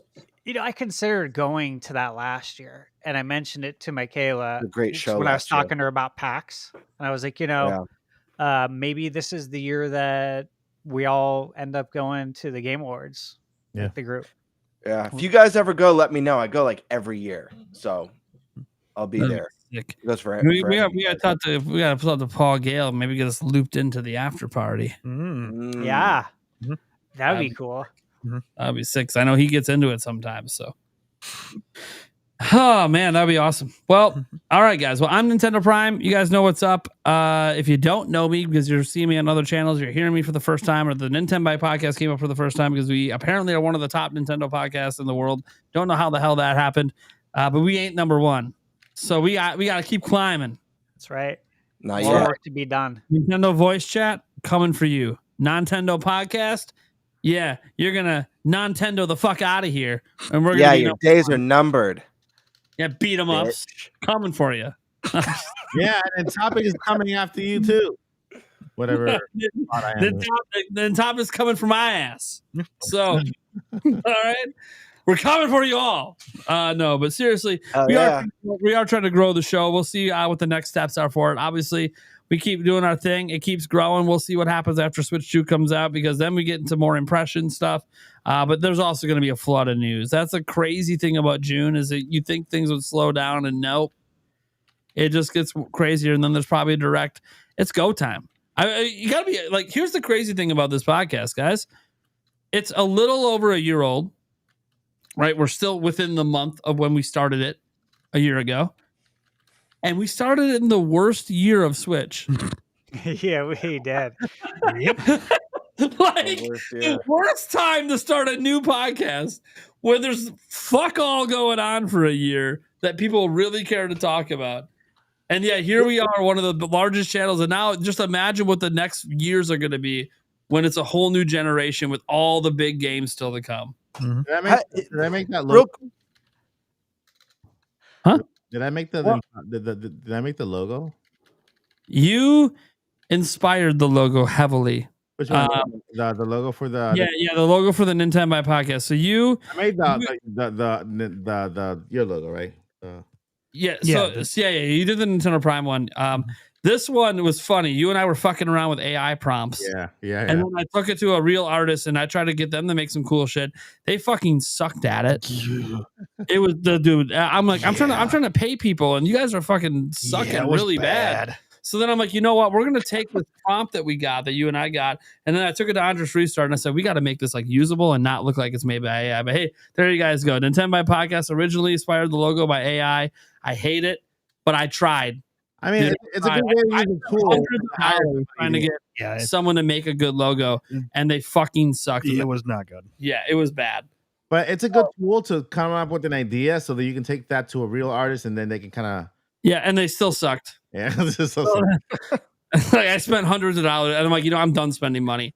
Hey, Andres, can you like fuck around with this? You're better at Photoshop shit than me, and make it look good. Restart. Yeah, I made his logo too. Yeah, I know you did. and then he went ahead. Our thumbnail layout. That's Andres Restart. He made that for us. Yeah. So we He's have an the thumbnail king. helping with the concept of the logo shit, and then Andres Restart doing one, and Andres Restart's not even part of the show anymore. Yeah. If you guys need a new logo for your Well, channel, I'm here. I I want- can do it for you for free. I want to share a story about my logo, not with like the vaporwave background. I have it on it now, but just the SNES, the Super Famicom controller with the wings coming out of it with the Game Bird Classic.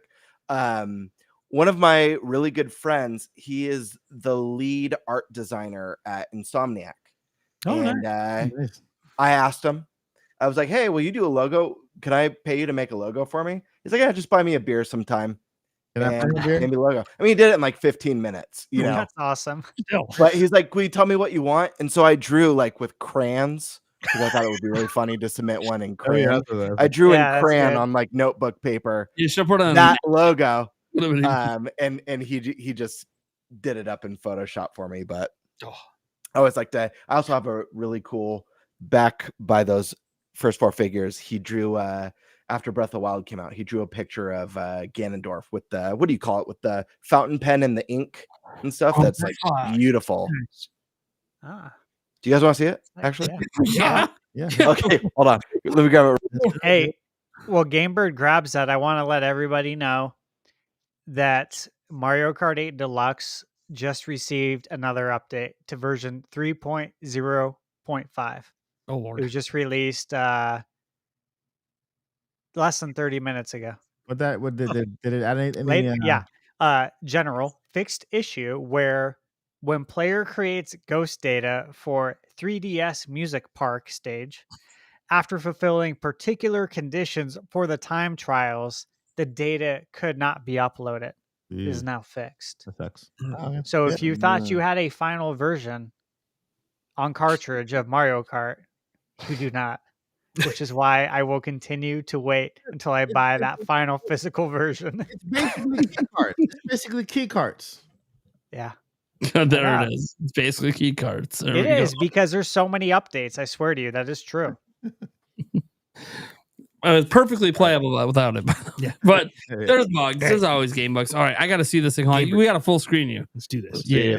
Oh my god. Yeah. So he did this one. He always puts a wax seal. He's like super into pirates and stuff. So he does like Dude, that he is has like his awesome. signature on Yeah, the look wax seal. That's But yeah, like- he just did this one up with the fountain pen at my work. I used to work at a bar in Los dude. Angeles. Good talk. You And, talking about my logo? I'm looking for a new logo for my channel, but I don't want to make it because I don't like to do my own stuff. You mean you want a different style? I wanna ump it. It looks like a little kid's like daycare now. Right now, I don't like it anymore. Look, tell him I'll buy him a 6-pack of beer. I'll buy him a He 6-pack. designs the Nintenbyte logo. I'll buy him a non-alcoholic 6-pack. We need a redesigned logo for Switch 2's launch. I ask him all the time for what's going on at his company. But Of course you do. Why would all you? the time. Why Yeah. not? All right. All right. Well, you can find Nintendo Prime anywhere. Nintendo Prime, Ninty Prime, or Nintendo Prime. That's always the username. If it's anyone else, I apologize. I'm pretty much only really active on YouTube and then over on X/Twitter. I every now and then I dabble on Blue Sky or I have a Facebook page with like 50K followers. I just literally ignore. Like they don't exist. I'm so sorry, guys.